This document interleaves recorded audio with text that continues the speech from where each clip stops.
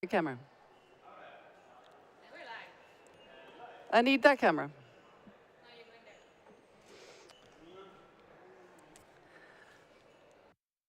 Hello and welcome to Santa Marta and this first day of broadcasting from the historic Transitioning Away from Fossil Fuel conference.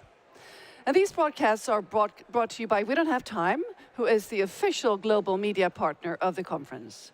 And they're also but the main enabling partners for this broadcast are also the Fossil Fuel Treaty Initiative and the Exponential Roadmap Initiative.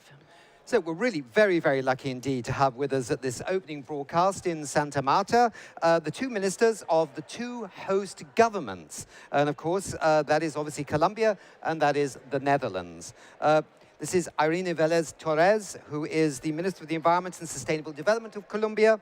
And we have Stientje van Veldhoven, who is the Minister of Climate and Green Growth in the Netherlands. Let me come to you first, and I'll hand you the microphone here. So how long has Colombia been actually planning this conference, and why did you think it was a good idea? Colombia started to think about the conference, I think, a year ago, but it was with a shorter vision. But after the COP30 and the whole disruption and insatisfaction that it generated, because basically we felt that there was a veto for discussing the transitioning away from fossil fuels, then this eagerness to make a conference grew. And we tried to find partners. Before we went to the Netherlands, we looked at other European countries. But this is an electoral year in Colombia, so some governments were a bit hesitant about coming to support. And at the end, it was the Netherlands who said yes.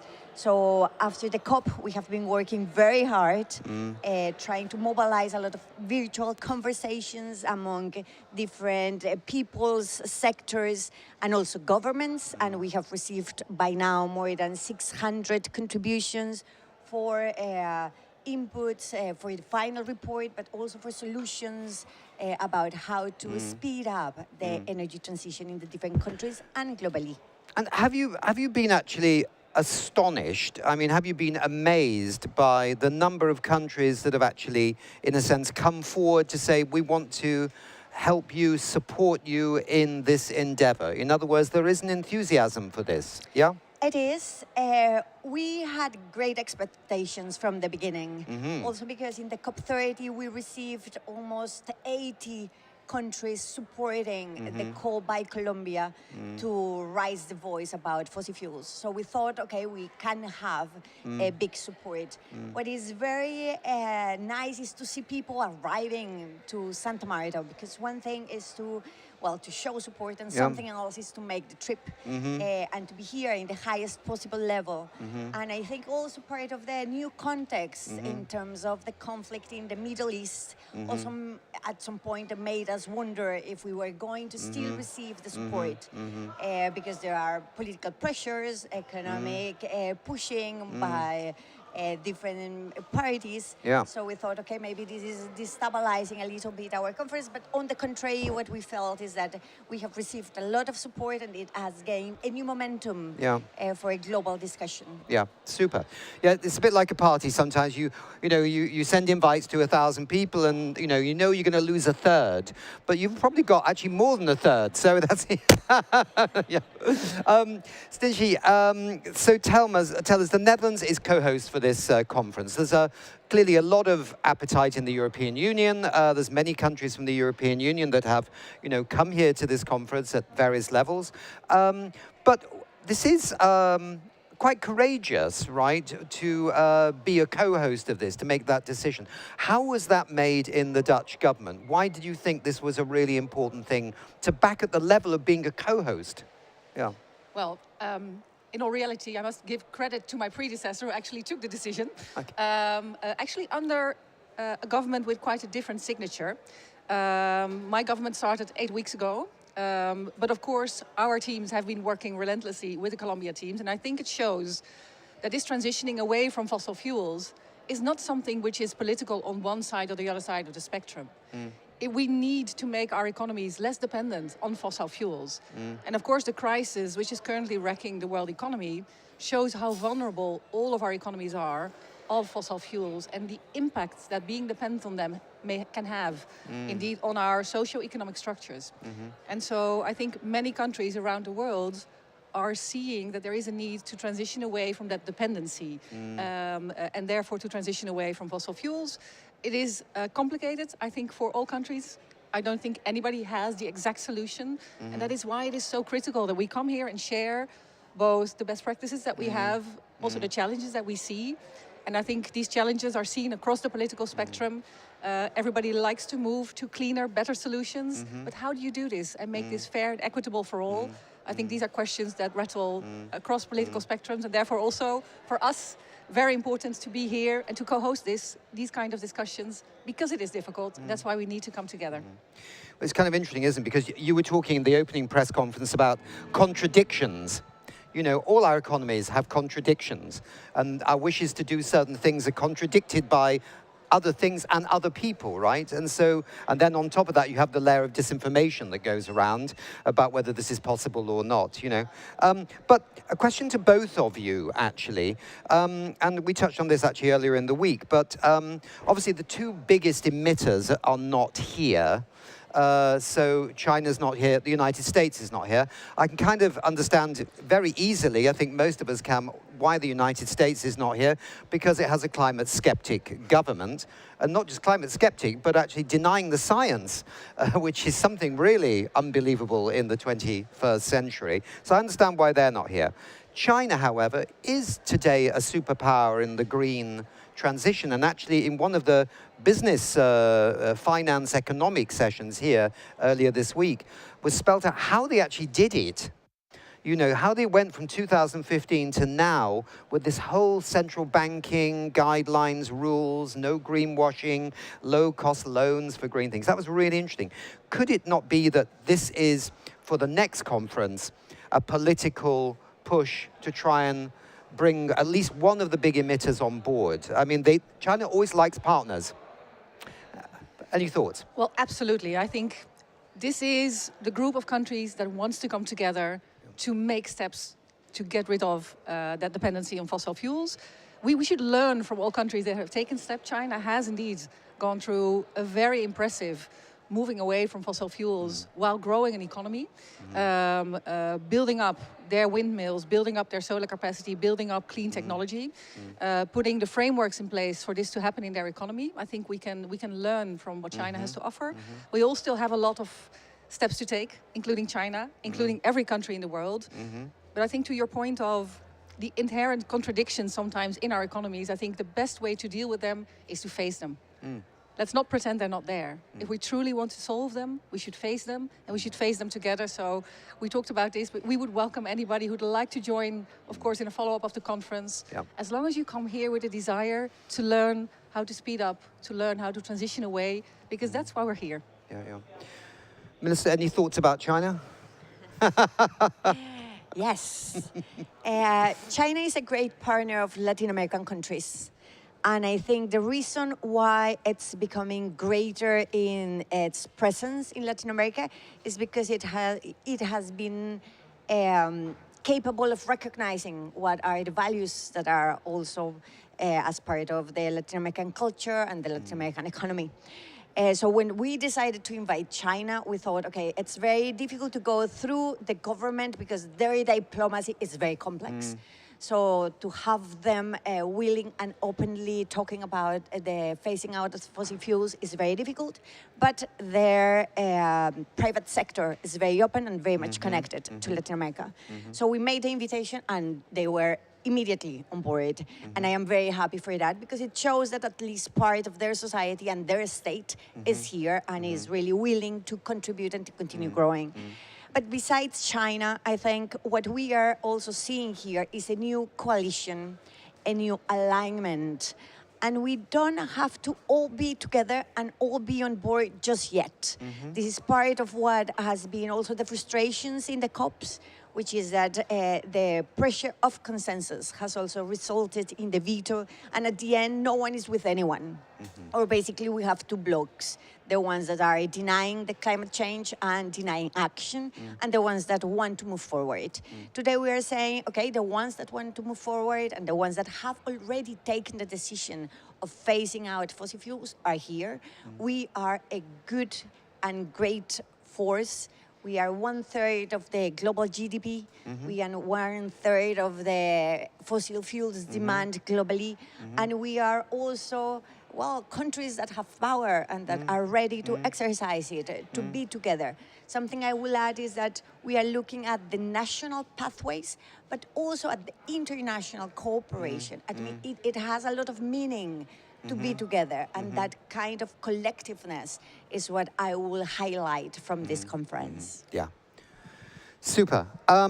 Okay, just a few more questions here before we go. So today, in the presence of His Excellency, the Colombian President Gustavo Petro, we've got the scientists and the academics, NGOs, private sector, and others who are going to feed their ideas in to these 2 days of sessions on how nations can maybe look to plan their exits from fossil fuels. We realize it's not going to happen overnight, of course, and but you know, the planning, it needs to start, doesn't it? Are you hoping to hear some inspirational ideas, some new ideas? There's a lot of ideas I heard during the last few days which are very similar to some of the ideas in the COPs, right? But there were a few that were also very different, right? So there is an opportunity for something new also to emerge from this dialogue. Maybe you go first, Minister.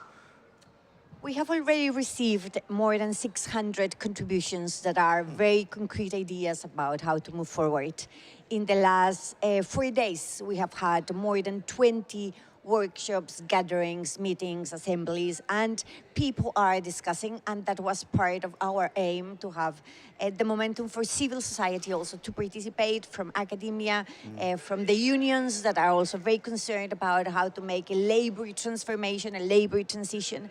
So with all these together, we are going to be systematizing in the coming days all those contributions. I think there are new things. There are, for example, the call for explicit national pathways to get rid of fossil fuels. I think it's crucial.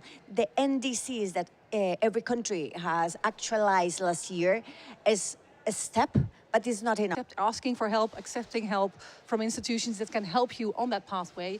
And therefore, I hope that will open new opportunities for countries to make steps, whereas in negotiations, that they may not have seen those opportunities. And yes, creativity is going to be absolutely key.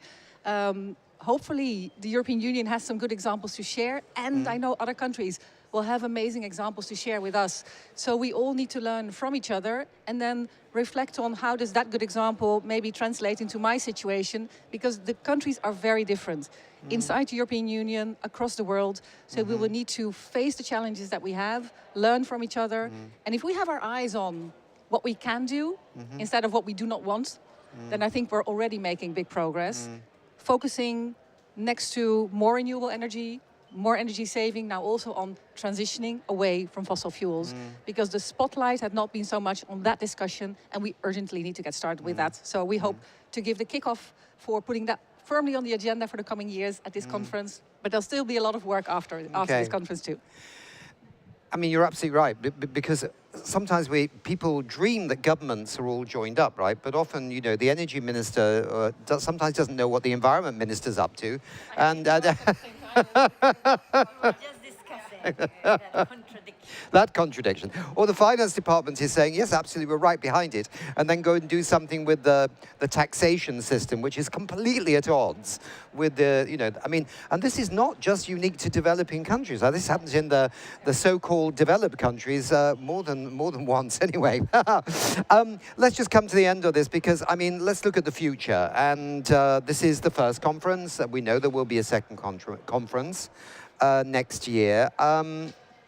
I suppose the balancing act here is a balancing act between, well, conference fatigue that a lot of people have. There's a lot of conferences in the world, right? Not just on environment and sustainability, but everything. And yet at the same time, trying to ensure that there is an urgency of action so that if you go forward with conferences, you can see palpable, realistic, something that is actually showing that the nations are drawing up the plans, are moving, and so on, yeah? So there's a dynamic attached to this. At the moment, we're all excited, right? But we want to remain excited. I think that's the thing. That's a difficult political balancing act. And so I suppose the question is, what does success look like under this new process in terms of drafting, credible implementation of fossil fuel plans? And what do you think it looks like? Short, medium, I don't know what long term means. I don't even know what medium term means. But there must be, there must be conversations going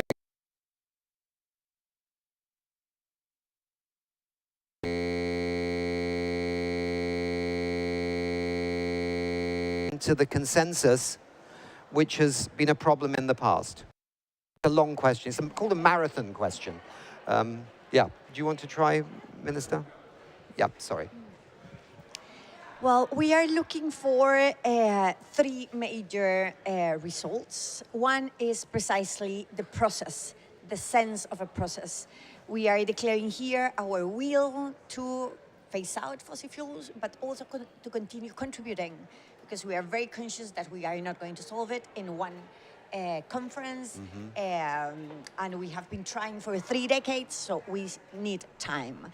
But the fact that we are here together and that we want to continue having this, in Spanish we say, la palabra viva.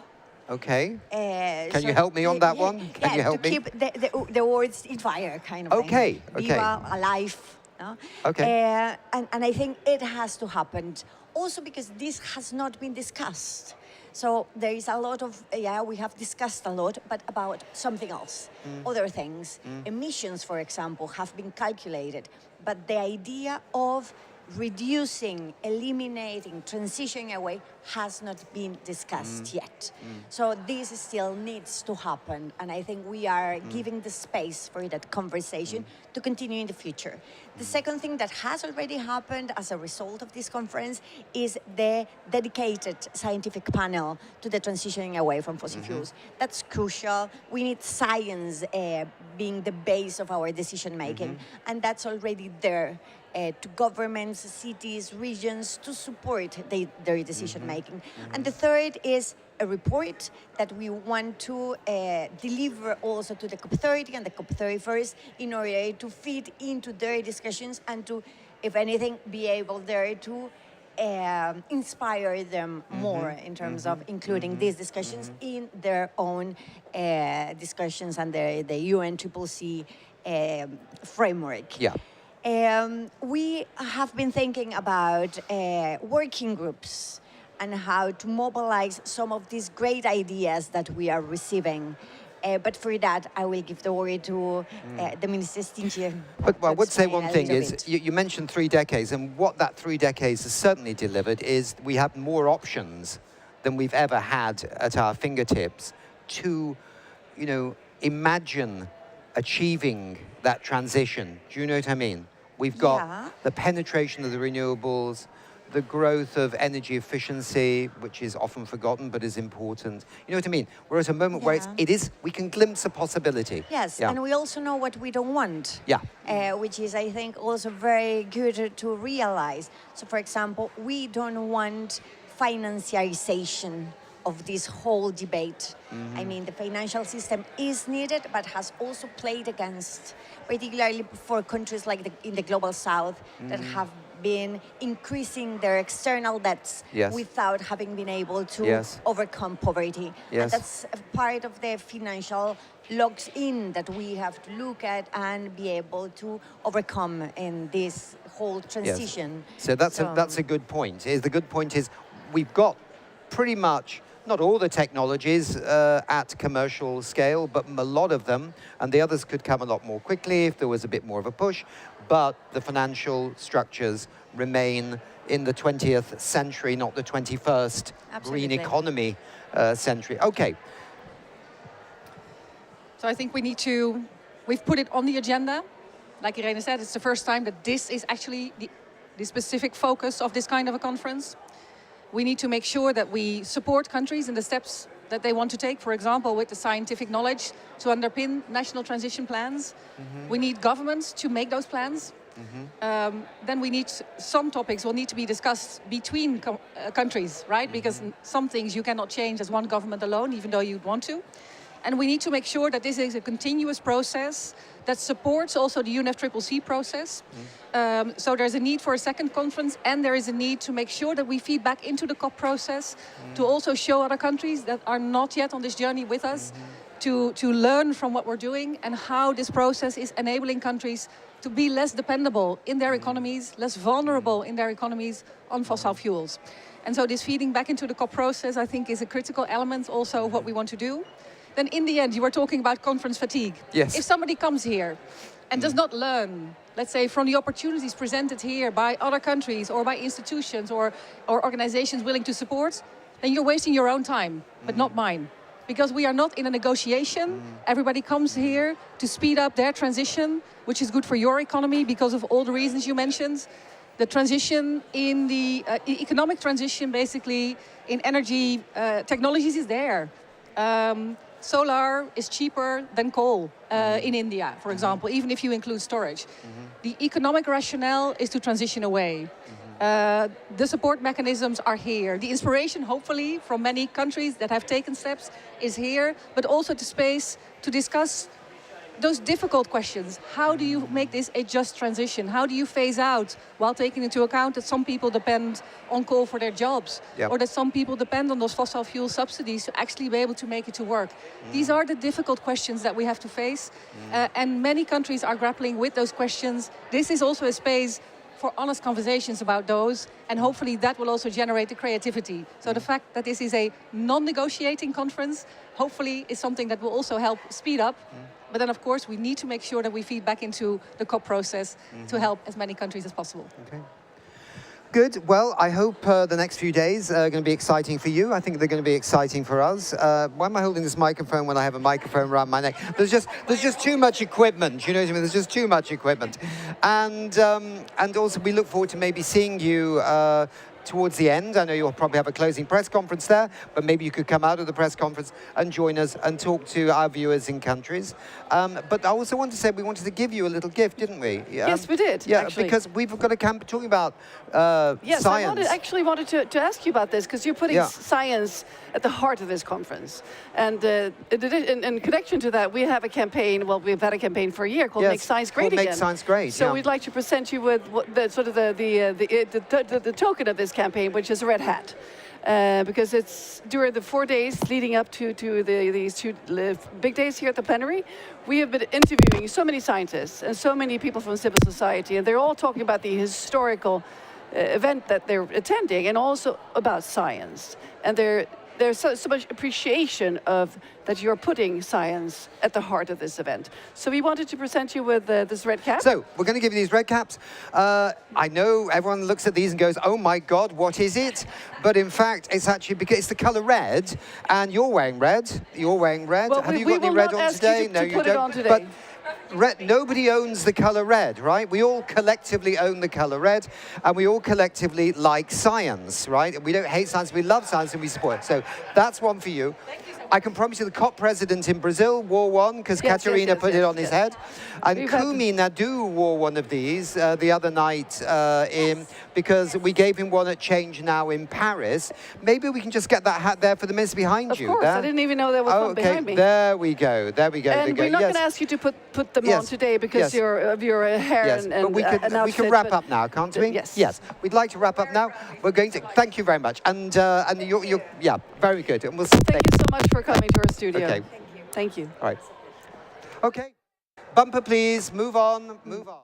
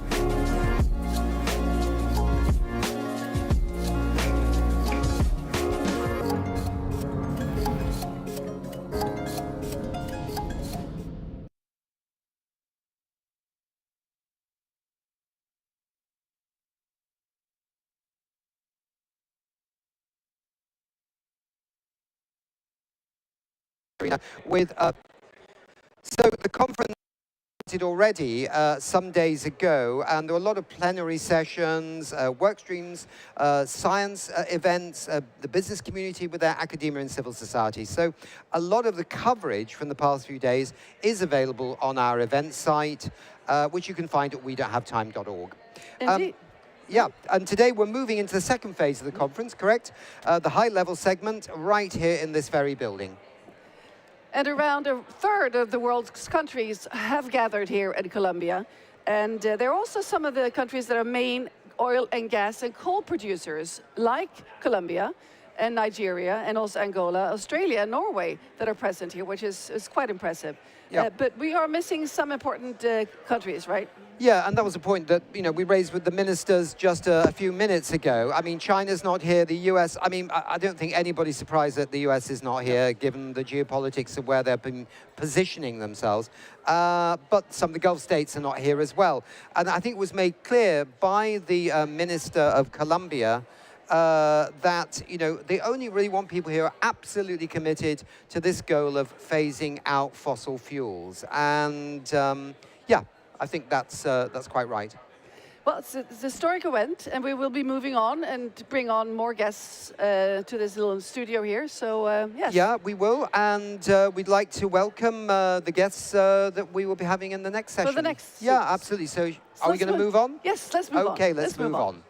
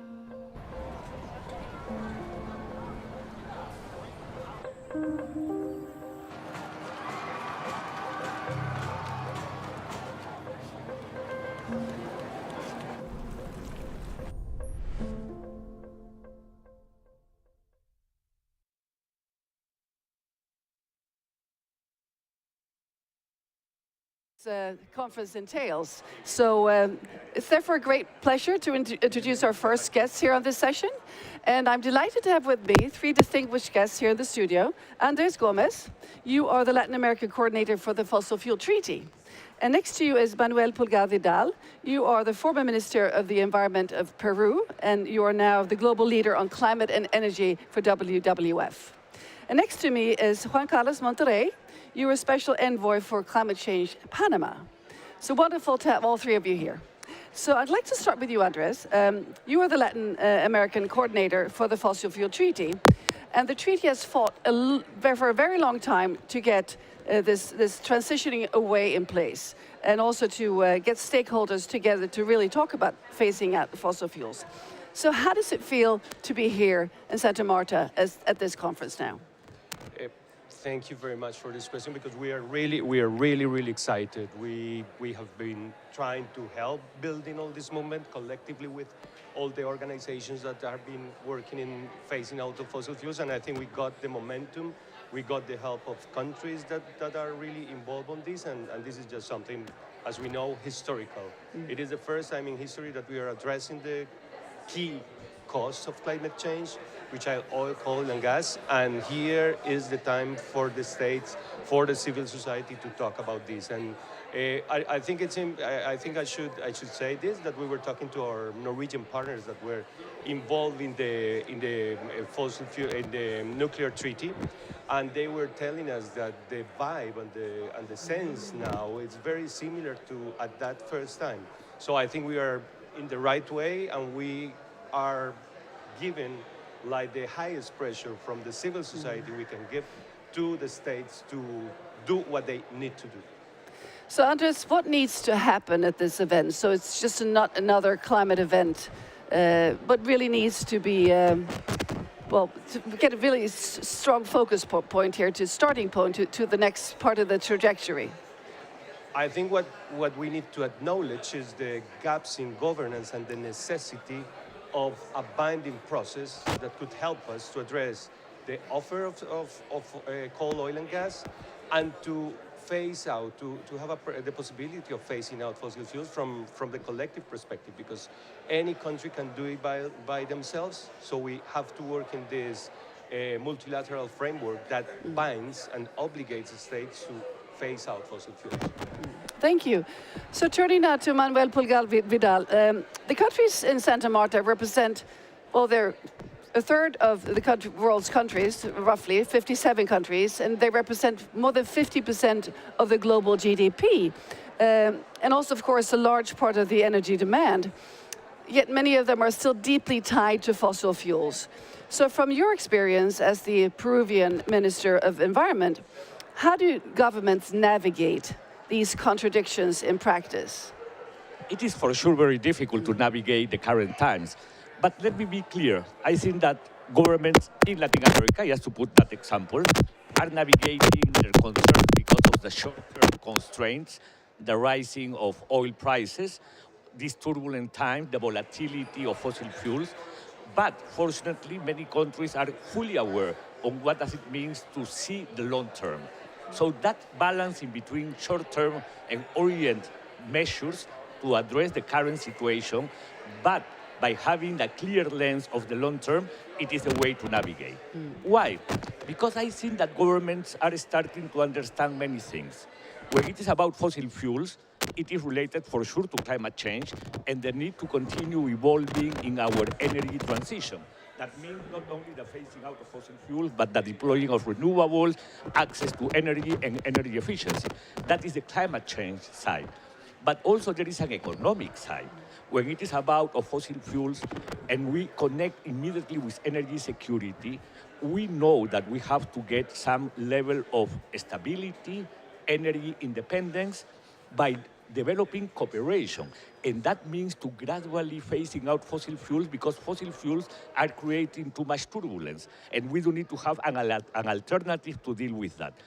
But also, I think that some governments are looking the social side of the equation. That means that we have to work in a just transition. When it is about energy transition, it is so important to include the just side. So if we see Latin America, it's amazing how much is growing the deploying of renewables. And it's interesting in the current time. So many people could believe that because of the war in Iran, what it is happening with the prices of fossil fuels, all the countries are again betting to have more exploration and more exploitation. And that is not fully true. It's happening because of the short-term orient measures that some governments are taking.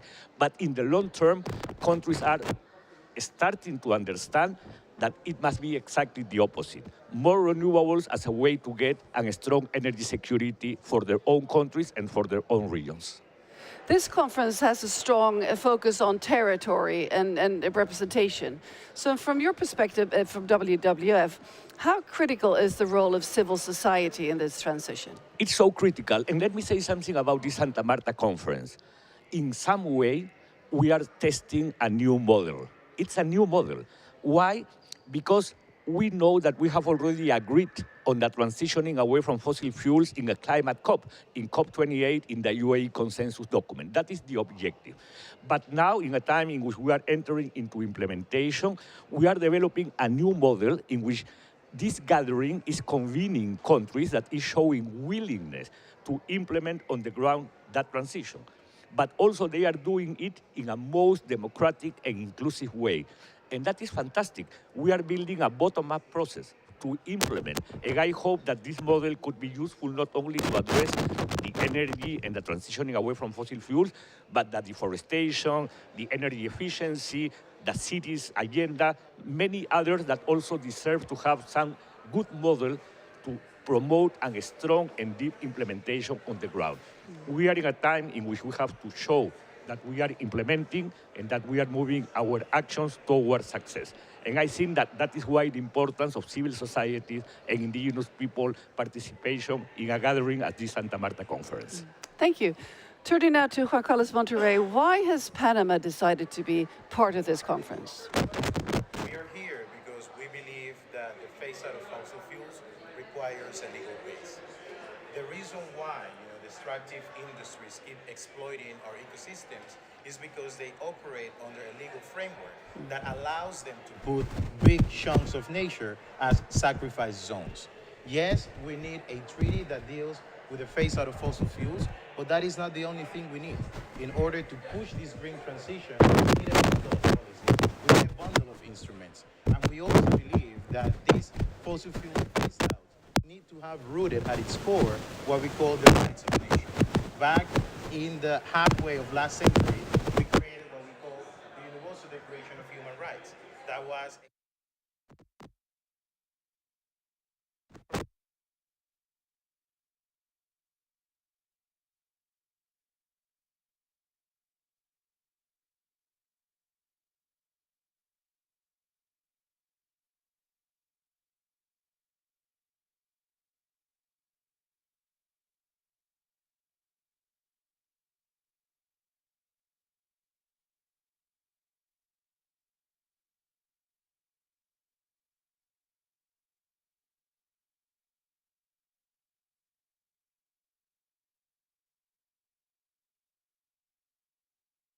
be exploiting a bunch of lithium mines the same way that we exploited all these oil sources. So Panama is here to put nature at the center of this conversation.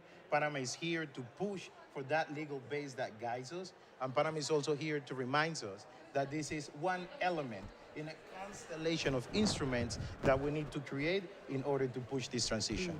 Thank you. We will be having a session on ecocide law during our broadcasts. So what are your thoughts on making ecocide a crime in the International Court of Justice? We support that. We have been engaging with the Stop Ecocide movement. We have been participating in the events, informing ourselves about what that means. And that is part of the inspiration that we got for the push for also a Universal Declaration of Nature Rights. So we're here to support Colombia, the Netherlands, through their amazing leaderships. Let's remember the historical context. This is the first time that more than 50 nations, that half of the global GDP says, hey, we need to figure this out. We have spent 30 years treating the symptoms of the climate crisis under UN climate change. It is time now to treat the real cause of this disease. Thank you. So 57 countries are in, so to speak, in this context. What are your thoughts on making it possible for us to have 100 countries at the next conference that is said to be in Tuvalu? Andres. Now we have to share. Okay. Yeah, I think it is very important to mention something that is aside of this conference, that is the participation of civil society, the broad civil society. We have people here from 2,600 organizations from every corner in the world. We are putting here the pressure, saying that we've got to advance hand by hand with nature, putting in the center the nature and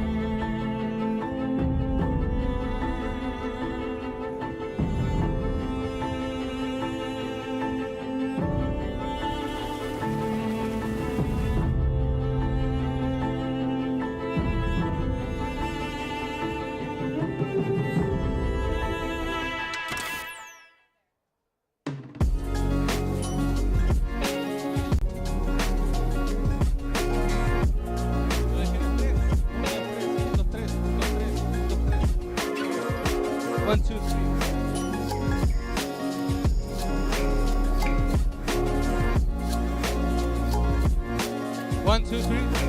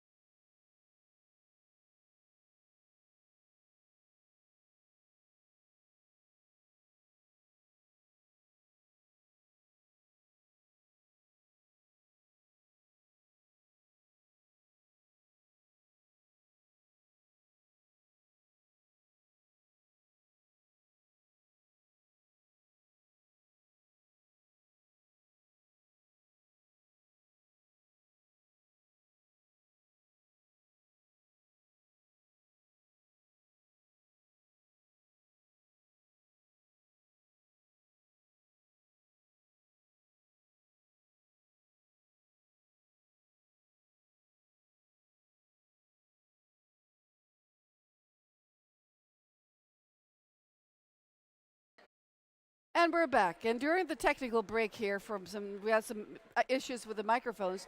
We're so lucky as to have been joined by Professor Carlos Nobre. So I'd like to start with a question to you right away here. The science panel, that's sort of the heart of the center of this conference. Could you please tell us about your work and what you're trying to achieve? Buenos días a todos y todos. Yo voy a hablar inglés, me permiten. I think it's very important because the Science Panel for Global Energy Transition was, let's say, challenge COP30 gave to us.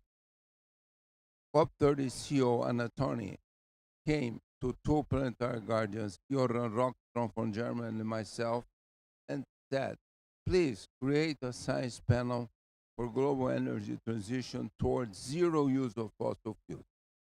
So we launched a few days ago here in Santa Marta, and we are putting together more than 30 top scientists to talk about all aspects, how urgent is moving toward zero use of fossil fuels, the risk that we have of climate emergency, the full-fledged technology we have today for energy transition, renewable energy all over the planet, much cheaper, zero air pollution, employs many more people, so it's much better.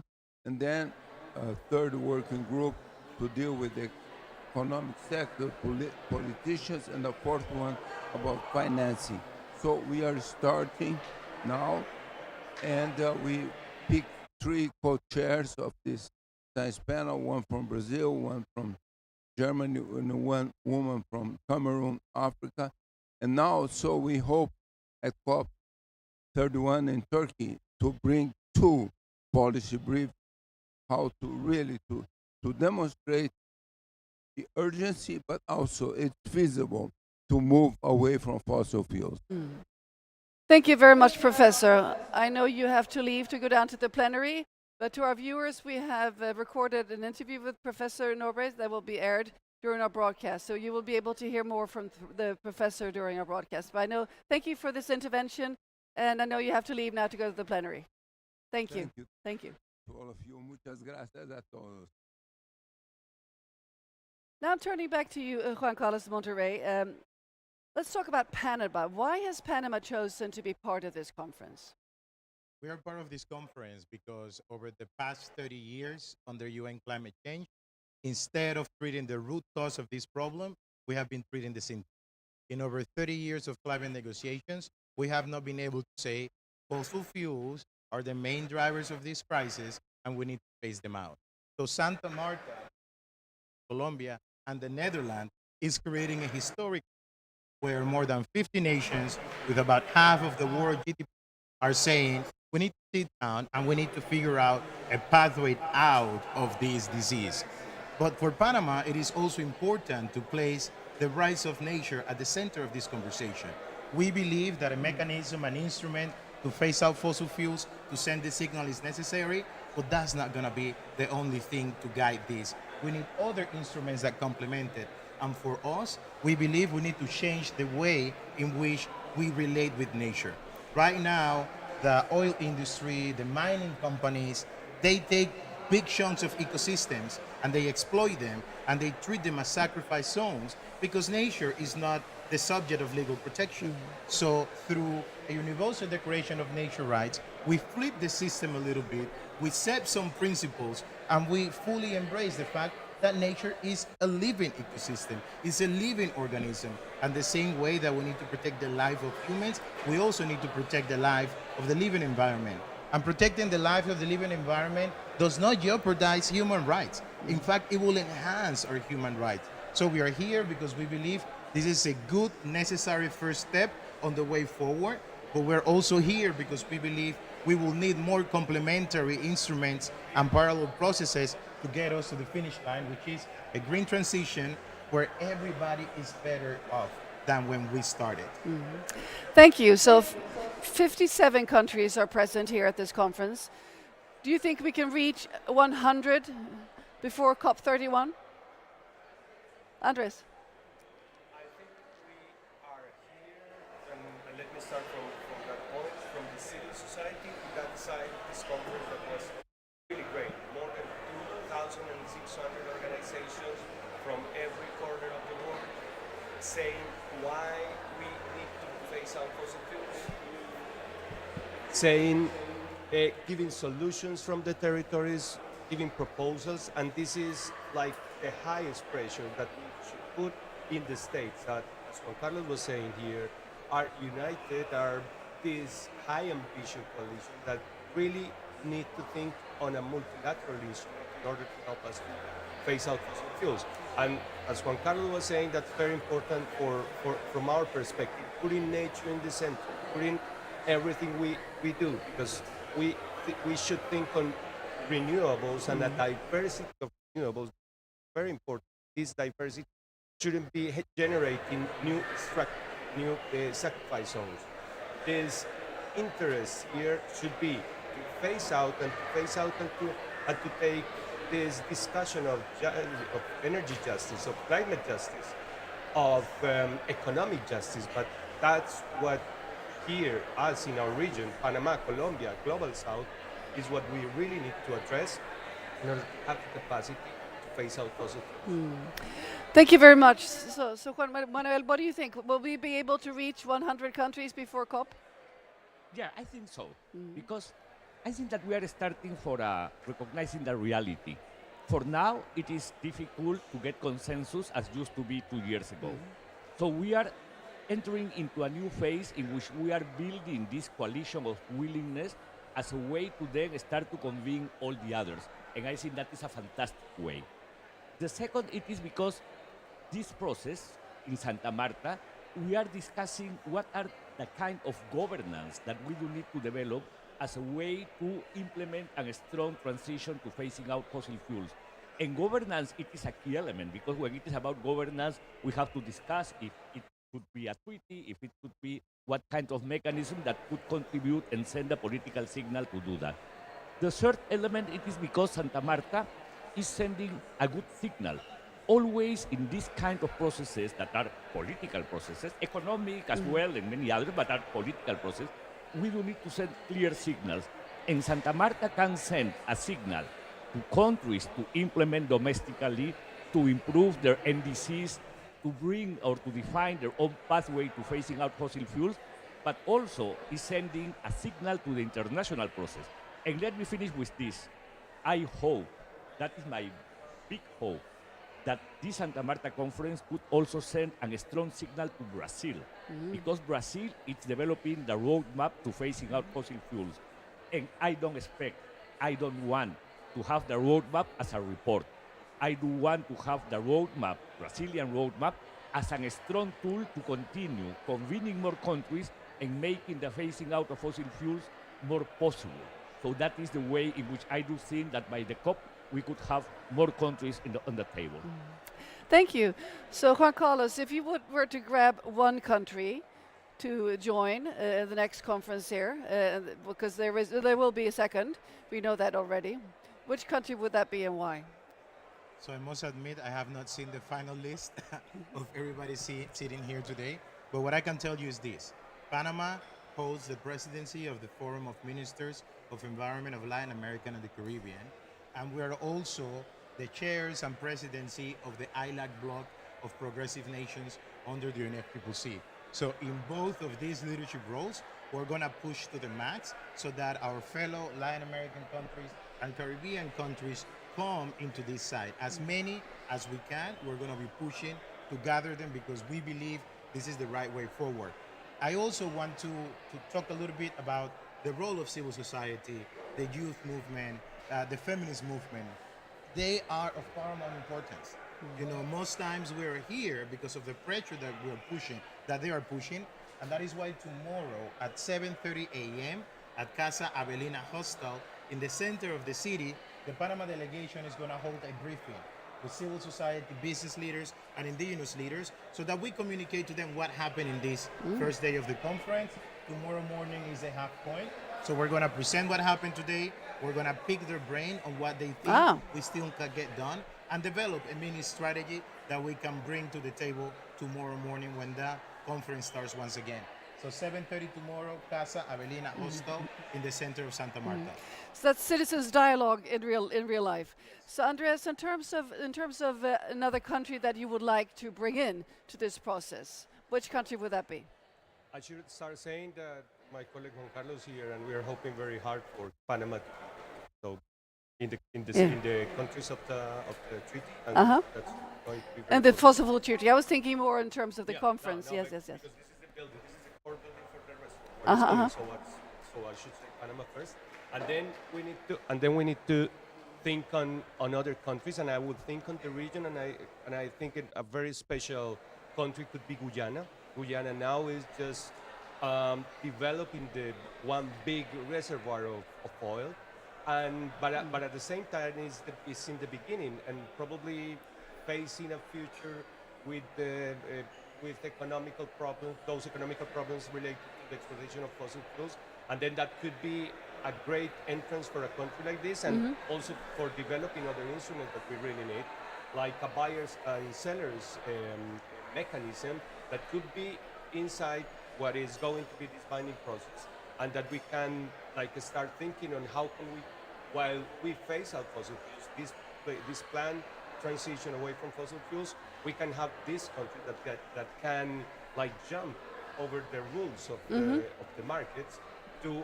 do the transition more ordinary transition without countries like that.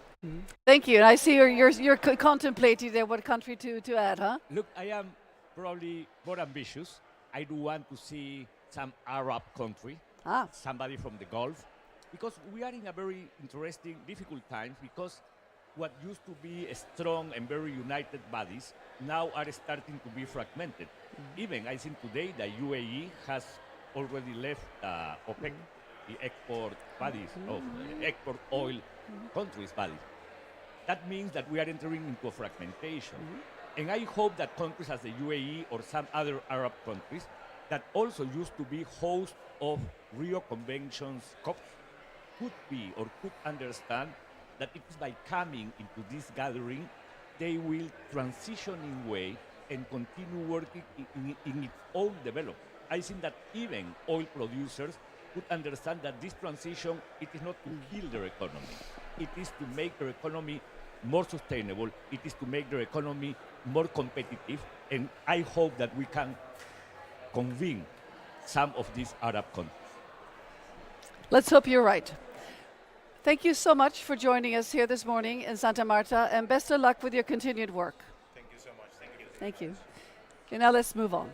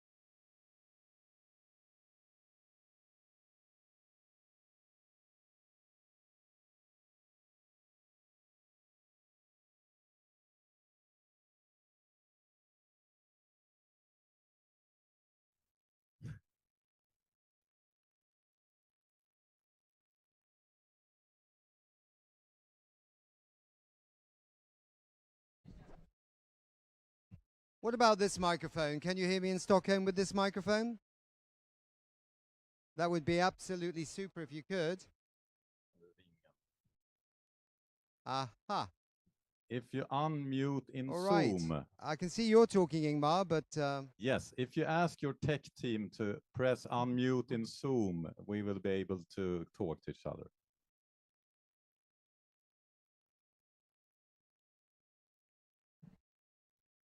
okay, Ingmar Rensog in Yes. Stockholm in our studios there. I hope you can hear me. Good. Now I We're can just hear having you a few technical perfectly. problems here, Thank but you, it's Nick. getting smoother and smoother all the time. You may have seen Kumi Nadu, the president of the Fossil Fuel Treaty Initiative, and other prominent people around here wearing some of those red hats with a simple message in Santa Marta about making science great again. We have a campaign about that. Ingmar, can you tell us about it? Yes, I can. And make science great again is all about defend science. And we created this campaign last year after Trump won the second round, because we need to protect science in the time we're living in. And just one example.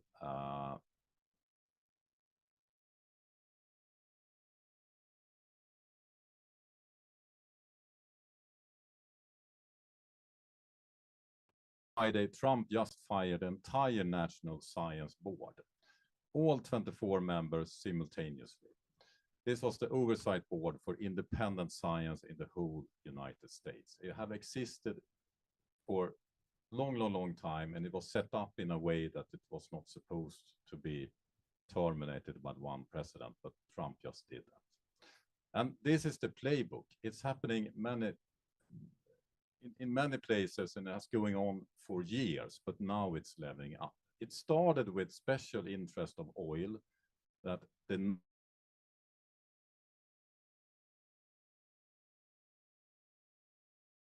because when you look outside and feel the weather, there's a wisdom of what Nixon said, and I quote,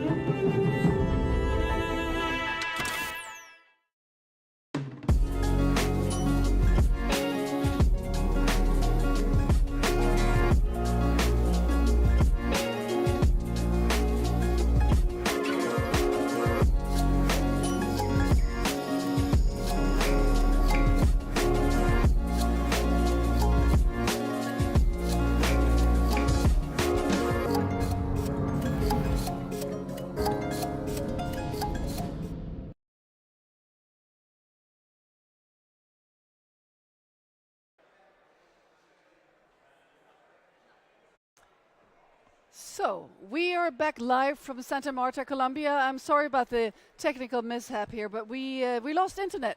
So we had to shift focus to our studio in Stockholm, and we're very happy to be able to do that. So, with me here at the studio in Santa Marta, I have a wonderful guest, Lara Meravar. You are a senior legal researcher at Columbia Center of Sustainable Development. And we are here to talk about the difficulties that some countries have to transition away from fossil fuels due to the factor that is called ISDS. And many people might not be aware at all of what this means. So could you please tell us? Thank you so much. Thank you for the invitation, and thank you for doing this. So ISDS is an acronym that stands for Investor-State Dispute Settlement. In simple terms, it's a private justice system that's exclusively reserved for foreign companies to sue sovereign states by bypassing their domestic court system. So let's say if a state decides to pass a measure to limit fossil fuel extraction, the company can use ISDS to sue that state. Now, where is the ISDS found? This is a mechanism that's found in over 2,700 treaties, investment treaties, and free trade agreements. And almost every country, with maybe 10 exceptions, are signatories to these treaties. So it's worldwide. It affects every state, every nation, every country. And so what these treaties do is they give protections for these foreign entities, and they also give this dispute settlement mechanism so that if those protections are allegedly breached, then they can use the ISDS mechanism to sue the country, not at the domestic level, but at the international level before private arbitration tribunals. So these private arbitration tribunals, who sits on them? There are three, usually three, sometimes one, but it's often three private lawyers. So they moonlight as arbitrators in the morning and lawyers in the afternoon. So there's a phenomenon called double hatting, where you're sort of the judge and the counsel at the same time.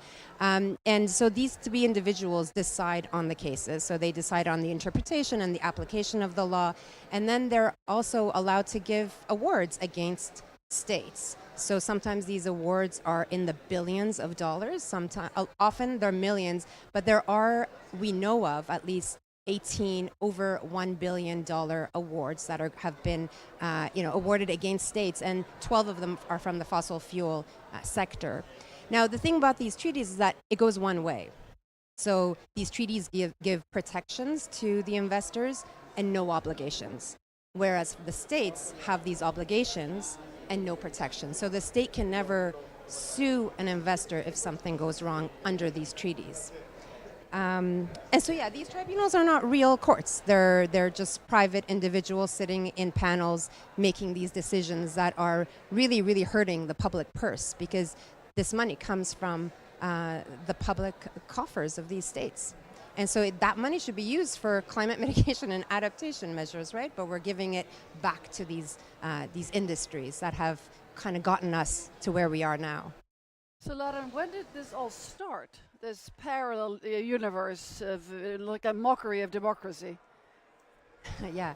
So, I mean, I guess the first investment treaty was signed in 1959 between Germany and Pakistan, actually. And I can't remember if that one had an ISDS provision in it. But it sort of started in the 50s and the 60s, and it was largely pushed through by certain governments, but really by the oil and gas companies. They were a big part of this whole system. So this is a time, and maybe I'll talk about the idea that this really is a neo-colonial system, and it's because as decolonization, and I'll say decolonization because I don't know if we really have decolonized, was being played out, global North powers and their extractive industries were really terrified that the newly independent states would nationalize their resources, their natural resources, the way Mexico did in 1938 and Iran was trying to do in the early 1950s. So they built this parallel legal system outside of the domestic legal processes, and to lock in colonial era property relations between the host states, where the extraction was happening and these foreign companies. And that began in the 1950s and the 60s. And the pitch was, if you sign these treaties, then you're going to get investment flows into your countries, which will then lead to developments. So it was an attractive, instrument for a lot of the global South countries that were now newly decolonized. But there's actually no robust evidence that that actually happens. So there's been 2 decades of research done, and there is no evidence that these investment treaties are actually leading to more investment flows, and even less evidence that they're leading to sustainable development objectives of these states. So what they do deliver instead is this one-way wealth transfer from global South countries and populations to these transnational corporations. And we can say that global South countries are at the receiving end of the majority of these claims, and they have been awarded against in most of them, in a lot of them. And the underlying justification, I guess, or assumption of the system is that the domestic courts of these global South countries can't be trusted. Oh. And that itself is a colonial fiction. And it's perpetuated until today. And if you look at these court systems, in South Africa, India, Brazil, Colombia, they're quite robust legal frameworks. So the fact that we're still talking about that is a bit colonial in that way. So when we talk about climate justice, ISDS is really an architecture of climate injustice, and it's affecting global South countries a lot more. So how does the ISDS system affect climate action from a more regulatory perspective? Yeah, that's a great question for this conference, obviously. So it means that we're paying the polluters to stop polluting. So out of the same public purse that should be funding the climate crisis and that just transition. So the protections in these treaties are deliberately vague, and they've sort of expanded in the way they've been interpreted and applied throughout the past 2 or 3 decades. So they were originally pitched as protections against outright nationalizations, so the kind that we were talking about from Mexico and Iran.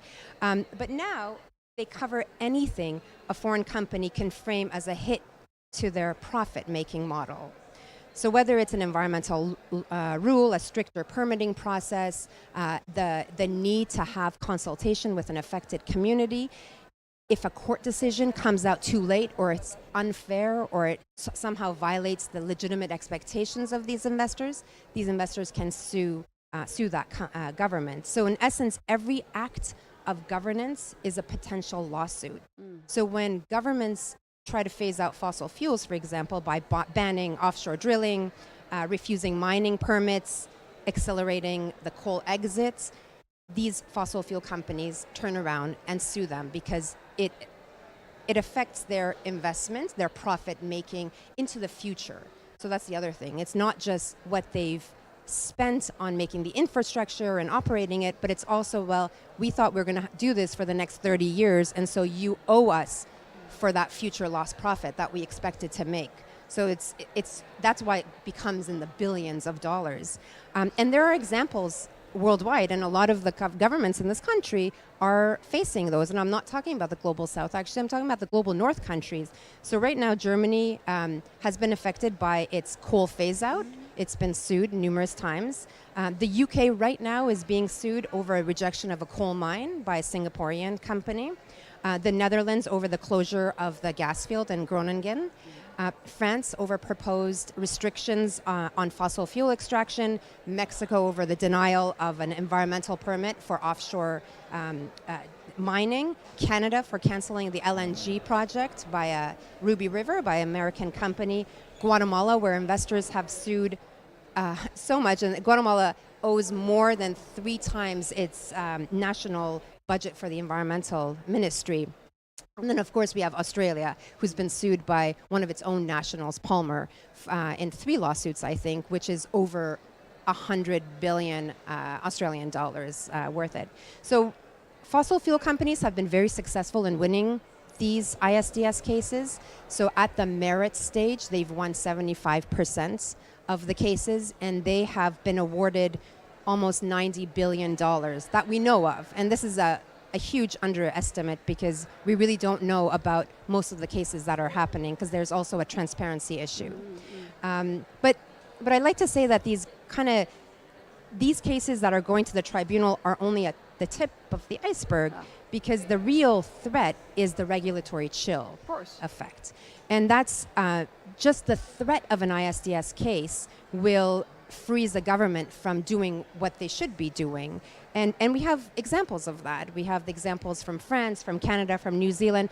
In fact, I have the climate minister from Denmark that said, publicly acknowledged that phasing out fossil fuels at this pace required for the climate neutrality before 2050 would leave the country liable for incredibly expensive compensation to foreign fossil fuel companies under ISDS, which is really a striking admission that they are deciding how to govern, not after they've passed these laws, but even before they've passed these laws to phase out fossil fuels. So yeah, governments are now sort of governing with one eye and then watching with the other eye the lawyers and the legal industry that are really behind the ISDS mechanism. So defenders of ISDS often say that these legal protections in investment treaties actually can help finance renewable energy, and to me that sounds a bit like an oxymoron. And what could you say about this?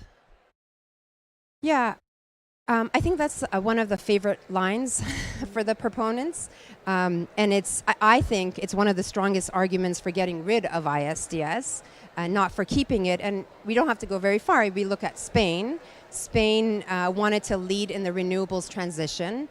It set up a generous feed-in tariff system in the mid-2000s to be able to align with the climate goals set by the European Union. And investors were making returns of 10 to 15% on solar projects, well above the 5 to 9% that was intended. So the cost of those subsidies exploded from 194 million euros in 2007, so that's what the cost was, to 2.6 billion euros 2 years later. So that was a 13-fold jump in 2 years. And then by 2013, Spain's tariff deficit topped 40 billion euros, which was around 4% of their GDP. So it had to do something. What does it do? It started to govern and it adjusted these subsidies. And as a result of that, it got punished. And it's been sued over 50 times by companies in Europe under the Energy Charter Treaty. So more than 1.5 billion euros in awards are owed, and about 120 million euros in arbitration and legal fees. And that's more than the entire annual climate commitment by Spain, unfortunately. So two things are important. I've told you the story about Spain, but two things are important. That most of the claims in these renewable energy cases against Spain were not actually renewable energy operators. They were hedge funds and financial speculators. So studies that have been looking at this found that only 5% of most of their portfolios were in renewables. Most of the other investments were in the fossil fuel industry and in other sectors, not just the fossil fuel. So when solar got more profitable than housing and real estate in 2008, the capital flooded into places like Spain. So when the subsidies were terminated, or not terminated, but they were trimmed, the same capital then sued Spain, Italy, Czech Republic, and so on. So we're not talking about renewable energy operators that are producing renewable energy. We're talking about the banks and the financial institutions behind them. And then the second thing is that the Spanish domestic courts and the EU Court of Justice looked at the exact same regulatory changes in other cases, and they found no violation of investment protections because they recognize that the investor is a prudent investor in a heavily regulated and evolving sector, because technology is always changing in this sector, should expect changes. And those changes came about, and they also consider the public interest. So where's that money coming from? It's coming from the public. Their energy prices would have to go up. So Spain did the right thing, and it trimmed the subsidies. But ISDS tribunals often ignore those elements that domestic courts and regional courts look at. And I don't know about our timing, but I do have one. Actually, maybe I won't give that example, but it does show what Spain went through, and it doesn't just stop at the borders of Spain. It really has this chilling effect.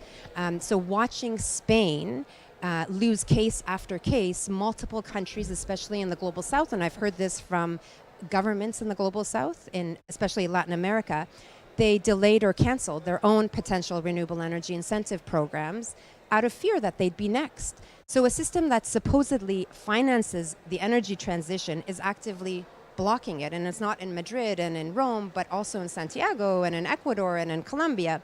So the point isn't the sector, whether it's renewables or fossil fuels. The point is that governments have to be able to govern in the public interest and with changing circumstances. Today, it's the just transition. Tomorrow it might be AI. It might be the pandemic. It might be something that we don't really know about. But governments have to govern. We have to give them that ability to govern in our interest. So let's move to the United States. As we speak, the US Congress is considering an extreme bill, you would call it really extreme, that would make it illegal to sue the fossil fuel industry over the damage they cause to the planet, the economy, and our health. What can you say about this? Yeah, I think that the bill is really a confession. It tells you everything you need to know about whose interests this entire capitalist system and architecture is really serving. But there is a bit of a deeper irony here, and it's because ISDS works in both directions, obviously. So the fossil fuel industry, as I was explaining first, has spent 30 years, probably a lot more, maybe 75 years, building and profiting from an international legal regime that was designed to punish governments for doing stuff like phasing out coal. If a future US administration comes and repeals a bill like that or a law at that point, and it will be repealed eventually because the climate crisis is going nowhere, those same fossil fuel companies, they might restructure through Dutch or Luxembourg shell companies. They're going to turn around and sue the US for billions of dollars because of bills like this, because of laws like this. So the system they built to attack climate policy abroad will eventually come back home to the United States. So the broader point is bills like this and ISDS itself are part of really the same project, the same architecture, and it's that they're designed to insulate transnational capital, including fossil fuel profits, from democratic accountability. Most of our populations have no idea about ISDS. It's a very niche section of international law. It's probably the most enforceable international legal framework out there, because a lot of people look at international law and they're like, okay, there's this law, but how do you enforce it? Well, ISDS is very much enforceable, and it's enforced throughout the world. You can, if you don't get your award, you can go after the assets of that country, and that's what's happening with these renewable energy cases against Spain. They're going after the assets in the US and Australia and the UK, and you can do that. So it's going to come back. So staying with the United States, there's a quote here from Senator Ted Cruz. He framed it as a way to, quote, protect American energy from leftist legal crusades punishing lawful activity. What are your comments on that quote? Well, yeah, I think that this goes back to the fossil fuel. Why are we here anyways? I think right now the U.S. administration is captured by, it's not a coincidence that the fossil fuel project in the U.S. is expanding rather than retreating like it should be. And as I was saying, it will bite back. It's not gonna be that easy for them. In 4 years, the next government will probably repeal such bills, such laws, and they will regret it. And right now, what they're doing with the renewable energy projects that they're canceling, they're gonna face ISDS claims with that as well. Now, the U.S. usually, if they settle out of ISDS cases, if they don't go to the tribunal, we don't usually know about that. And that's what they might be doing. So as a climate journalist, from my perspective, there's much more publicity around ISDS in the past 1 or 2 years even. Would you agree on this, that the public awareness and the media awareness of ISDS is on the rise? I think it depends on where you're talking about, what region. I think in Europe it's quite high, and I think that civil society had a lot to do with that. You know, they really rose up and they fought against the Energy Charter Treaty. They fought against ISDS treaties that were more multilateral treaties. And so I think in Europe, people are aware. It depends on the country, really. Like, so Australia, I think they're aware too because of the Philip Morris case, that the tobacco company that sued Australia, and the population there is very much aware. Same thing with Ecuador. In Ecuador, people are aware of this mechanism because of Chevron, because of Occidental. They've had a lot of cases. And from early on, from 20 years ago, they've had billion-dollar cases. I mean, I sit in Toronto, and I've been in the US for the past 16 years. I would say not many people know about this mechanism still, which is unfortunate because I think if they did, really, it's very undemocratic. It's anti-democratic, and getting rid of it is not anti-international law or anti-investment. It's like bringing back democracy back to where it should be. You know. So, Ladam, what solutions do we have? How do we get rid of this? It's very easy. Oh, wonderful. I mean, the solution is straightforward. Whether there's political will is another question. I think there is consensus among states that this is a problem. You know, UNCITRAL at the UN Commission for Trade, they decided in 2017 to reform this process because there was consensus by all those states in there that there's something wrong. Now, what they eventually did, or what they're still doing after 9 years, is very much tweaking at the sidelines, so they're not reforming it. But there is consensus that I think it's the arbitration, the legal industries that are behind, blocking any sort of termination of the system. But states sign on to treaties, they can sign out of treaties. They can exit them. It's not hard. People do it all the time. The states do it all the time. So the best example is the Energy Charter Treaty. There are about 50 member states, and EU and its member states, most of its member states, not all, decided to withdraw from it. So there's really three main pathways, and that's what we're calling here. The first one is a unilateral withdrawal from a treaty. So if it's a bilateral investment treaty between two states, one state can say, I'm going to unilaterally withdraw from this treaty or terminate this treaty. And a lot of countries have done that. India has done that. Indonesia has done that. South Africa has done that. Ecuador, and there are no Bolivia. legal implications. There are legal implications. So one of the I'll call it a neocolonial clause in these is a sunset clause. And so if you unilaterally terminate this, you're sort of stuck with protecting existing investments for 10, 15, 20 years into the future. I don't think that's justification not to terminate these treaties, because if you don't terminate it, then you're still stuck protecting these companies and these projects. At least with the sunset clause, there is a deadline. You know, after 15 years, you're going to get. Do all the IC contracts have sunset clause? Most of them have a sunset clause. But if you terminate unilaterally and that sunset clause is triggered, no new investments will be covered. So there is a positive. A lot of countries have done that. The other option is to mutually terminate. So this is what happened between European countries in their intra-EU termination agreements, where they decided mutually, let's terminate this, and when you mutually terminate, you can also get rid of the sunset clause. So you can neutralize the sunset clause, and that was what the EU did. Now Canada and the US also got rid of ISDS between them in the new NAFTA. They gave, a 3-year span. They said in the next 3 years you can bring it, but they got rid of the sunset clause as a thing. When these countries, especially the unilateral withdrawals, when they unilaterally terminate, nothing happens. The sky doesn't fall. Investors still invest. And in fact, in some cases, investments went up. Investors don't come because of these treaties. They come because of the natural resources, because of their own profit-making, projects. It's not because of these treaties.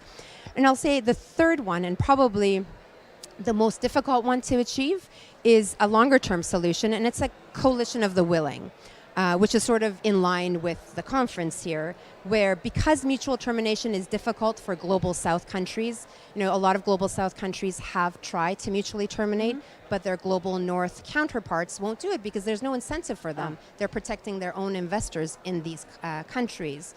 So what can happen is that there can be a multilateral or a plurilateral agreement where states come together and they say, let's terminate mutually among each other, and then they can form some sort of a working group moving forward to find ways that they can bring in more countries into the working group, and they can find out like what can we do about this architecture? How can we leave it? What are we leaving behind? You know, what can we do that's better moving forward?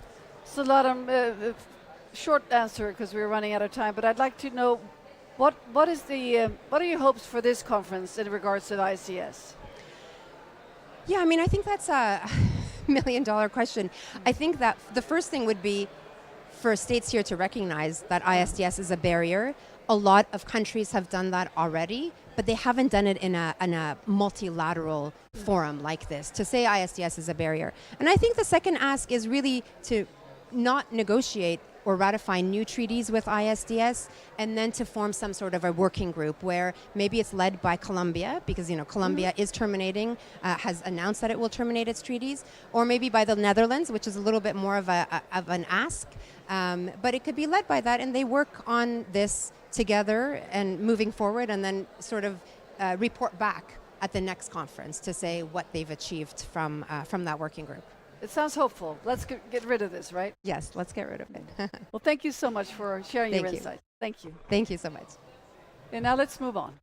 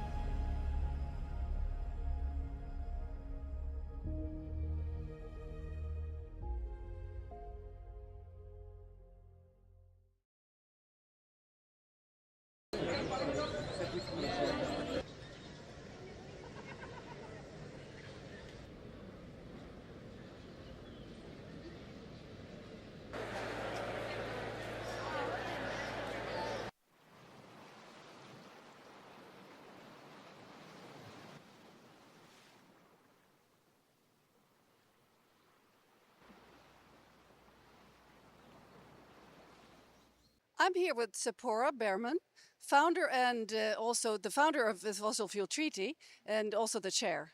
So Sephora, the Fossil Fuel Treaty has been very operational in getting this conference, making it happen. Could you please tell us a bit about your role here? This conference is co-hosted by the Colombia government and the Netherlands government, but the idea of it did emerge at a fossil fuel treaty ministerial meeting over 2 years ago, actually.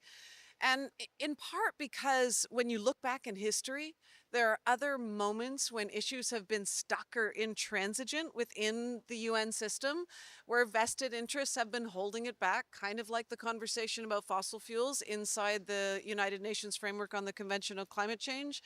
And like the Ottawa Convention, which was critical in creating a real conversation on landmines. This was a diplomatic convention outside of the UN process. That's what brought us the Landmine Treaty. So we brought this idea to the countries at the Fossil Fuel Treaty table, and they got excited about it. And then Colombia decided to host the conference at Climate Week last year in New York, and then the Netherlands decided to co-host in Belém, and it became a much broader conference. So now the Fossil Fuel Treaty is one of the solutions being discussed under the third track of international cooperation. And the Fossil Fuel Treaty Secretariat team has been doing everything we can behind the scenes to support the two countries in their broad vision. Not every country here endorses the idea of a fossil fuel treaty, but that's okay. Everyone has an opportunity here to put their solutions forward and have tangible conversations about how to ensure a phase out of fossil fuels. So how has the first day been here for you? I mean, it must have been quite emotional, huh? Really emotional, actually. It kind of euphoric. I feel like for me, it's been 20 years since I've been coming to climate negotiations and working with governments on climate policy, and even having a conversation about whether fossil fuel phase out should happen has been very political, discouraged, hard to have. And this is a breath of fresh air. There are 60 countries here. And academics from all over the world, scientists from all over the world, indigenous people, civil society, all here to have a conversation about how to do a fossil fuel phase out. Every gathering all week is about how to do a fossil fuel phase out. So it feels like really emotional, a real change in the conversation. And working on climate is hard. What we're seeing around the world, the floods, the fires, the famines, one person is dying of lethal heat every minute right now on the planet. It's hard. And this conference is giving me hope.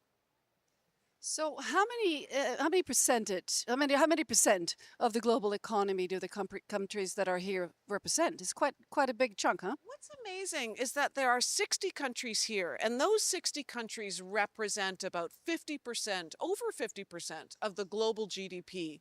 They represent over 30% of the world's population, and critically, over 20% of the world's fossil fuel production. And so this is a significant number of countries that are creating, I think, a coalition of the ambitious to start to unstick the conversation of fossil fuels, to really start to look at how they can cooperate, how they can move this issue forward.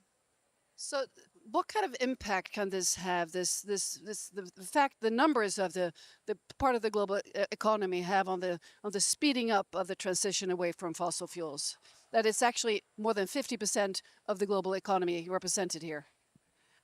I think this conference will have a huge impact. It's going to change the dialogue, not just in the future diplomatic conferences on fossil fuel phase out, but I think also within the COP process, because it's like the genie's out of the bottle, that we're finally having a conversation about the cause of climate change. And while climate negotiations are super complicated, three things: oil, gas, and coal. That's what causes 86% of the emissions trapped in our atmosphere. And we're finally having that conversation. I think it will have an impact on financial markets. It will start to create more certainty for investments in renewables. Certainly, there's a lot of important conversations here about how countries can cooperate on issues like trade and tax and debt, which will have a significant impact on especially whether countries in the global south can move forward on a transition. But I think most importantly is we've already heard from the countries and from the co-hosts that this will not be the only fossil fuel phase-out conversation, that this is going to be a series of diplomatic conferences. So this is a new beginning for a serious conversation. And certainly from our perspective, we hope that it is setting the table for future fossil fuel treaty negotiations. So what would you say to the countries that are in versus out of this process? Look, history is made by those who show up.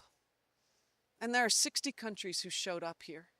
And they're the ones prioritizing actual action to keep people safe, to protect us from the harms of fossil fuels. Because make no mistake, the use of fossil fuels, the production of fossil fuels, the growth of that production is the greatest cause of premature death on this planet, even just from air pollution alone. And so these are the countries that are committed. So I guess I'd say to them, thank you. Thank you for being here, for breaking this deadlock and for having the real conversation. And honestly, for the countries that are not here, I'm glad. This will be a stronger meeting because they're not. The countries who showed up are the countries willing to lead. And just like other moments in history, landmines, chemical weapons, nuclear, those were all agreements that were started by a very few number of countries. And then as they developed the solutions, more countries joined.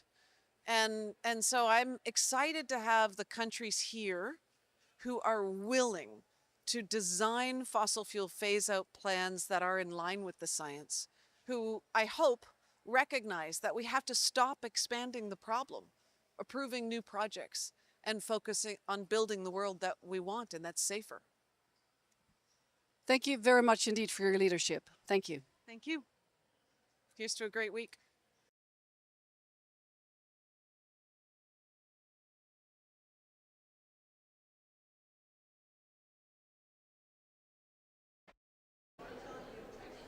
Okay. All right. We're back here from Santa Marta. And we're going to go to the second exponential race to the top session, where we bring together frontline companies and countries that want to scale solutions to help shift out of the fossil economy. And we're going to talk about the electrification of trucks, of heavy transport, because they hold potential that is similar to the personal EVs, and the EVs are a little bit ahead of the truck situation here. So we need to talk about this, how we can speed up this transition. However, leading companies and leading countries have already reached 15% of sales in certain heavy-duty segments. And in Europe, more than half of all new city buses are now electric. So we're going to talk about what are the key strategies for this, required for countries and also companies to accelerate sales towards a fully electrified transport system. And with us now to talk about this, we have Emma Wiesner. You are a member of the parliament from Sweden. And Emma, I don't think we will have the guest with us from Stockholm, so we will do a little separate exponential talk here. So from your perspective, from the EU perspective, you have worked... Okay, now it's very loud. What can you say about this transition here to heavy electrification of heavy transport? First of all, thank you for having me, for hosting me here live in Santa Marta. I'm a member of the European Parliament, and the EU politics has been actually done a lot in order to scale up electrification in general. In just a few weeks, there will be an electrification action plan that we're waiting from the EU Commission.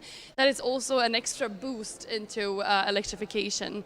Because talking about cutting emissions, we also need to talk about the how, and electrification is a real clear pathway in doing that. And when it comes to heavy duty, as you said, it's a bit trickier than the personal, the light mobility and the light vehicles. But European Parliament and European Union has jointly pushed emission trading scheme also for road transport, working on the existing fleet, and then also the new criteria for the sales of the new vehicles.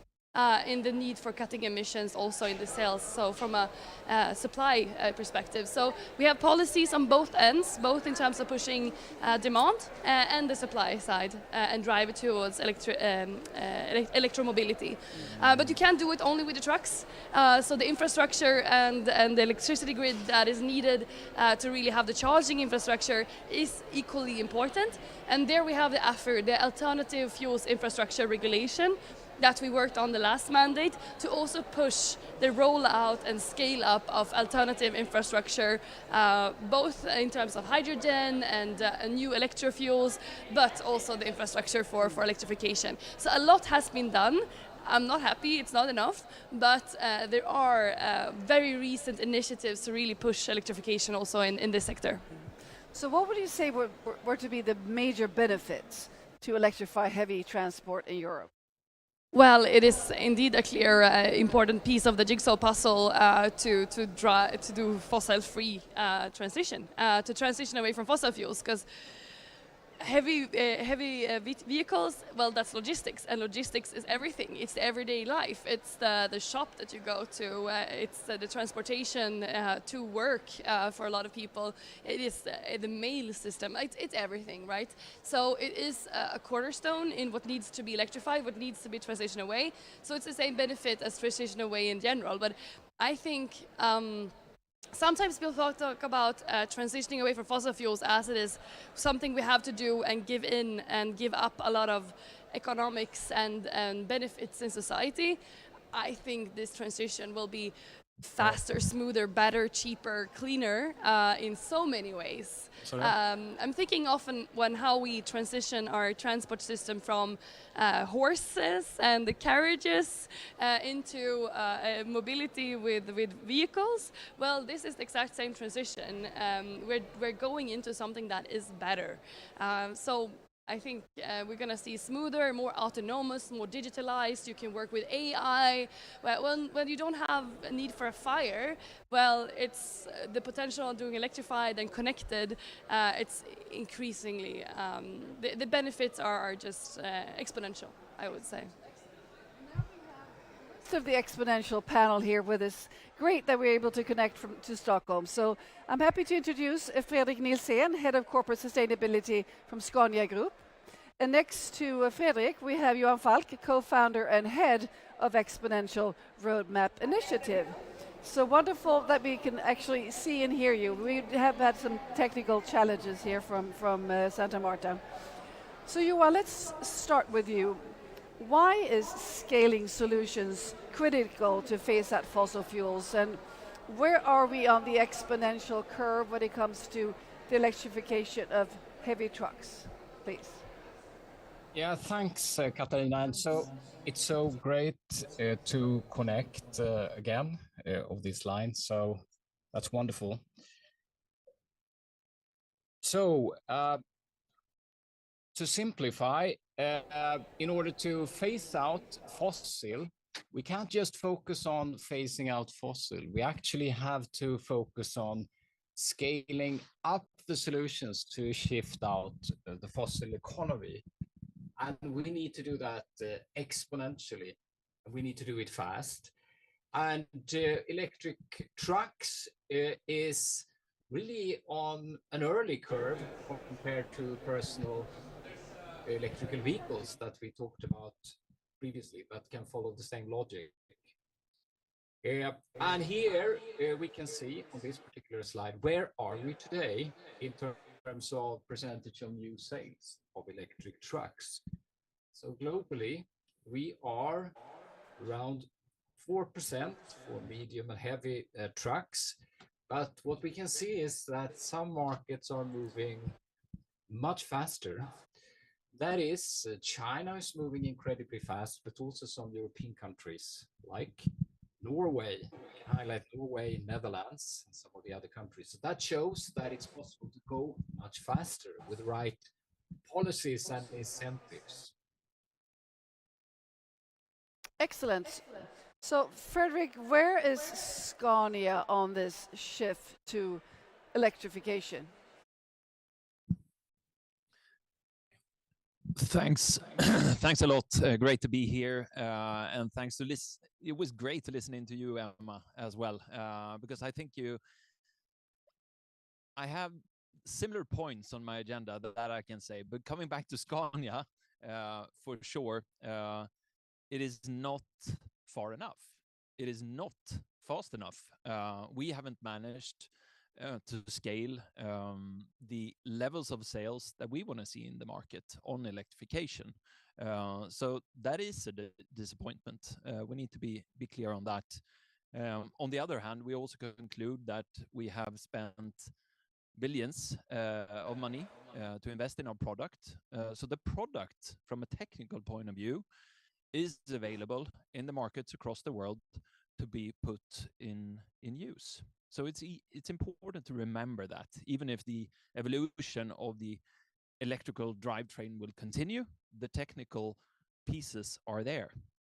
Last but not least, we can also see there are many customers in Norway, for sure, big fleets, but also in many other European countries, but also in countries where we know that the infrastructure, the grid, the charging infrastructure is not there. We can see green corridors emerging, as in Brazil in November with the e-Dutra project, for example, between Rio and Sao Paulo, enabling that. So green corridors can for sure be an option, but we haven't come far enough. But we'll come back to what I think is the recipe of getting it to scale at the speed that you want to refer to. So thank you, Fredrik. So what are your plans on turning this transition into a competitive advantage? If you'd like to elaborate on this, please. But I think what we should remember is for Scania, we have a purpose in our companies to drive the shift towards a sustainable transport system. It's not only about Scania, it's about the system. And I think Emma mentioned that really well before. It is not just enough with one company or a set of companies. It is the infrastructure, it's the grid, it's the charging infrastructure, and for sure, it is also a matter of making it financially viable for companies to invest in these trucks, really, and to be able to earn money. So we believe that the main pathway is electrification. We also know that in many countries, for many years, it will take time. The maturity level, the access to that infrastructure, but in some countries, as in Brazil as well, there is also a waste material that can be sustainable, that can also be transferred over to gas, and that can decrease the emissions in the running fleet that is out there already, which is great. But we still believe that electrification is the big solution globally in order to decarbonize our sector. So Fredrik, what needs to happen for electric trucks to become the by default choice for customers? Simple answer is that it needs to make more economical sense for corporates out there, because our customers, they are corporates. So that's a big difference between passenger cars and the heavy-duty vehicles. But in practice, what we have done also in Berlin last year was to really send a letter to the COP presidency and say that let's make sure that the countries now with their NDCs, when they're about to mobilize and making action out of their plans, is to also to construct roadmaps on decarbonizing heavy-duty transports. And what we see there, when that is being made successfully, then you bring the ecosystem, just as Emma said. You take the infrastructure, you look at the policies, not only road tolls, or for that sake, making sure that the payload that you can have on the truck will be beneficial from fossil, but in the end of the day, also to take away fossil fuel subsidies. And that is why we're here, right? That is why we're in Santa Marta. That is the main challenge out there. That is a way to smart from a financial point of view to keep on running on fossil fuels. So we believe to bring those subsidies away will also then increase the magnitude of companies out there that will be a part of the transition. Thank you, Fredrik. So turning now again back to Johan, have we passed the tipping point yet in any market? And what what does this tell us about the potential? And also, how fast can we go? In certain markets, when we talk about positive tipping points, it's basically we pass the point where you get a self-sustaining development, and we actually have passed that for electrical cars. But for trucks, we're not there yet. I talk about 4%. We need to reach around maybe 15-20% to get to that point. When we look at scenarios, we think that is achievable within 5 years. That is a very aggressive scenario, of course. But if we're following a similar type of sort of logic as for personal vehicles, and that we can reach a cross point, which means around 50%, around 2035, that's absolutely achievable. That requires, of course, very strong policies and that we get that race to the top working. But the potential is incredible, of course, in terms of avoided emissions by 2050, where we talk about 20-30 gigatons of avoided carbon emissions. So the potential is tremendous, yes. What reflections do you have on what Fredrik just spoke of? Yeah, I absolutely agree, of course, that we have the solutions in place, as Frederick said. So it's now very much about creating the demand and the conditions. And what you describe, Emma, is great. And I think what Europe is doing and the European countries, but we should take it even further. So the real suggestion is that we should measure our progress in relation to China. So if we are on 5-6%, China is on 15, we should have a plan how to do a catch up. And why is that important? Well, it's about European competitiveness. And we need to build the economy of scale sufficiently fast. So that's incredibly important, I think, for jobs, for the economy, for energy security, and so on. So that is really what I think we have to do from a European perspective, take it even further. And maybe with the countries who would like to go in the absolute front line, because Norway show we can achieve 15%. We should have 10 countries going for 15% as quickly as possible. So that is what I believe would be very powerful. Going back to Emma, from a European perspective, what would you say are the major benefits when we talk about jobs, for instance, or security? Well, I think it's quite obvious in the fossil crisis that we are now how much of a risk it is to continue with business as usual. And looking at opportunities when transitioning, jobs will definitely be there. But I think now also the economic and geopolitical risks that we're in is really now a main driver. We see a climate backlash in politics in general at the moment. ETS2 that I mentioned, putting a price on carbon in transport sector, is under massive attack and huge threat. So I think we have a sort of a choice to do here politically. We are in a fossil crisis, and we have like two drivers now at the same time. One saying that we should invest more in fossil to lower prices short term, and we need to scale up using fossil in all sectors and extract more fossil in Europe to become more resilient. And the other one saying, how could we end up here in a fossil crisis again? We need to do something different now. We can't continue investing. For every day that we're continuing being in this crisis, it costs billions of euros. It's absurd. So we should once and for all really tackle this and transition. And both of those drivers exist politically.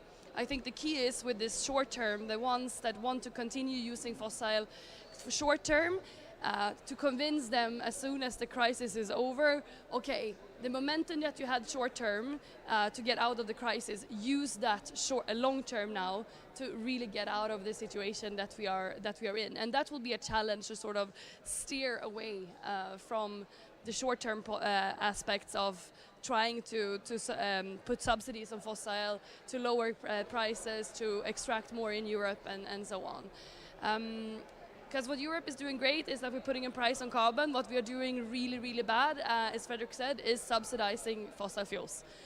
We are actually increasing the public spending and the subsidies to fossil. So that is really a lesson that needs to be learned. I think it will be very hard short term during the crisis that we're in, but as soon as we're out of this crisis, that momentum needs to go into doing things differently and long term really just focusing on the transition. I hope we should do that short term as well, but the ones that are now focusing on making fossil cheap, we need to get them on board to transition. Thank you, Emma. So over to Stockholm, what would you say are the biggest risks if we delay this? Let's start with you, Johan.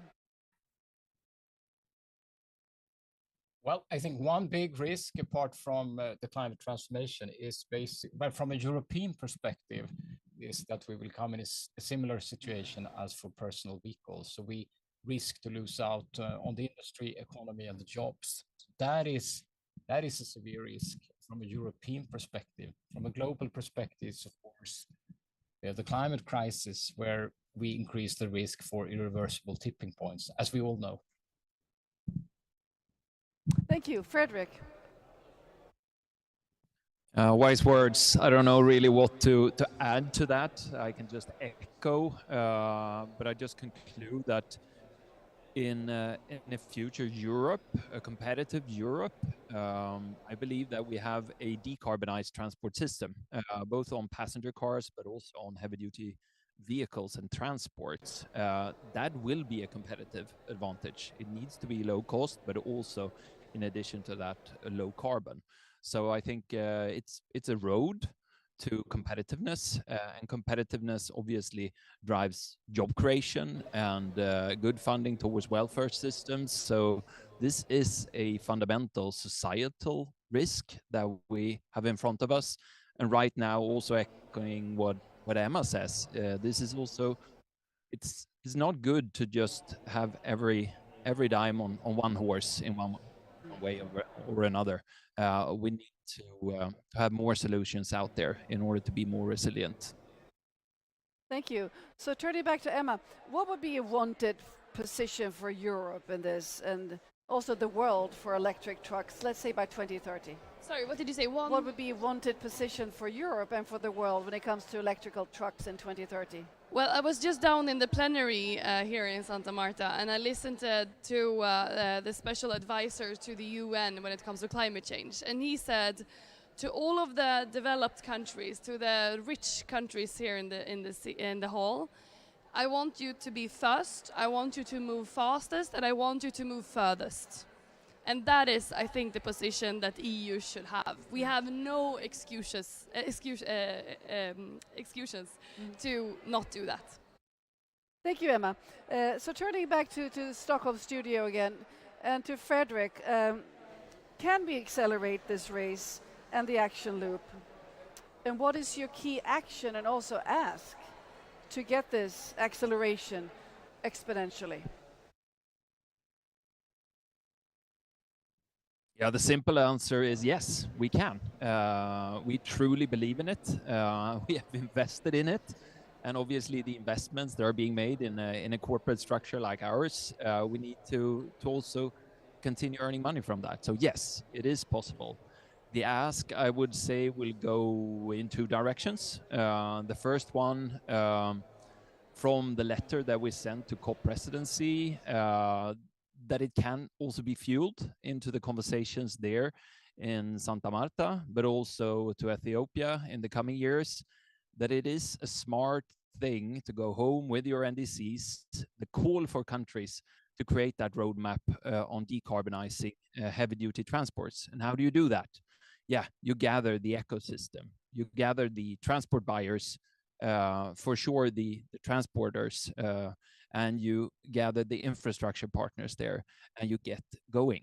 We have seen that that works on country level, but also in specific corridors in countries where it's really tricky to electrify. Last but not least, to politicians, not only in Europe, but also across the world, make sure to have a price on carbon. Make sure that we have the fight to make sure that the ETS as a basis is still there, that the ETS2 can provide really benefit to making it more profitable on going on electrification rather than on fossil fuels. And last but not least, make sure to take away the subsidies on fossil fuels so companies can earn money and create benefit out there. So I think I'll stop there. Thank you so much, Fredrik. And Emma, back to you. What can we learn from other countries like China and also actually Norway? The amazing thing with this conference that we are at the climate conferences, the COPs, well, we're finalizing and we had one sentence, transitioning away from fossil fuel, which is like the bare minimum, if you ask me. And in this conference today, the countries that are dedicated in transitioning are discussing all of these other measures that needs to be discussed. Everything that is not on the table at the COPs, like the fossil fuel subsidies, like the price on carbon, like a stop date for investing in fossil infrastructure, things like that, they are sensitive. And we need to have a clear vision of how to do it, and it's going to be different for each country. And we need to meet, we need to talk, we need to discuss with scientists, with industries, what's possible, what can be done, and take measures accordingly. But it's not going to be one size fits all, but everything needs to at least to be on the table. So I think it's exactly why we're here. To draw lessons learned and to realize that different countries have different needs and different measures, but at least now we're actually talking about what type of measures it could be and when they should be implemented, because that has never been done before. It must feel pretty amazing to be down at the plenary, right? It's really, really interesting, and that is why I don't want to also say we should do this or we should learn that. Well, all of the countries down there in the plenary have different needs, but they are all committed to the same goal. And learning from each other, I assume. Exactly, and that is the aim of this conference. So it's amazing to be here. It's a historical moment, and I'm really proud to be part of it. Great, wonderful. So Johan Falk, to conclude, what would be your main takeaways from this session and also your call to action, please?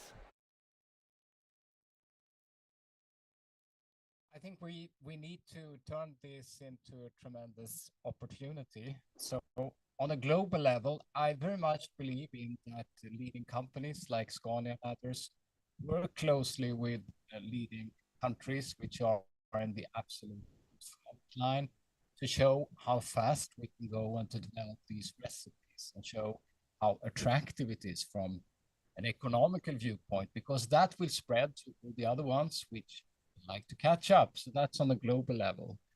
I think that's incredibly important. On a European level, I would think that we should work together to create a story that how incredibly and attractive it would be to quickly move towards an electrified transportation system from an economical viewpoint, from a job, and from a security viewpoint, and of course from a climate and nature perspective. And we should start to measure progress in relation to China quarter per quarter with this idea by 2030 that we are on the same level.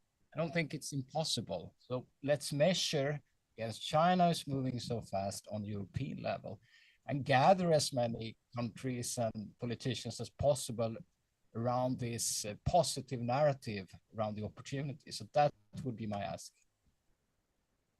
Well, thank you very much, Johan Falk and Fredrik Nielsen and Emma Wiesner here in the studio in Santa Marta. We will, of course, follow up on this exponential race when it comes to heavy trucks and keep focusing on this from We Don't Have Time in collaboration with Exponential Roadmap Initiative. So wonderful to have this conversation, and let's move on. Thank you. Thank you. Good luck.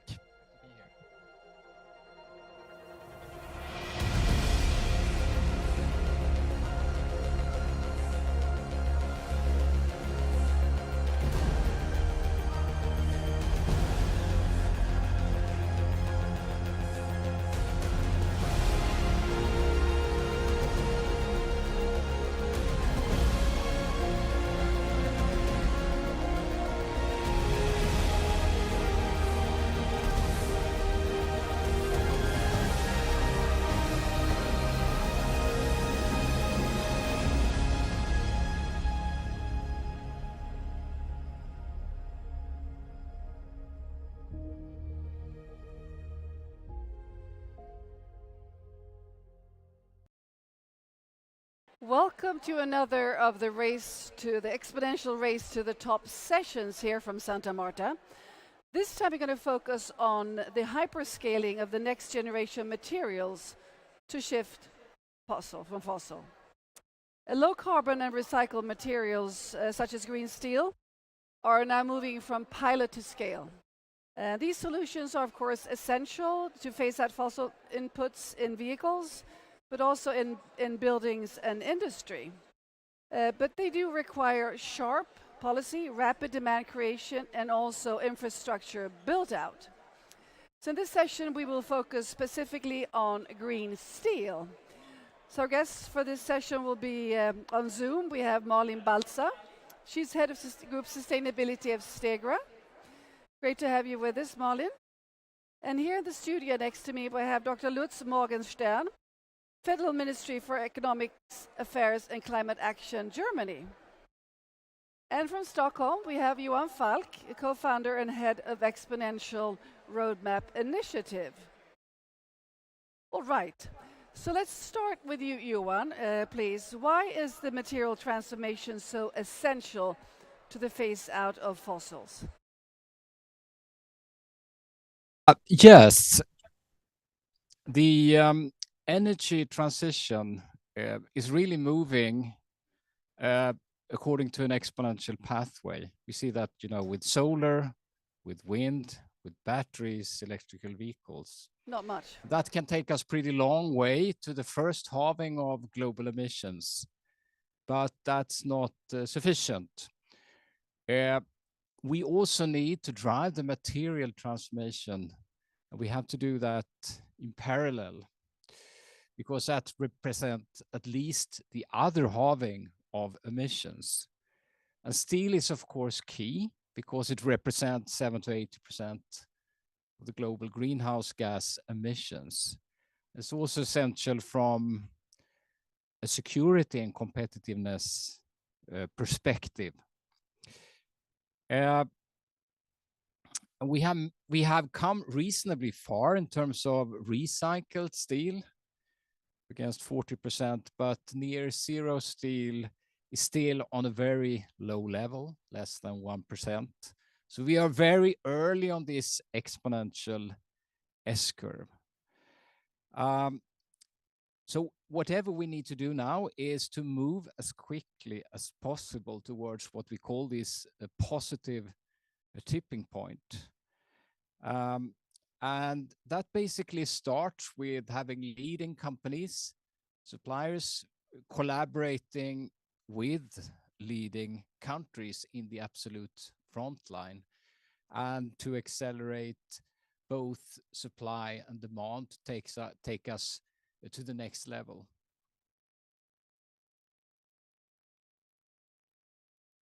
Tell us also where we are on the exponential curve for low fossil and also recycled materials right now. Yeah, as I mentioned on recycled, we are reasonably high, around 40%, 40 or 50%. But in near zero steel, we are far lower than 1% right now. So we are really early on the curve. So we do need to do our utmost to accelerate that particular curve. Do we have Malin from Stegra with us any longer? She might have. There she is. Great. Thank you so much for joining us. So Malin, could you please tell us about Stegra's work?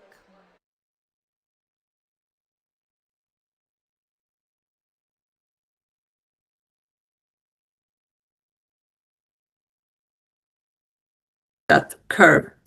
So Stegra is a Sweden-based company founded 5 years ago. We lost your sound there. Could you please start from the beginning again? Okay, sure. So Stegra is a Sweden-based company founded 5 years ago with the purpose to decarbonize hard-to-abate industries, starting with steel.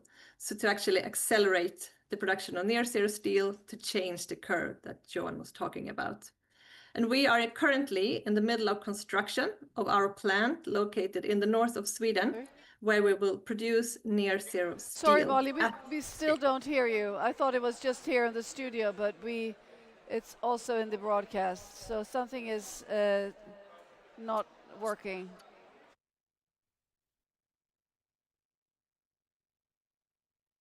Okay, so I'll check in with the team. Here we go. Now we got you. Wonderful, Molly. So please tell us about Stegra. I'll take it from the beginning again then. So yes, we are up to the challenge to accelerating the input of near-zero steel to the market. We are a Swedish-based company founded 5 years ago with the purpose to decarbonize hard-to-abate industries and starting with steel. And we are currently in the middle of the construction of our plant in the north of Sweden, where we will produce near-zero steel at scale.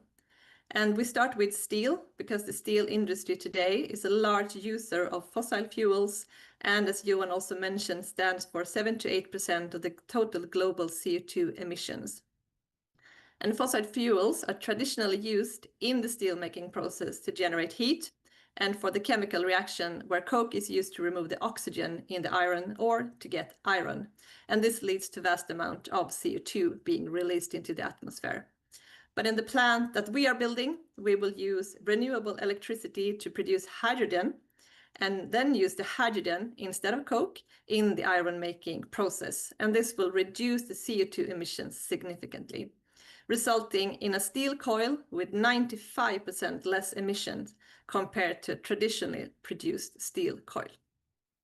So near zero steel will be a very important enabler for the decarbonization of many other industries and value chains, for instance, the automotive industries and the construction industries.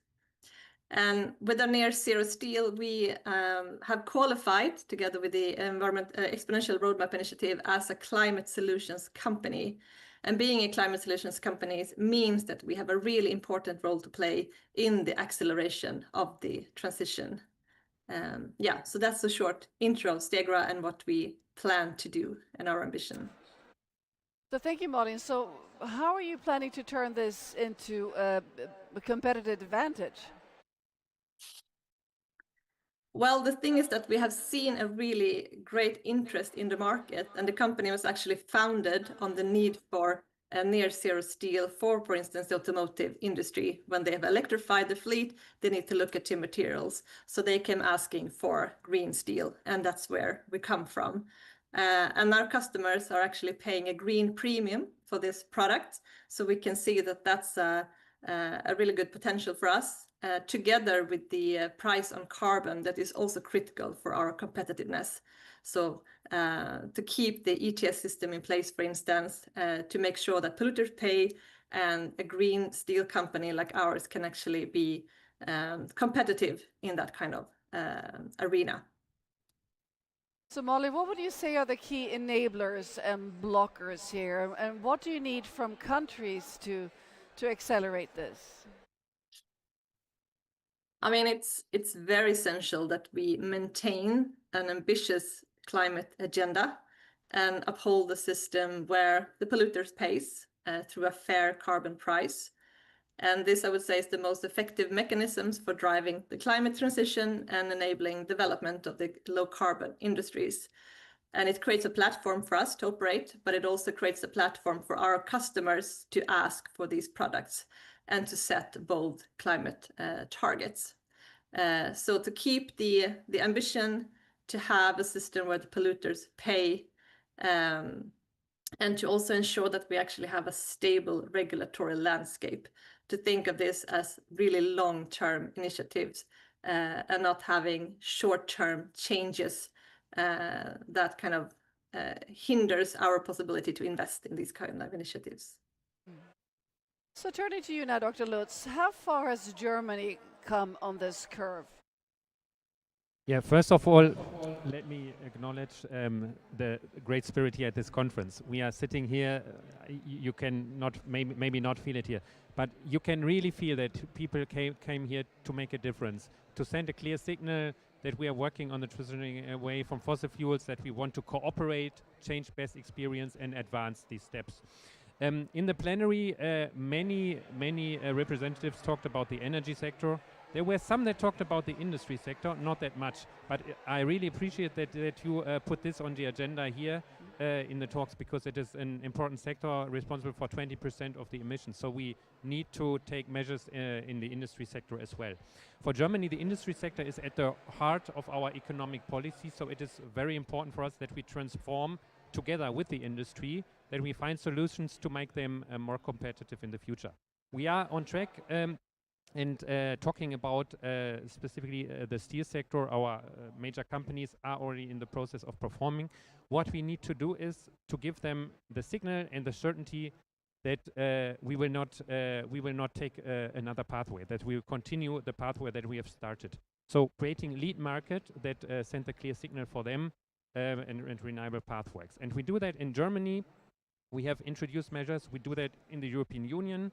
You know that there is a very important legislative act in the making, the Industry Accelerator Act, that once adopted will strengthen the signal that there will be demand, that companies can trust and can produce green steel and will find sellers for green steel. And we are also working on that on the international level with a Climate Club initiative started 3 years ago that now has 50 countries as members.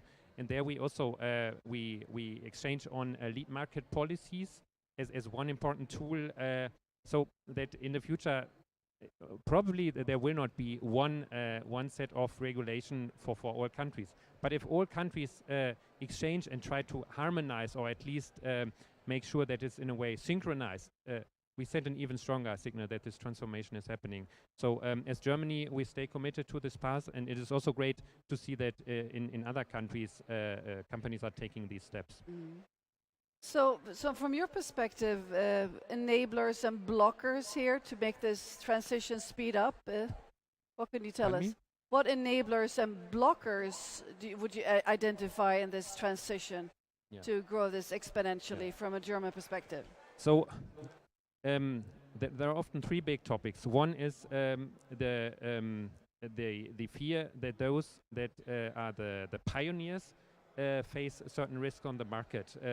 Carbon leakage, of course, is an important topic. So there, the EU has introduced measures. This has led to some repercussions internationally, and this is also one topic that we take up in the Climate Club to improve understanding, joint understanding of why our companies perceive carbon leakage as a risk, why we as governments have to take measures to react to that, and how we can collectively increase the ambition on the international level so as to diminishing this risk. So that is one of the bottlenecks, let's say, or one of the challenges that we have to deal with. The second one is on standards and definitions. If we have a world where everyone understands, has a different understanding of what green steel actually is, then it's really complicated for the companies to navigate in that landscape and to fulfill the criteria of all countries. So we need to get some kind of harmonization or interoperability for these standards and definitions.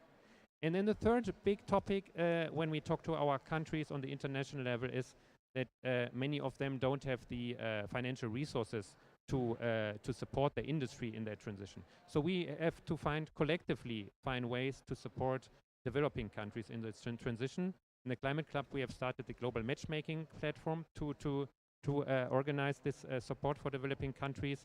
We also try to improve the measures and approaches to leverage private funds, because we will not be able to pay for this transformation in developing countries as governments, but with private capital and with giving some kind of certainty to private capital that these investments will actually pay off, we can help to make this transformation possible also in those countries that cannot manage this transition themselves. And when you listen to Martin's presentation from Stegra, what were your thoughts on what Stegra is trying to achieve?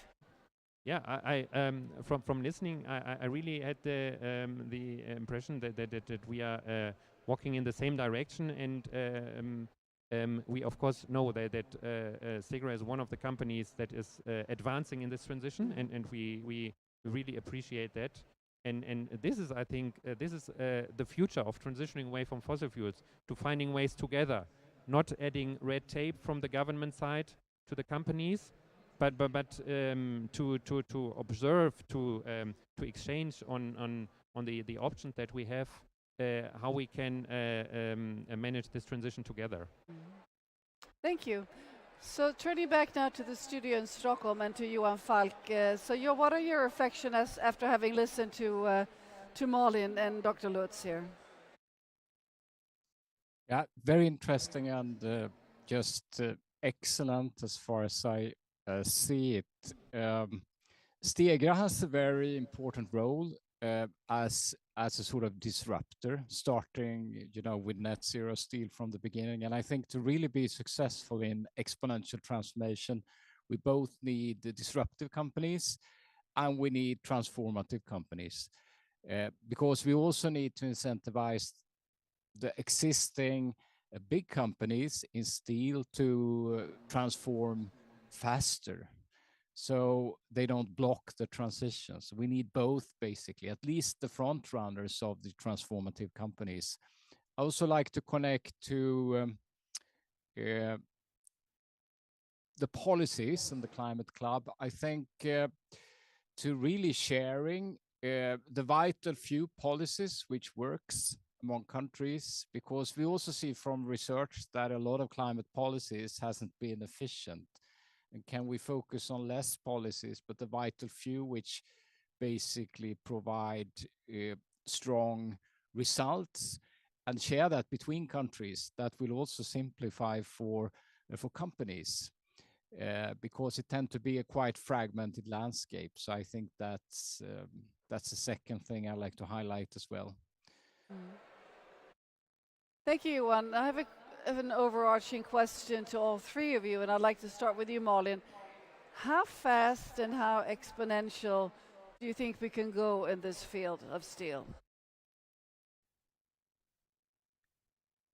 We have the solutions, and I think we need to dare to scale up, accelerate, and scaling up. And I think what you mentioned also, Lutz, about standardization, about what is green steel, and to have different layers to actually include both the disruptor, as you would like to call it, Johan, and also the incumbents, in actually making the transition a jump if you can, but also do it stepwise, and to ensure that those kind of standards for green steel are ambitious enough to drive the transition, but also wide enough to keep everyone on board. But yeah, we just need to get started and start doing. Thank you. Just going to dwell a bit on stay with you for a bit, Malin. When it comes to investments, what are your thoughts? I mean, Stegra was just granted a quite large investment from a large private investor in Sweden, and previously there's no secret that it's been a struggle for you for a while, as in many disruptive technologies. So what can you say about the investment landscape here when it comes to these technologies? I think we've been supported from the start from really ambitious investors who've had the green agenda as their kind of leading star, and really believing in the transition, really believing that these companies are the ones who will be the winners going forward. And I think after our a little bit more challenging time, we now had a new decision, and it kind of shows the same signals. We keep the strong support that we've had, but we also have new investors on board that really take a stand for the business case and the long-term profitability of going with these new solutions that are super important for the green transition. So I think that it really shows that many of the investors are really looking into these solutions and are betting on those for their future profitability. Thank you very much, Malin. I think the big news that came out was 2 weeks ago. I think many in the sustainability and climate world were really happy for you, and just this could be a turning point for many industries, green technologies that are that need investments. So, Dr. Lutz, turning to you here, how fast can we go, and how exponential? How fast and how exponential can we go when it comes to scaling this? I'm often an optimist, so I think that once we prove that the solutions work, we will see the exponential growth. You asked me for a reaction to Malin. I want to add one additional point. Go ahead. Because often there is a simplified narrative that the governments are putting a too higher burden on the industry, that the industry is suffering, and that we need to backtrack on our climate policies. And what I found particularly interesting was that Marlene, she reminded us of the relevance and the importance of the emissions trading system of the European Union, that we give clear direction and regulatory framework to the companies, and that there are companies who have already invested, trusting that we will keep this system and that we should not backtrack. So this simplified story that the private sector is too much burdened, that is really not true. No? There are companies who show that it is successful. I think this is also what makes me confident that we can, with companies that have already started this transition, that we can really be successful. So would you say that we can really accelerate this loop, the action loop here, and if you would ask for any key actions that really needs to happen, what would those be?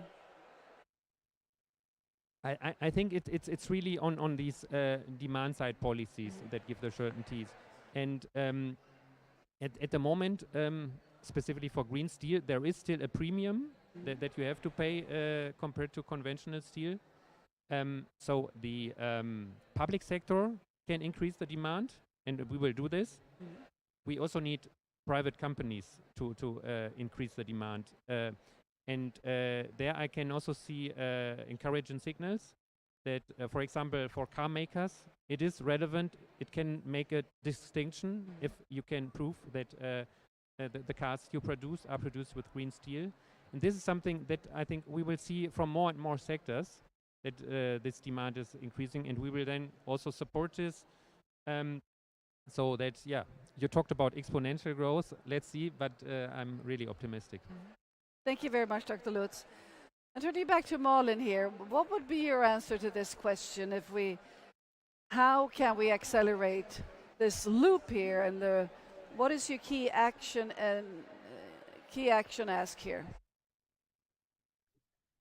I mean, I think you put it nicely there, Lutz, to actually dare to keep the ambitious agenda, because there are many companies have already invested, and we don't want the agenda to be reduced or the ambition to be reduced. We really believe that this will be the more profitable way of working. So we need it to be kept in the same direction so we can take those long-term investments.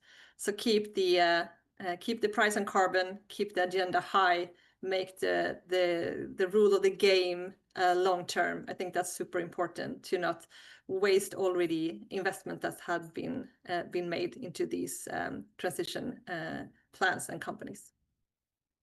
Thank you, Malin. So we're almost concluding this session here, but I'd like to bring us back here to the plenary and to Santa Marta, because you are obviously partaking in the discussions here.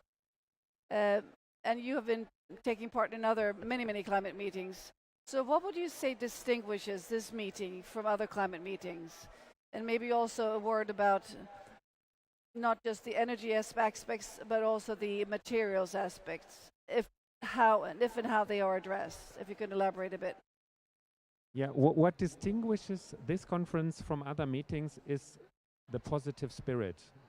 The co-hosts, the Colombia and the Netherlands, have somehow managed to create this atmosphere with pre-conferences. I'm here in Santa Marta since Friday. Academics, faith groups, indigenous groups, all working towards solution, business as well, multilateral development banks. They are all carrying back their input into this main conference. In the spirit that I feel here, that you can actually smell more or less, is there are no limitations. There is not the typical negotiation style of holding back and only giving concessions when the other side is ready to give concessions. But here it's really a focus on solutions. So I'm looking forward to the breakout group where we'll get in more details after the opening plenary. Our State Secretary Jochen Flassbart is here. He is a veteran of the climate negotiations. He has been a driving force behind the Paris Agreement, and also he with experience in climate negotiations for 15 years. He has said that he feels this meeting really is different. We should not create the false expectations that we will come here out of this meeting with finished solutions. Yeah, this is the starting point of a longer process. But it's really a signal that many ambitious countries want to work together, want to enhance cooperation, and do not want to wait until everyone is ready. Thank you very much, Dr. Lutz. And I must say, from our perspective as broadcasters, having been to many COPs, there is a very different energy, pardon the pun, at this conference. So I'd like to ask a final question to Johan Falk here. What would your main takeaways be from this session, and also your call to action? I would say that compared to 10 years ago when we did the first exponential roadmap, at that point we had the solutions to take us to the first halving. But now we basically have the solutions to take us to 2 or even 3 halvings, which is amazing. We also have the playbook for exponential scaling, which we see in renewable energy and electrical vehicles. So we should actually implement that in all areas, including near zero steel. It's absolutely achievable. I do think the stability is so incredibly important that Dr. Lutz mentioned, and also Malin from Stegra. I mean, one of the competitive advantages of Europe has to be policy stability. So that has to be recognized. A clear policy playground is so incredibly important. I do think that Europe could set a positive target on the up curve. Europe has a carbon reduction target, but actually state, well, 35, we should be at 50% near zero steel. We should catch up with China and others. And we should drive the race and race together, both in Europe, but also with the leaders globally. I think that is achievable. So we also need the positive targets, which is building the jobs and the economy and security, driving that in the front line to be able to deliver on the climate targets.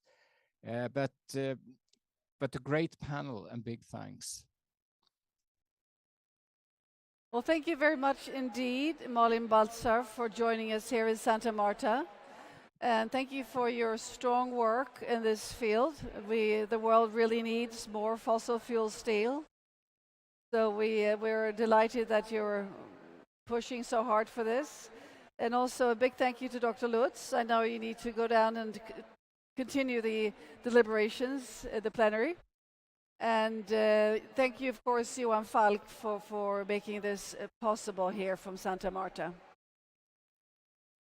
We have talked a lot about electrical transportation this morning.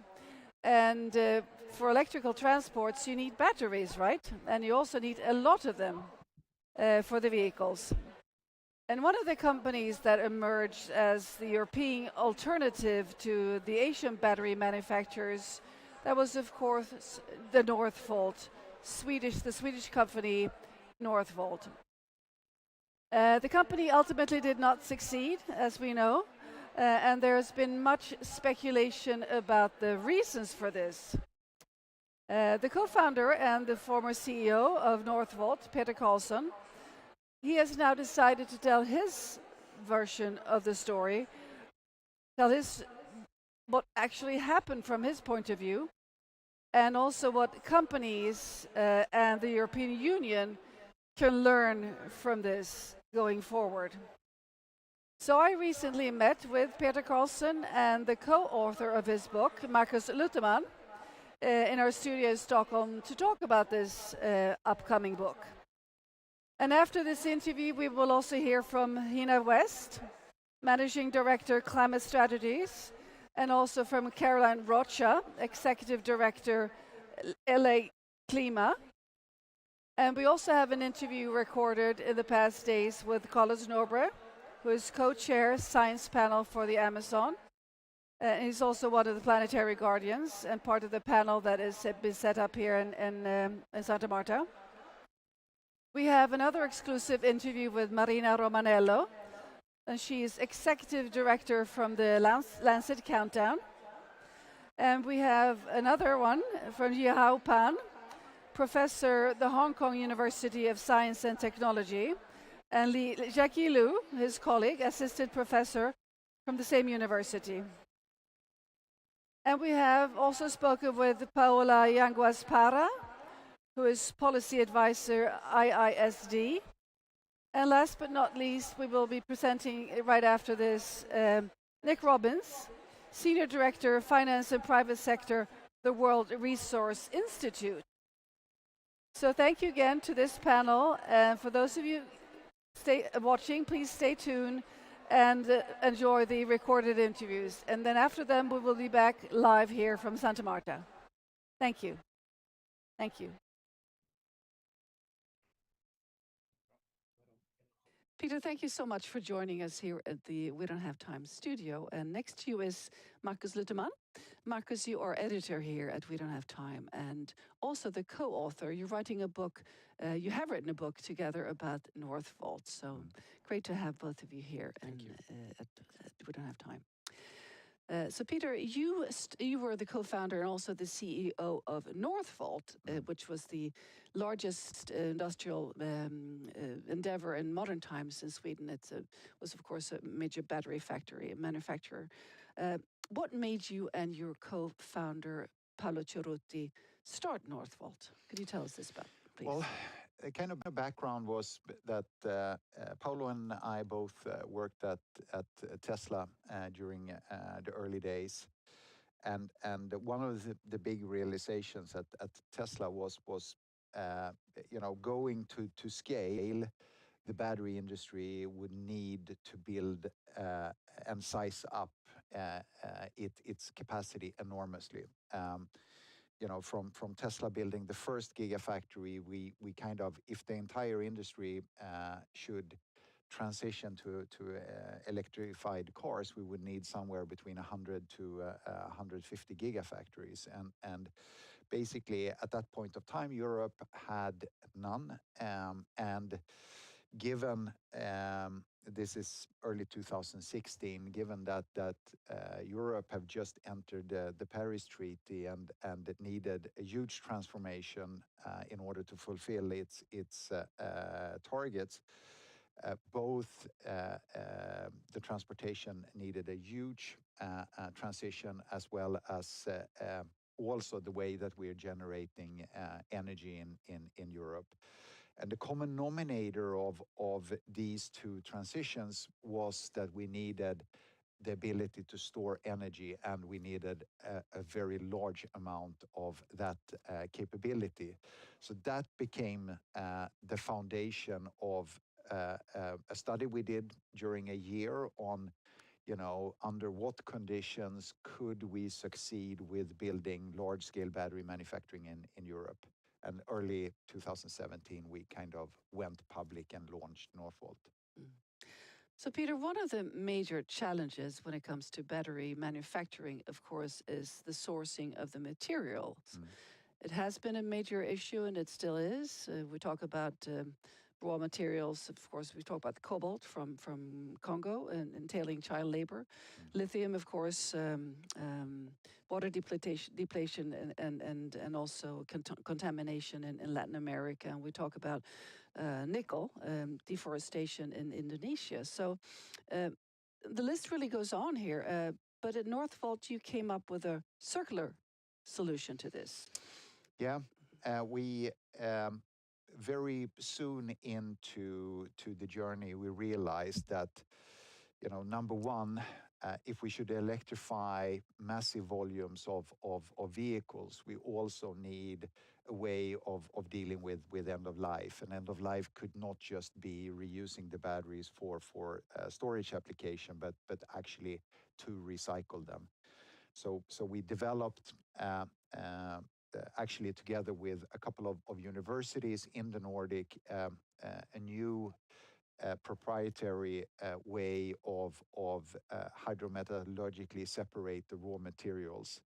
And after successful trials in our first lab, we created basically a business unit that we called Revolt, and started to build Europe's largest separation plant for these materials up in Skellefteå that is now standing there. Unfortunately, it's idle right now, but it will be a very, very important asset to build continuously a circular economy, because I think for Europe it's very, very important, not only how we source and refine these materials, but also how do we make sure that once these materials come here, that they stay and being reused time after time for the electrification purposes. If you look at a global perspective, is circularity happening in the battery manufacturing? It is happening once because the materials are really valuable, and however what we're seeing is effective scaling in Asia. What we need to see is the similar type of development in all the different markets where we are utilizing these batteries in North America, in Europe, in all parts of the world. And unfortunately, today we don't see that scaling effort happening, and a lot of the material is being shipped back as black mass to Asia with long logistics and increasing the carbon footprint of the supply chains. So, Peter, you had Tesla. Sorry, not Tesla. That was a long time ago. We'll do this again, because I can't say Tesla. Northvolt had customers like BMW and also Volvo, and of course also the Volkswagen Group. So even if you had these really, really great orders coming in, you still had to file for bankruptcy last year in March. What happened, Peter? Well, the basis, of course, was our own challenges.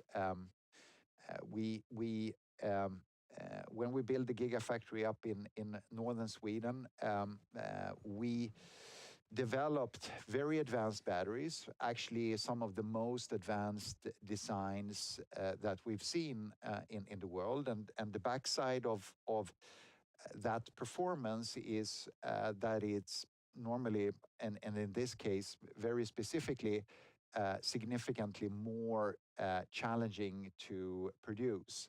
So we had significant challenges in getting the yield and the output out of our first factory up in Skellefteå.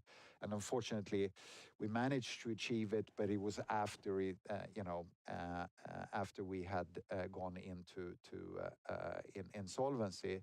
But at the same time, in a similar way as we were having a lot of momentum when we started to build the company, increased forecasts, big focus from all different stakeholders on building regional supply chains. In 2023 and 2024, we started to see where a lot of these momentums were coming against us. We saw a dip in adoption of electrification in Europe. We saw the European car makers having significant challenges against also their Chinese competitors. We saw, a wind from green transition into resilience, and we saw a polarization. And unfortunately, also Europe underwent, a number of big changes, where, for example, the European Commission was being redefined for a new 5-year period, and all of that, when we needed kind of support from every stakeholder, they were a bit gone when we needed it. And the combination of this together with our own problems and a funding structure that really we thought we had it, and it failed, led to really big liquidity problems and eventually going into an insolvency. These must have been really, really trying times. It was a brutal year leading up to the insolvency, and having spent day and night for over 8 years building this company, and then suddenly seeing it fail, it's almost like losing a child, and it was. So the year that followed was also a terrible, a very dark year. And then, not only did the company fail, but you were also kind of questioned in your motives around building this, which felt, really, really tough.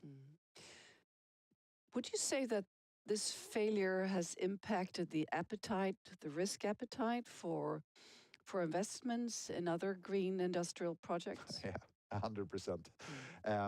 Well, both, the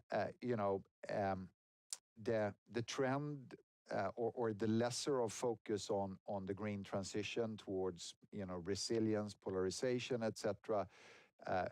In general, reduced appetite of big capital owners to allocate capital towards this area, which really needs a lot of capital allocation. I mean, the green transition, it's not the software transition. It's really it's a lot of hardware that needs to be built. It's capital intensive.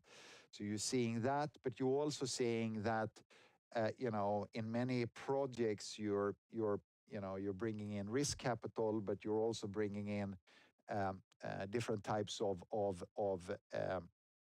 project financing or debt financing, where the failure also made banks and other institutes really take a step back, worrying about the risks and being more conservative about supporting this project. So the combo has not supported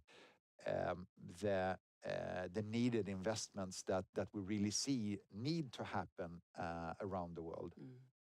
So Peter, when we talk about risk, there has been quite a lot of critique, and also I understand quite a lot of misunderstandings when it comes to who took the great brunt of the economic risk here in terms of taxpayers or private investments. What can you say about this? Well, I mean, what is a fairly big misconception was, number one, that it was a large debt-financed project, and number two, that it was Swedish taxpayers' money that primarily funded this. If you take a step back and look at the structure, in reality, we raised, we financed more, but we brought in somewhere close to $8 billion, and out of $8 billion, only roughly $1.5 billion were debt. The rest was risk capital from major investors all around the world. Roughly 80%, I would say, was global, and 20% of that risk capital came from the Nordics overall, and the taxpayers part of pension funds here, which is being criticized, is yes, it's substantial in the absolute amount, but in relative terms, this was primarily financed by international risk capital throughout the project. But Peter, if you would regard electrification as a large-scale infrastructure project, what do you say about, shouldn't the governments take a stronger lead in this investment scope here when it comes to like Northvolt, for instance? Well, if you look at other capital-intensive industries and the way that they have evolved, many times, specifically around very capital-intensive projects, there has been collaboration between private and public or governmental capital and structures. And at the time where we really needed support from all stakeholders in our journey, it was very clear that some of the public stakeholders were not there to support us, and the combination of different things really led to that we couldn't prolong the financing enough to unlock the bottlenecks that would allow us to go on. So yes, specifically, I do think that the green transition needs to be funded in collaboration between public and private capital in a harmony where both can enjoy the benefits of the results, but also sharing the risks with it. Do you have any international examples of this happening right now? Well, I mean, if you look at different parts of the world, you see different trends. If you look at China, for example, China identified way back, I think, 2015, 2014, a number of strategic industries that were really, really important for China's own transition out of its environmental crisis, because it was really a crisis if you went to Beijing at that point of time. And basically, together with private, also utilized a lot of public funds to support a number of evolving companies, and then the ones who really performed were then getting additional funds, while the ones who's underperforming were deprived of capital. So it kind of bolstered champions in the battery industry, in the EV industry, in the raw material side, in the solar cell sector, in wind turbines, and you now see, as a result, 10 years later, both the China market is perhaps the most evolved in the world when it comes to electrification, but you also see that a majority of the global champions, the global market leaders in this industry, is from China, and I think that's a pretty good role model for the type of our strategic plans to allow them to flourish. You talked about China. How about India? Because I know you're quite active in both those countries. Yeah, India now is going through a remarkable transformation. If you see the growth of renewable India, it's absolutely amazing. You also see a number of large conglomerates in India that have started to build up their own industries around solar, around wind, etc., and building their supply chain and kind of coming up as new champions. And you're also starting to see that they're taking now steps also into the battery world. A little bit the challenge for India is that right now they're incredibly dependent on China, both on technology as well as on the supply chains. And that dependency is something that India would really like to reduce. And I think a combination, and I think here innovation and technology also from the Western world in combination with their effort, can lead to very interesting, fruitful collaborations in the future. Sounds promising and exciting. It is. Speaking of promising and exciting, Marcus, in a few weeks, the book that you have been writing together with Peter will be published. And as I mentioned, as I introduced this session here, you are an editor and also a colleague of mine here. We don't have time. So, Marcus, what made you decide to write a book about Northvolt together with its founder?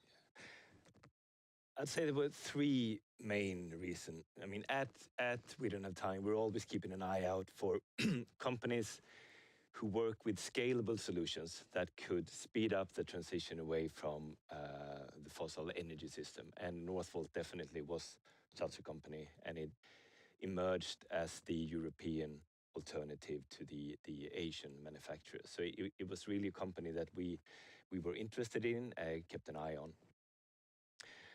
The second thing is that the rise and fall of Northvolt, at least in my opinion, coincides quite well with a more problematic curve, which is the support for the green transition from our politicians and our media. And we really saw a shift from the later part of 2023 and even more so in 2024, where you have there were a backlash, I would say, where anti-scientific populist movements took the microphone. And that in turn, and in combination with, higher interest rates, people suffering from the COVID effects on economy, and the increased focus on our defense system, the media focus shifted. But what also happened was that the industry leaders that were in favor of the green transition stopped talking about this publicly. So, and when that happens, it felt like the support for the green transition was lower than it actually was, and that was problematic in a sense. So I felt also that Northvolt was an example of what happened in a broader sense, I would say. And also, I'm a journalist. And the third reason is that I knew if I was going to have the opportunity to sit down for 50 or 100 hours with Peter, I would get to know things about Northvolt that was not yet publicly known. And for a journalist, that's a temptation that's hard to resist.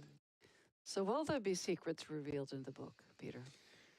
I think there is a combination of a series of events that haven't been public so far, that will be revealed in the book, and I think it will perhaps give a couple of different perspectives to both the complexity in what we were doing, but also in the environment we lived in, that will, I think, give a little bit more flavor to simple narratives why Northvolt failed.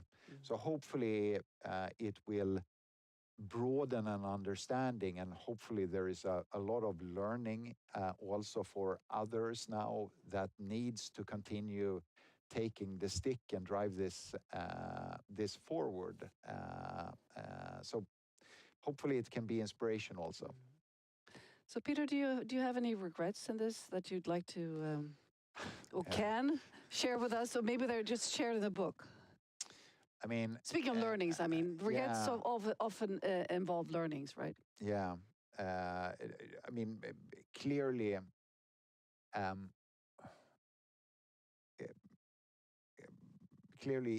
if I, because we brought in a lot of capital, if and in one way, our customers, the market, etc., grow really, really fast, and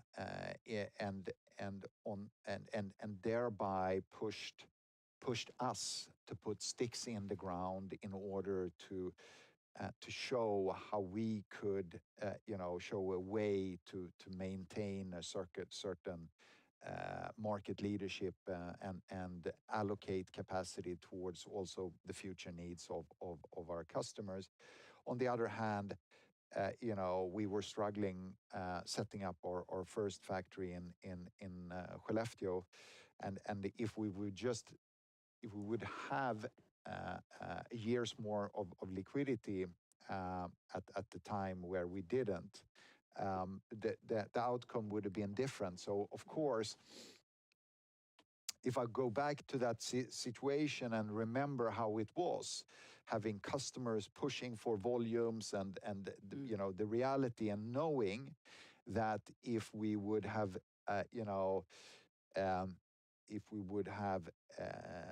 scaled down significantly our ambition, there would be a lot of things that would have collapsed. But on the other hand, we would have had runway to maintain that year. Now we didn't take that decision, and until much longer, and then we didn't have that bridge that we needed, and of course I blame myself for that. But history is history, and now you just have to take the learnings from this and try to go on, move forward. And Peter, what are you currently focusing on? So what has been a little bit a light in the tunnel is that I've had the opportunity to take two very talented teams out of the Northvolt and kind of build two small seeds, two new companies out of what we learned. One that is focused on the sodium technology, and sodium as in storage of energy. Sodium as in battery technology, both for energy storage, but also for other applications. Sodium is a remarkable material, and we will with this company, it's called Sonder Lab. We will also, not yet, but a little bit down the road, show some really new cool applications with sodium technology. And then I had the fortunate of working together with a brilliant guy called Siddharth Kular on how to build agentic support, both for our development processes as well as our manufacturing processes. And we have now created a company called Aris Makina, who is basically applying this knowledge, building new ways of software support for manufacturing as well as R&D. And it's difficult, but it's really, really exciting, because it's AI meeting the real hardcore production. And if we can get that to interact, I think it is also a chance for example, European manufacturing to do a certain revival, to take the next productivity step and really challenge Asia on manufacturing again. So let's sound this off about talk a little bit about Europe. Yeah. What is your take on what the European Commission needs to do when it comes to the green energy or to green industrial transformation? Well, I think that I think the European Commission did a really solid work in 2017 to 2018 to initiate a number of programs to support the European transition. The problem was to hold on to them and to really look at this in a 10, 15 years perspective. Because right now we are in a situation where we need a retake, in my mind. There is there is a number of really exciting innovations in Europe in areas where the technology field is really important for the green innovation. But now it is time to, in my mind, to reset kind of a 10-year plan with right now seed invest these technologies, and then make sure that that we follow through to see the benefit of this in 2035 or 2040.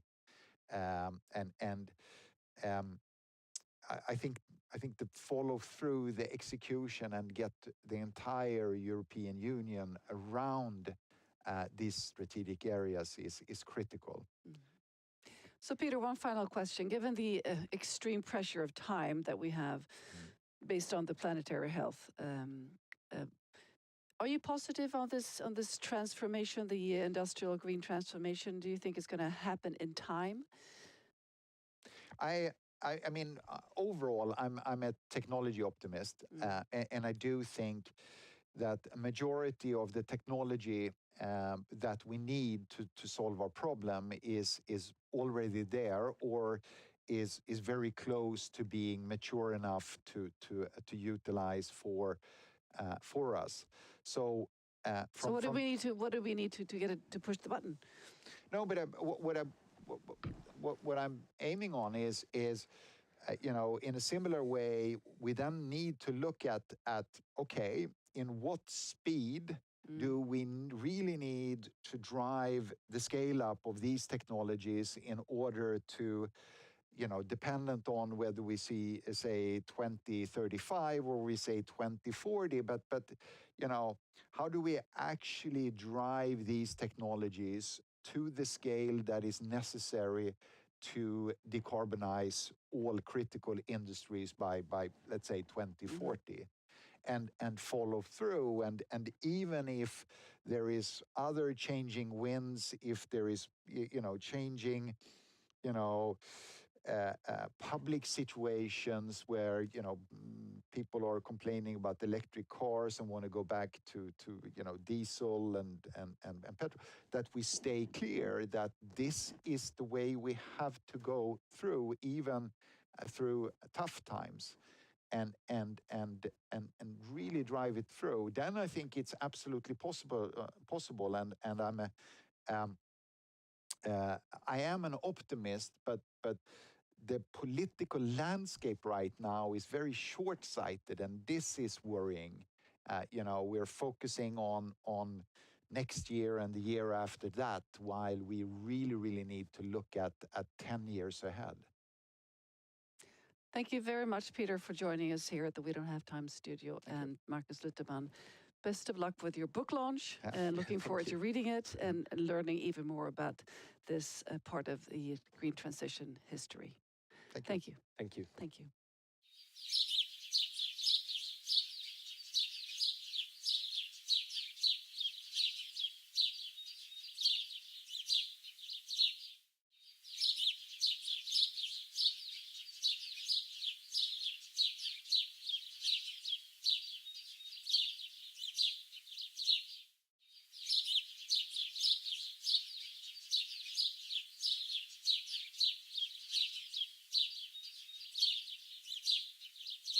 Okay, we've got two wonderful guests with us here at this amazing conference in Colombia, in Santa Marta, where governments are meeting to look at how they can phase out fossil fuels over time in some kind of orderly fashion. A lot of academics here today discussing how this can be done. You two, I think, are very keen on the issue of the just transition. How can we make sure people aren't left behind, that there's a social component to this getting off fossil fuels? First, tell me who you are and where you're from. So yes, I'm Hina West, and I'm the Managing Director of Climate Strategies. Super, and you're from the UK, or? I'm in from the UK. And if you could say who you are and where you're from. Hi, my name is Caroline Rocha. I'm the Executive Director at La Clima, and a member of Climate Strategies. And La Clima is an organization that's based in Brazil, where I'm from. Obrigado. So maybe, Hina, you can just say a little bit about some of the work that you've been doing, because this issue of a just transition hasn't suddenly just been cooked up here in Santa Marta, right? There's been a lot of work going on that. What have you been up to? Yeah, so Climate Strategies has worked on the just transition agenda for many years now. We've been building a body of evidence and research and networks specifically focused on ensuring that no one is left behind as we move through this just transition and we move into renewable energy. One of the key things, though, from this discussion today has been how do we make sure that the pre-existing science that we have really does feed into a just transition, but also into the diplomatic conference, which is coming in a few days' time. So we've spent the day focusing entirely on just transition and economic diversification. That's the work stream that Climate Strategies has been leading on whilst we've been co-hosting the event here at Magdalena University. And what has been just really insightful for me is where we're moving from the rhetoric to action. So we've been really driving the conversation towards solutions. We're all on board with the idea, so we don't need to convince each other, but what we do need to do is work out how we convince others. So that's what we've been really looking at today, and it's been inspiring. Yeah, it's been great, and it's been great to have Caro as well with us. Yeah.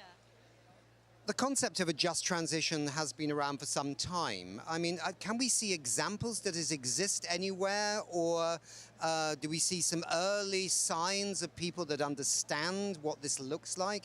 How are governments getting their heads around it? I suppose it's a question of, are we coming from ground zero on this topic, or are there some sense that there's some understanding by the governments of what they need to do? So we're definitely not coming from ground zero.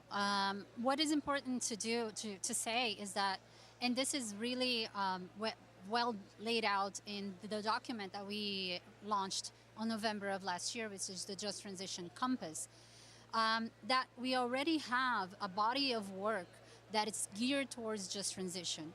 So we have something at the UNFCCC, we have GCF, we have JEF, we have a lot of organizations and a lot of initiatives that are international, local, national, regional, that are geared towards just transition.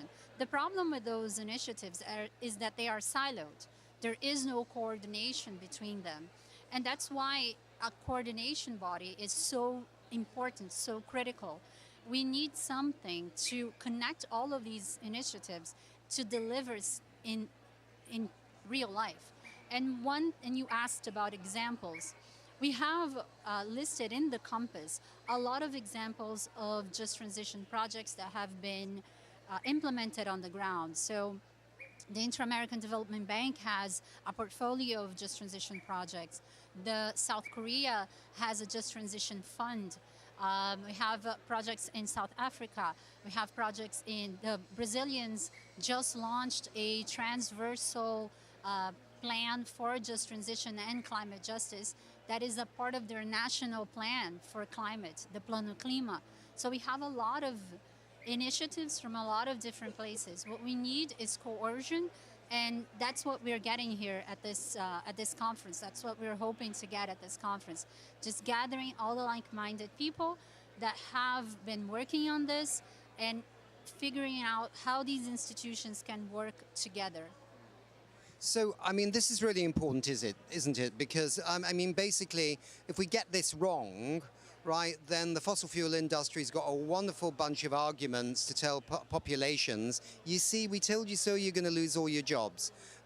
We don't want a repeat of what happened in Britain with the coal miners under the Conservative Prime Minister Margaret Thatcher. But we've had an echo of that, I think, in Scotland with some of the workers in the oil and gas industry. So we've got to be careful about this. Do you think that this is about policies? Is it about money? What is it? What's at the heart of this? Is it finding the money? Is it targeting the right communities? I mean, how do you think it might work? Yeah, so financing is a big issue, as you can imagine. And a lot of the discussion that actually came out today was around how much of the finance or climate finance is actually held by the global north, and it's the global south that needs to access it. So there's a blocker in the way, or there needs to be an extra step to actually access that finance, which does not empower the global south or the producing countries of fossil fuels, which are primarily in the global south, to actually empower themselves out of this transition. So there is a whole power dynamic which needs to be addressed, predominantly between those producer and consumer countries. And that came throughout the discourse all of today. So what we really focused on as well was bringing in as many case studies as we could to try to see where the synergies were, the learnings, the differences. And I think south-to-south learning within our space is promoted very heavily, but it's also an idea we shouldn't romanticize, because you just can't assume that because one southern country is the same as another.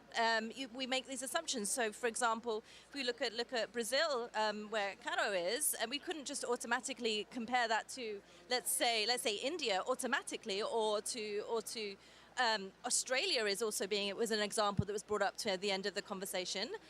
But if you think about Australia, and there are some representatives from here, from Australia here today, they have a lot that could be learned through the countries which are now going through a coal transition, and we're not bringing it in enough. So, but I did like the point around not romanticizing this learning and actually being really pragmatic about it. I thought was really interesting. But yeah, it's not going to be easy. The financing is an issue. Policies, of course, and it's the coalition of the willing as well. And where we're trying to get our head around is the fact that if we have enough people that are pushing in the right direction, even if there are some naysayers, we just keep going. Because we can't have one person putting us one way if all of us are pushing the other way. So this conference has actually reignited a lot of work that has been done over the last years to bring that momentum together, which then we can take back into the UNFCCC processes and connect the dots between the COP30 and COP31. And I've also been asked, is this superseding the work of the UNFCCC processes? And I don't think so. I think it's complementing what's going on.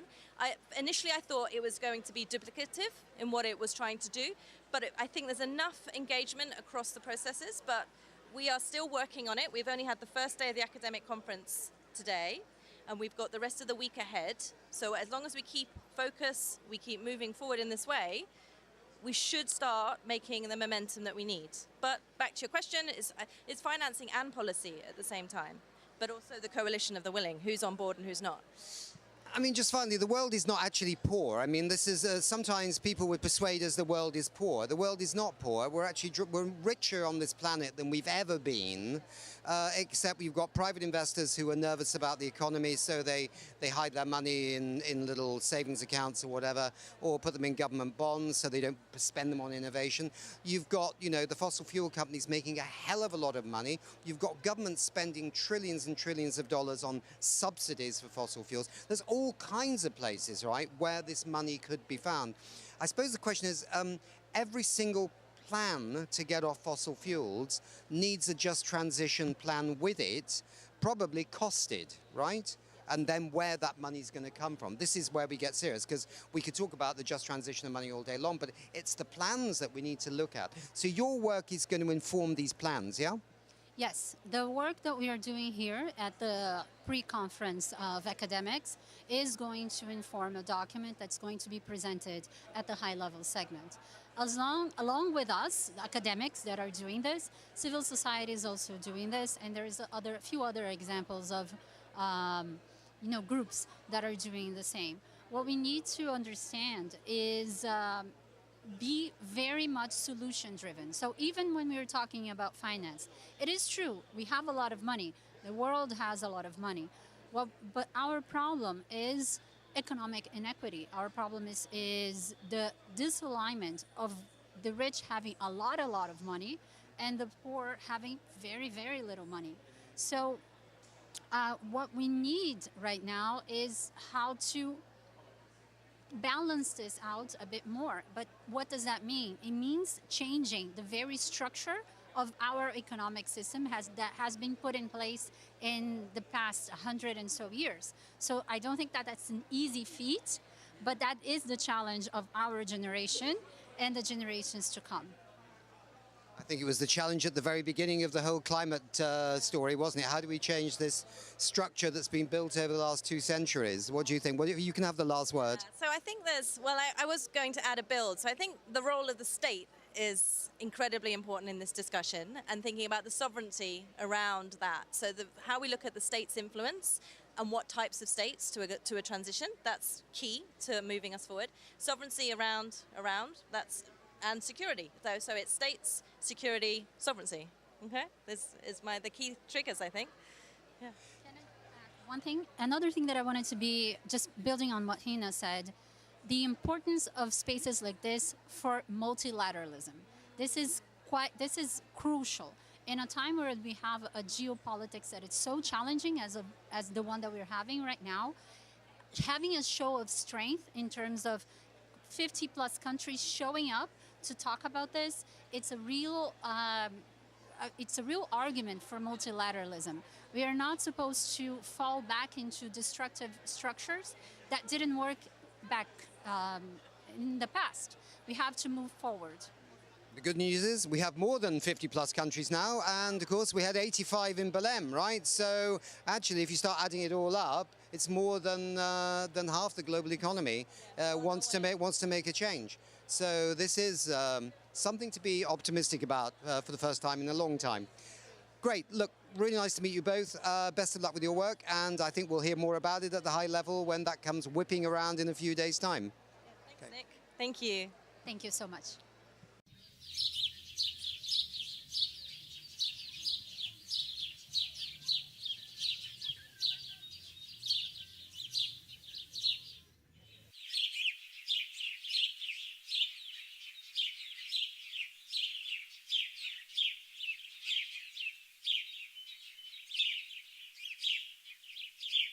We've got a wonderful guest here at the Santa Marta conference. It is Carlos Nobre of the University of São Paulo. And Carlos is one of the brains, the energy behind this new science panel that is going to help advise governments how to reduce and perhaps phase down and maybe one day phase out fossil fuels in an orderly fashion to save the world from global warming. Well done and congratulations. It's going to be, the panel is going to be at your university and in Germany. Tell us a little bit about those logistics. Yes, in the Science Panel for Global Energy Transition, we have 2 secretariats. One at University of São Paulo, that's where I am, and another one at the Potsdam Climate Change Impact Institute, the Institute of Climate Change Impact Research, led by Johan Rockstone. So we are going to bring in these 2 secretariats all the way to really make the science panel to work very effectively globally. As Johan mentioned, we hope to have not less than 50 members in the science panel, up to 100 members. So these 2 secretariats will be very important to organize all the meetings, to organize all the policy briefs, assessment reports. So we hope that will work very well. And although it is not in the UN official process, it will report to that process, but it is not bound by that process, if I can put it that way. In other words, the science panel cannot be controlled by the UN Framework Convention on Climate Change. It is its own independent body that is advising those governments that want to act to phase out fossil fuels. And that's a fundamental difference, I think. It's an important difference. This is a big job, and this is a long process. And we know that climate change itself is carrying on. There are some very positive things, of course, with renewable energy growing and many other positive things happening. But we are on the edge of a very challenging moment in the history of humanity and the world. We need an emergency brake, something that can maybe slow down the climate change. You have a passion about the topic of methane. I understand. Why should we be acting on methane, and why should maybe the governments all around the world be doing something right now, including those that want to get off fossil fuels? They should be acting on methane too. So, Carlos. Absolutely, because methane explains about 0.5 degrees warming. You know, if we reduce methane emissions very quickly, then within 10, 20 years, we are going to reduce the temperature and having much more time to reduce all the other emissions and to compensate the fact that, as I said, you know, carbon dioxide stay for a long time. And as you rightly pointed out, it's the methane is coming from many sources, some from nature, some from the waste that people, organic waste that goes into waste tips all around the world. They're emitting methane, but also from fossil fuels. So presumably, Professor Nobre, when you recommend to countries on their way of exiting fossil fuels over time, presumably methane is also part of that story from the gas point of view. But those governments have to also be cognizant of their waste management systems. If you produce rice, how you do that. And also from, in some countries, also leaking of methane from old coal mines. And these sort of sources. So it's a bigger topic, but it's a topic that cannot be ignored if we want that emergency brake to buy time for this decarbonisation process that you're advising on to really bite. Yes.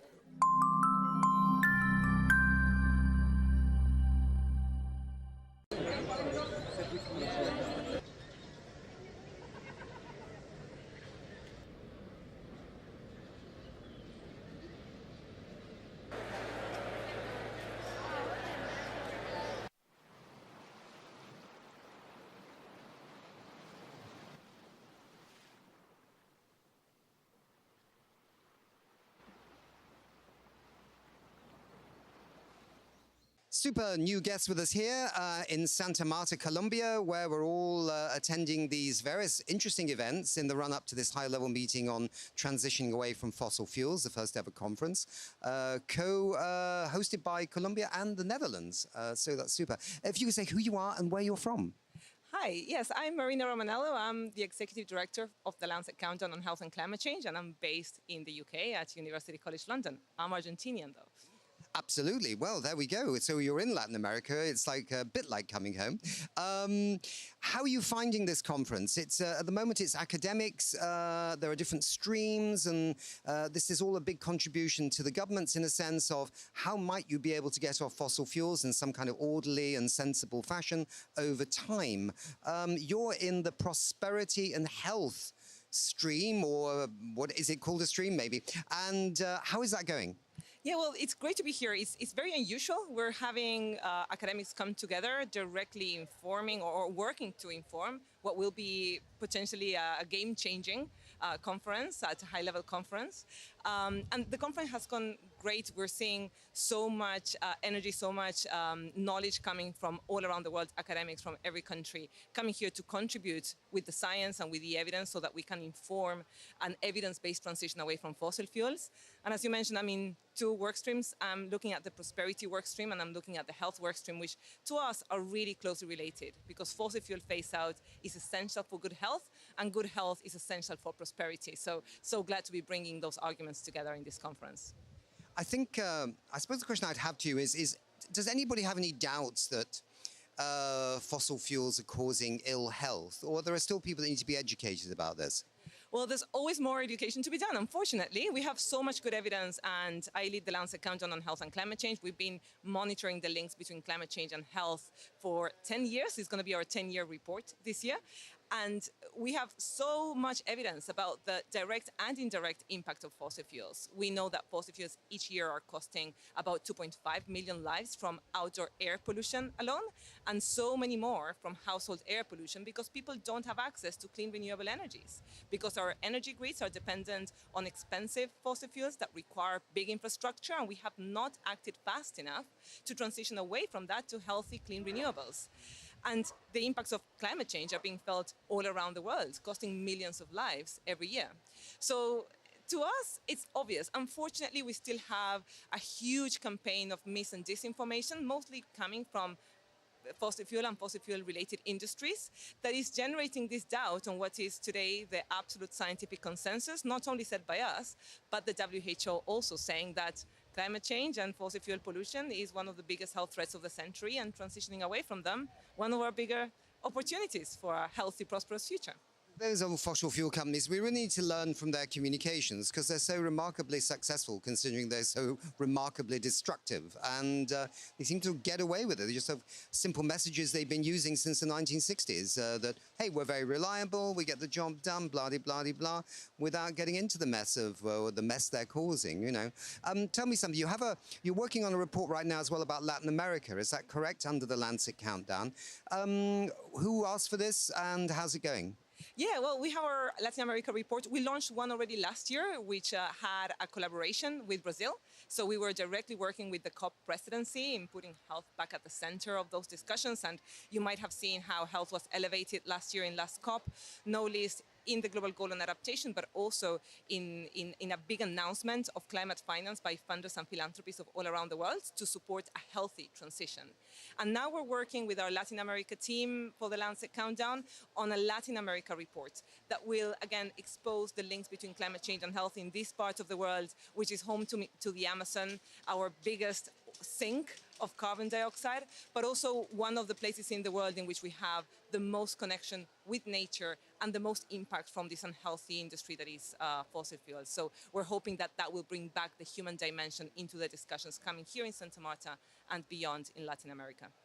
I must say I was profoundly impacted myself, in a sense, by this national emergency briefing they had in London after the COP in Belém, where Hugh, I can't remember his last name, yes, from UCL, said, my biggest fear, because we did some interviews there, my biggest fear was, yeah, okay, so there may be sort of tropical diseases that come into the UK, but most people think it won't bother me, you know.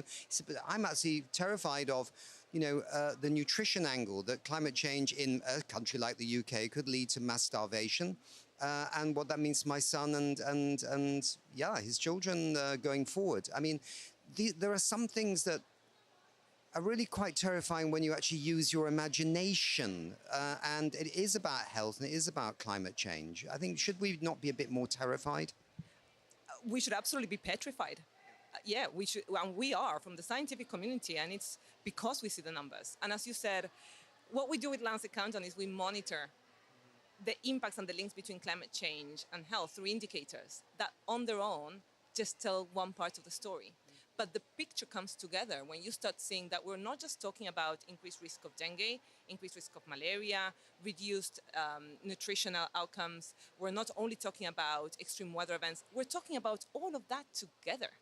And what that does to a health system, what that does to our health and well-being and to the systems on which we depend, is it erodes the very foundations of good health. And all of our systems are interlinked. Our supply chains are interlinked. You were mentioning the UK. The UK is hugely dependent on imports for food. So it's not just about what we feel ourselves, but the crumbling of a system on which our health and our survival depend. And we're seeing that happening live. We're seeing it in many parts of the world. And at the current trajectory, with the current level of dependence on fossil fuels, we're heading towards roughly 2.5 to 3 degrees of heating, if not more, if we don't trigger a tipping point. So the conference today is not just about whether we have electric vehicles or fossil fuel-based vehicles. The discussion today is about whether we will be able to survive, ourselves and our children, a future in which we have so many compounding and coexisting hazards that the health systems, food systems, water systems that we acutely depend on are all at threat. And we don't know what that will do to our capacity to live in this planet. And just briefly, you're in the 10th year. Do you go on for another 10 years as the Lancet countdown? Is there a sunset, or are you discussing extensions, sunsets, and all the possibilities in between? Well, we're hoping we are not necessary anymore because countries will have stepped up, will have started monitoring with rigorous evidence their climate actions, will have acted on health and climate change. By the looks of it, we still have a lot of work to do, and we still have not managed to tilt the balance towards a future of health and prosperity.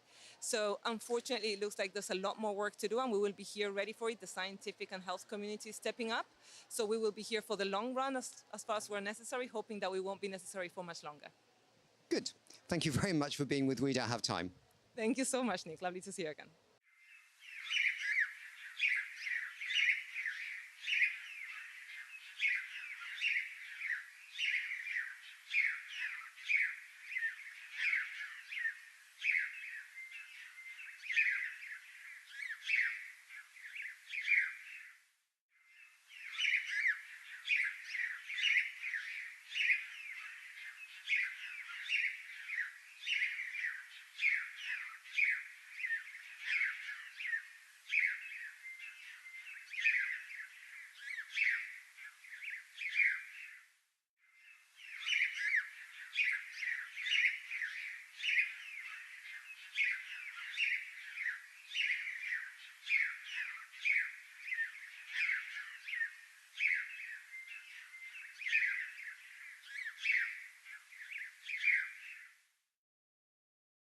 I am here with Yahua Pan, professor at the Hong Kong University of Science and Technology, and also with Jackie Liu, assistant professor at the same university. And you are both part of the Zero Carbon Prosperity workstream inside the university here and here at Santa Marta. So could you please tell us about your role at the workstream? I am a coordinator of this work stream, or co-chair of this work stream. And we, in our analysis and study, because we have been involved in the process of climate negotiations, climate solutions for long, and we believe that the current discussion on sort of carbon constraints is really much deadlocked, and we need to have a solution. And really, we found that what we need is energy, it's not carbon. Carbon is nothing. And then in the existing system, of course, fossil fuels are somewhat considered necessary. The reason is that the current economy, in many cases, is constructed based on the basis of a fossil fuel economy. For example, like oil, you have oil exploration, for your oil extraction, refinery, transport and distribution, and then gas station.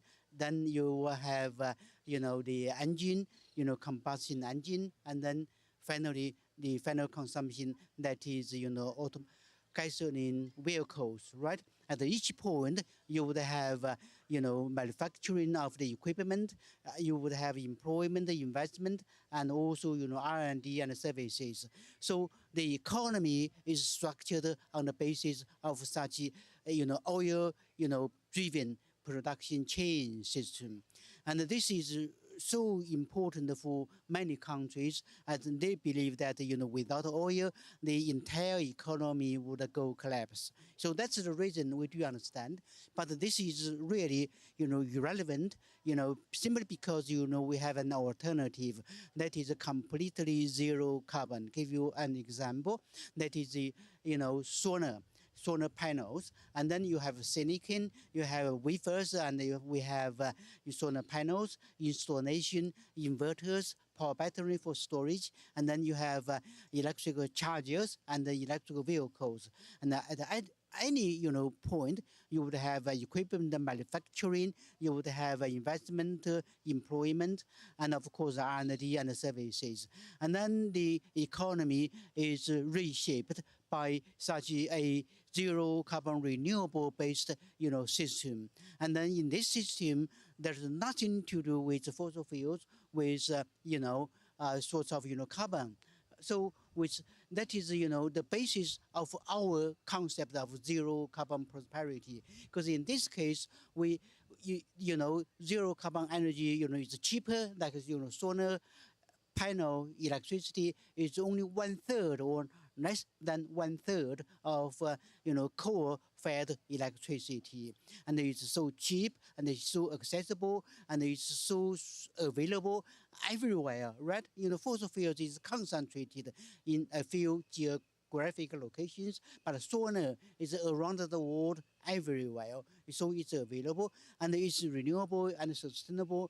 It's easily accessible and also it's secure because for fossil fuels, you have a security challenge, and in this case, it's secure, for everybody. It's for the future.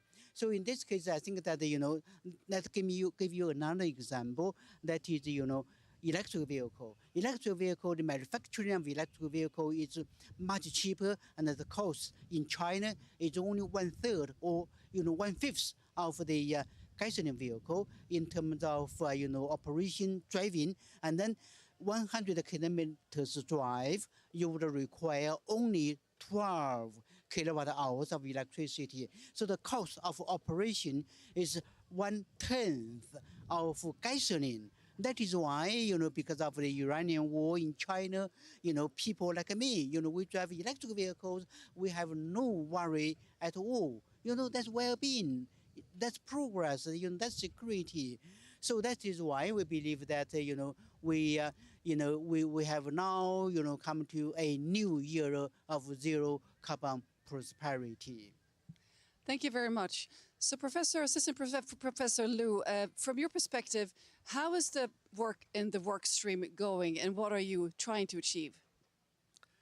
We have a very engaging debate about the definition of prosperity yesterday. And we also discussed different aspects of the prosperity we are trying to achieve. There are a lot of disagreement between definition of prosperity and aspect of focus. But one thing that everybody is agree is that no matter how you define prosperity from like developing country perspective, from developed country perspective, from indigenous people perspective, zero carbon energy is the way. There's no way you can achieve this with the fossil fuel energy. I think on international stage, countries have to realize that this distribution of burden, this interest conflicts, the way is not the way for the future of international governance. Countries have to come together and realize there is a prosperous and human flourishing can be achieved through zero carbon prosperity and through developing zero carbon energy. So Professor Pon, you mentioned before we started this interview that the work is going great in the work stream, that you're quite united in your work, and you look happy. So tell us about the progress here.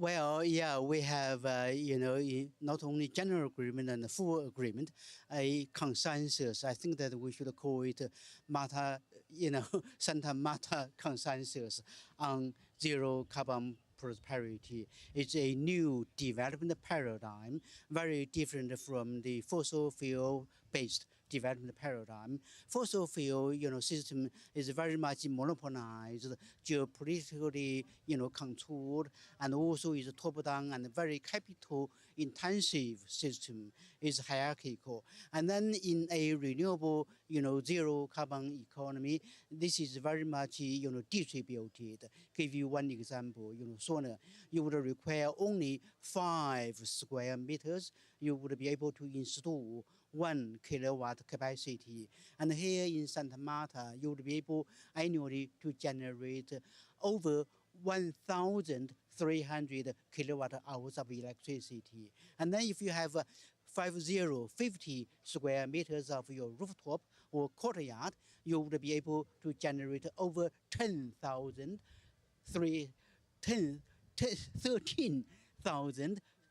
kilowatt hours of electricity, much more than you need. And then you can, for a gasoline vehicle, you need to go to gasoline station to refill. And then in our case, zero carbon, energy system, you can simply, install an electrical charger, at your home. You do not have to go to anywhere.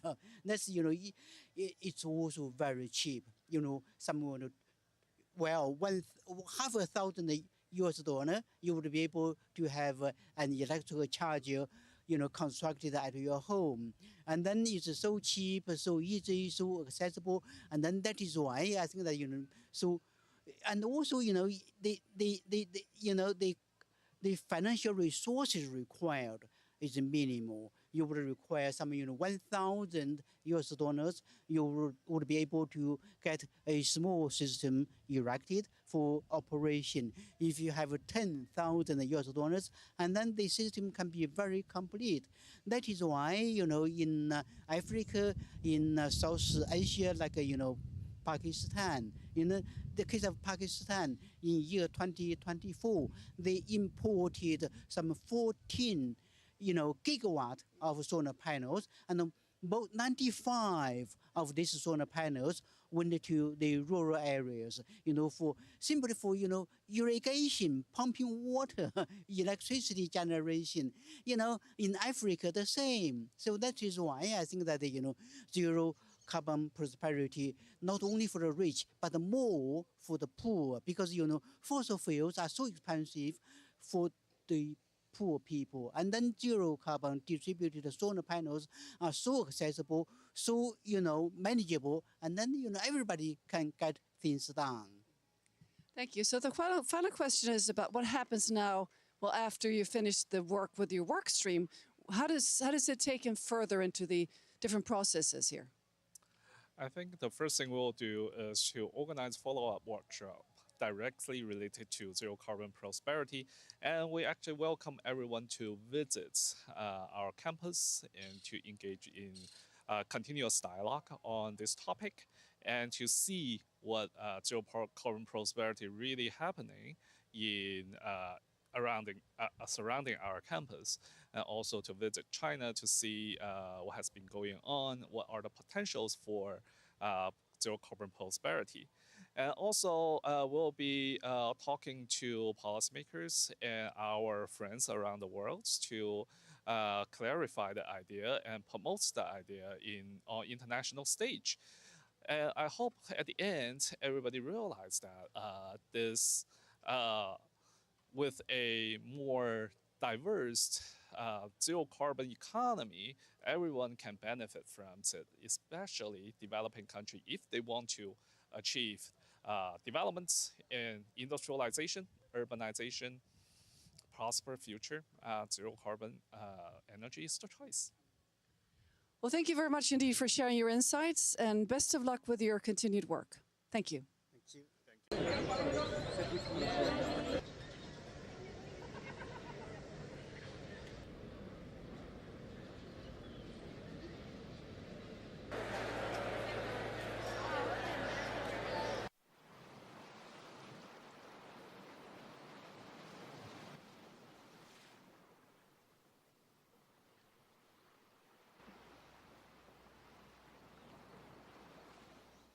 I am here with Paola Yanguas, who is a policy advisor at the International Institute for Sustainable Development.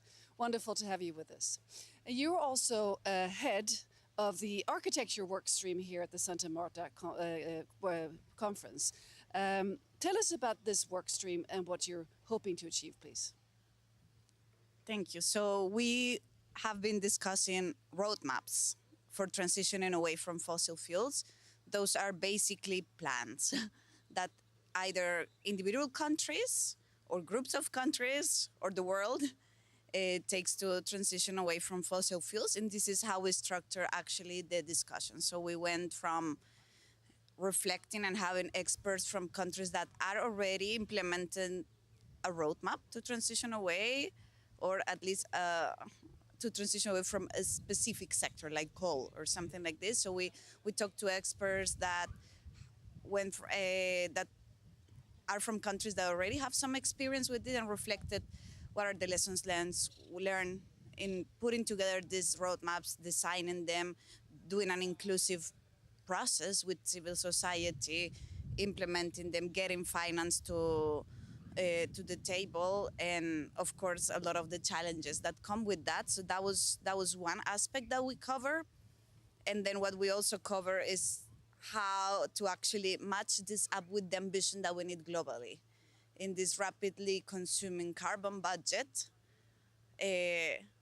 How fast the global transition needs to be, and how to match up the ambition at the country level, what stakeholders within a country think would be just transition, and how fast it should be, and how it should be organized, with adding that up at the global level with the speed that we need for the global transition. So that was also something we discussed, which is clearly not an easy question. We also came, I would say, to the conclusion that it's going to be really difficult to have a global agreement on this, that all countries agree on what is the speed, which country goes first, which country goes last, and what it means for each of the countries.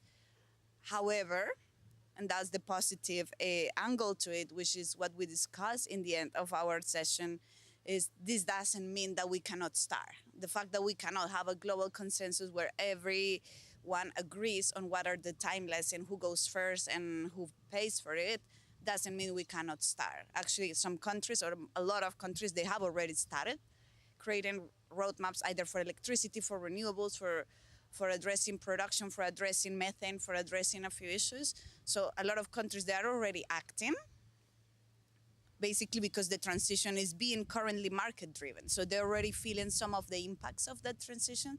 So countries are already acting. And what brings hope to us here in Santa Marta is that a lot of those countries, which we call the coalition of the willing, countries that are already working on this, that already agree that there is a need for this transition, that this transition is happening, and that if they try to do it alone, they won't be able to progress much. It will be too messy, that they need to coordinate internationally. They're coming here together to start talking, okay, if we don't have a global agreement, a global consensus on when and how and who is doing it, what are other forms that we can coordinate internationally? And some of the ideas that we were discussing in detail were, what about partnerships of importer-exporter countries in deals for them to manage their transition? What about minilateral, multilateral, plurilateral agreements on specific aspects of that transition, on finance and other issues? So we brought an excellent group of experts from all around the world that are already working on these issues, either at the practitioner level, at the academic level, and we had good discussions and brainstormed how some of these potential ideas could take concrete steps for countries that are here to start becoming real. So, Paula, how do you make sure that these transition plans, the roadmaps, are science-led and robust? Yeah, that is a very difficult question. It cannot be only science-led, because scientists, we're just one actor. Among the many different actors that are important in a country, you have different ministries that have the mandate to address certain issues. You have civil society groups. You have the private sector as well. So it cannot be totally determined by science, but science, it's a very important actor that needs to always, I guess, have the checks and balances telling, okay, this is your proposal. This is what it means for emissions. This is what it means for jobs. This is what it means for revenue. So we are always bringing the evidence base. I think having that evidence base is very helpful to inform consensus and to inform agreements, because then we are talking about facts and not about only opinions and political positions or preferences of different groups, but it's a way to mediate that with facts. I guess in that sense, science or academics, in a way, are a mediation actor that is able to bring some of the proposals, ideas, and positions into concrete facts and fact check whether those proposals on the table add up in terms of emissions or add up in terms of other aspects of justice and so on and so forth, which also helps to, for instance, what we were discussing, avoid going for false solution, for very techno-optimistic technologies like CCS or nuclear energy, which are in reality not feasible for a lot of the countries that are discussing that. So that is the role of science. And I guess, yes, scientists and researchers, they need to be included, but I would say it's not possible to have a only science-based roadmap, because it will miss the realities of implementation, of policy, of politics, of communities, of a lot of the actors that are important to implement this. So it cannot be without science, but it cannot be determined by science either. It has to be informed. So final question, Paula, would be, what are your hopes, in short, for the outcome of the Santa Marta conference related to architecture? That is a good question. So one of the things that we discussed is that, as I was saying, there are already a lot of initiatives happening. There are already a lot of first mover coalitions. There are a lot of countries doing very specific efforts to move on specific aspects of the transition. This already exists, but there is a bit of fragmentation where everyone's focusing on their little issue, or there could even be, to some extent, competition between different solutions that are being proposed.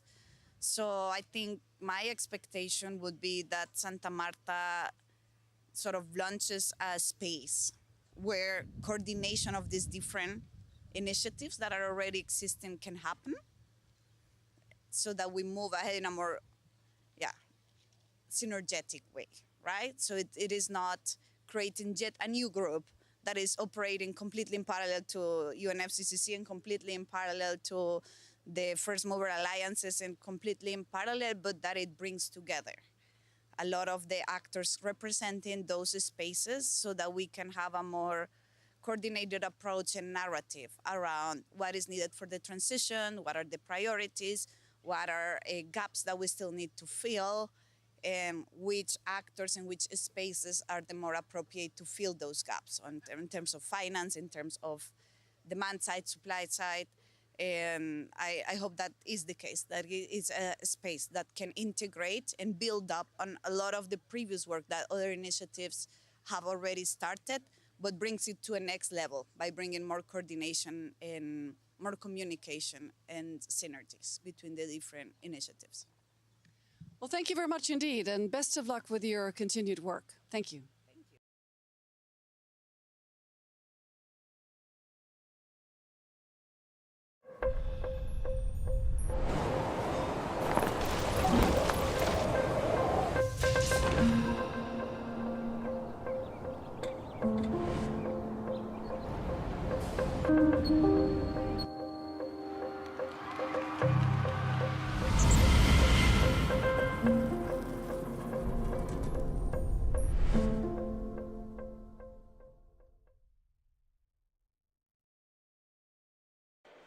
So welcome to another of our exponential race to the top sessions, at this time with a focus on the next generation of building materials.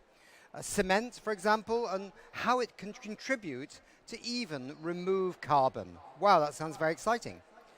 Let's dive right into this and introduce our guests. First, we have Chris Nadel. He's carbon removal lead at the UN Climate Champions team.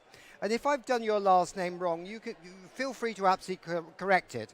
We were having a debate here in Santa Marta whether it was needle or nadle, but... it's actually Nidal, so split the difference. It's Nidal, okay, then we've got it right. Yeah. Thank you very much. And then we've got perhaps Pia Prestmo from Heidelberg Materials in Oslo, Norway, joining us at some moment.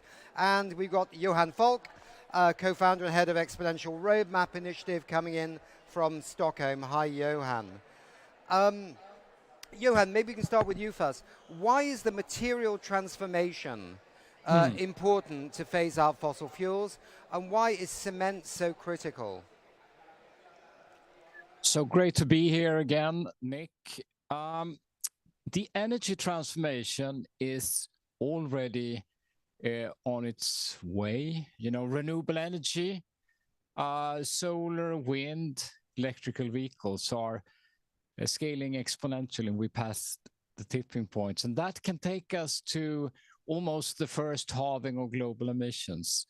But that's not sufficient. We also need to accelerate the material transformation, and we have to do that in parallel in order to address the second halving. And we talked about steel previously, and another extremely important material is cement, which represent maybe 7 to 8% of the global emissions. So it has to be decarbonized.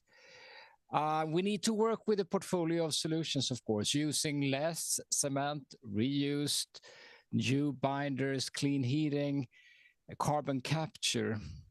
So the task is really to create the lead demand to take us to the positive tipping point for the next generation solutions of cement. So it's incredibly important and an incredible opportunity. Good, Johan. And you are also driving the scaling of carbon removals from the Exponential Roadmap Initiative.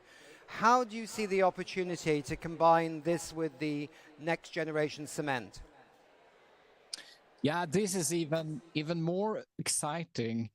Well, as you mentioned, I would say the world, companies, cities, and countries need to scale up carbon removals in parallel to driving mitigation of carbon emissions. That's absolutely necessary, and it has to start today. And that's a requirement on all actors. So that's something we're driving. But as you mentioned, there is really a tremendous opportunity if we can combine these things, actually make cement carbon negative, because that would makes it possible to make buildings and infrastructure rather an opportunity than a problem. So I'm really excited to talk about this today with our actors on the call. Okay, thank you very much, Johan. Let's go across to Chris. Chris, I know that the backdrop looks like Santa Marta, but where are you actually coming in from? I'm actually in Montreux, Switzerland right now, but I'm a New Yorker natively, but I'm here for a work trip. Okay, super. So Chris, due to its carbon-intensive binding ingredient, cement makes concrete responsible for nearly 7% of global emissions. However, it also holds gigaton potential as a carbon sink. Can you explain the pathways and methods that hold the greatest promise in driving carbon removal in concrete? Yeah, absolutely. And I'll just tag on to something that that was just said by Jonas. Is, carbon removal is sort of a newer layer of action that really over the last decade it's become much clearer how imperative it is. And the numbers are quite large in terms of how much we'll have to do in addition to mitigation just to stay within 1.5 or 2C. What we've learned over the last several years as different solutions have unfolded is that the key to scale for many of these pathways is through integration with existing high volume, high magnitude industries with big outputs. So whether you're talking about mining or agriculture, waste management, but concrete and cement are really, really significant. And a lot of, for the reasons that were just stated, is that it's the most used material after water in the world, and we're not going to be using less of it. We're going to be using more of it, and it's foundational to our built environment. So the key is what's exciting about concrete is that there's many different ways to run the CDR pathways through the material. One which Pia will probably speak to is actually at the cement plant itself, the ability to retrofit or build new plants that have bioenergy combustion with carbon capture. So the negative emissions part comes from the fact that you're using biomass, which has already taken the CO2 down. And then the incineration of that, it's captured and then either put into products or geologically stored. But other parts of it, the remainder of the concrete material, the vast majority of it is actually aggregate and other materials, which is usually just sand and gravel. In here, there's other waste streams you can take, like municipal waste, agricultural waste, to turn it into biochar, which is an amazing material that can either be used as part of that aggregate material or as a substitute for some cement. And that can be made but through many different ways all over the world. And then the other, which is very exciting, is the mineralization of carbon, either from the air or from flue stacks, that turns it into a carbonate, which already has benefits when it's added to cement. But you can also use that as a mix within the aggregate, which again, most of the mass. So what's exciting about it, it's a huge opportunity volume-wise, but it's also, there's many different forms of CDR that can converge with other benefits as well, in addition to storing carbon, that all land within that most used material on Earth. Okay, Chris, thanks very much for explaining that in so much detail. Just a supplementary question before we go to our next guest. What are some of the real-world practical barriers that limit the development and commercialization of carbon-negative materials in concrete, and how might that be overcome? There's a lot of different parts. Part of it has to do with the industry itself. Cement is a pretty consolidated global industry with global suppliers, but concrete remains something that's very localized. Most of it's carried out by small local businesses. And so it's a very difficult job, and it's a very high demand material that literally is at the basis of everything that we build. And so sometimes it defies fancy things as a commodity. So to try to do something to change the formula of it from what we've been doing quite effectively from a structural point of view is a big ask, almost a culture shift. It's also something that we can't do just quickly, because these are the things that we build buildings with. So we need to be it's a highly regulated, understandably, material. And so changes that get added to those materials that are put in, have to be really, really thoroughly assessed. And that process can take a while. And then it is the matter of cost. Some of the things are not a very big cost impact, but some are. Some are to add decks to a cement plant. That's a big capital project in a very, very globally competitive industry. So there's a number of things, from just the logistics of it, the culture of it, and certainly the economics of it, that make it very difficult. I think some of the policies that have come, we're already seeing in a very short period of time, from the local all the way up, shifts. One that I think is really important is if governments, the public sector globally, purchases about 40% of all concrete. They have levers in their own procurement decisions, which that we already use for green purchasing. So to give either premiums or selection advantages to concrete that comes in that actually has a certain global warming potential, whether it's really low or negative, is one way to give a really material boost. And there are many other ways as well, but I think that's a very, very important lever that's uniquely powerful for concrete, given how much the public sector buys. Okay, good. Stay with us. Let's go now to Pia. Pia, I don't know if you came slightly late, but I did introduce you when I started the show, but we'll do it again. Pia Prestmo from Heidelberg Materials in Oslo, Norway. Pia, can you tell me, and more importantly, can you tell the audience about Heidelberg Materials, and how far have you come on this journey that, in a sense, we're talking about today? Hi, and thank you all for including us in this. Heidelberg Materials is, I believe, is the world's largest cement manufacturer, aside from China. Also one of the largest ones when it comes to concrete and aggregates. So we do carry quite a bit of the responsibility in terms of the emissions that stems from cement manufacturing. The good news is that last June we opened the world's first full-scale carbon capture facility at our cement plant in Brevik in Norway. We are selling currently the world's first carbon capture cement on the market, making it possible to reduce the emissions that stem from concrete with up to 90%, which is quite the paradigm change. Yeah. So you mentioned CDRs, that's part of the puzzle, but for us, green premiums is really like the big lever that needs to be taken into effect here. For Europe, there's a cap on the emissions. They're phasing down this cap until in 2040 it's going to be, for all practical circumstances, pretty much illegal to emit CO2. So this CCS for us is also a license to operate, basically. But the way out of this is either or both CDR and also green premiums. And here the politicians have the opportunity to walk the talk, if you like, to actually not just put price as a parameter, but also the emissions, or hopefully price the emissions into the into the building contracts. Yeah. So you basically need three things to make CCS work. You need a place to store it. You need public-private collaboration in order to have this risk sharing of building the carbon capture facility itself. But then the big lever is to pull from the demand side. You need to sell the carbon capture products. You need to have a business case or it's not going to work. Absolutely. Question on that then. So where is the carbon being stored?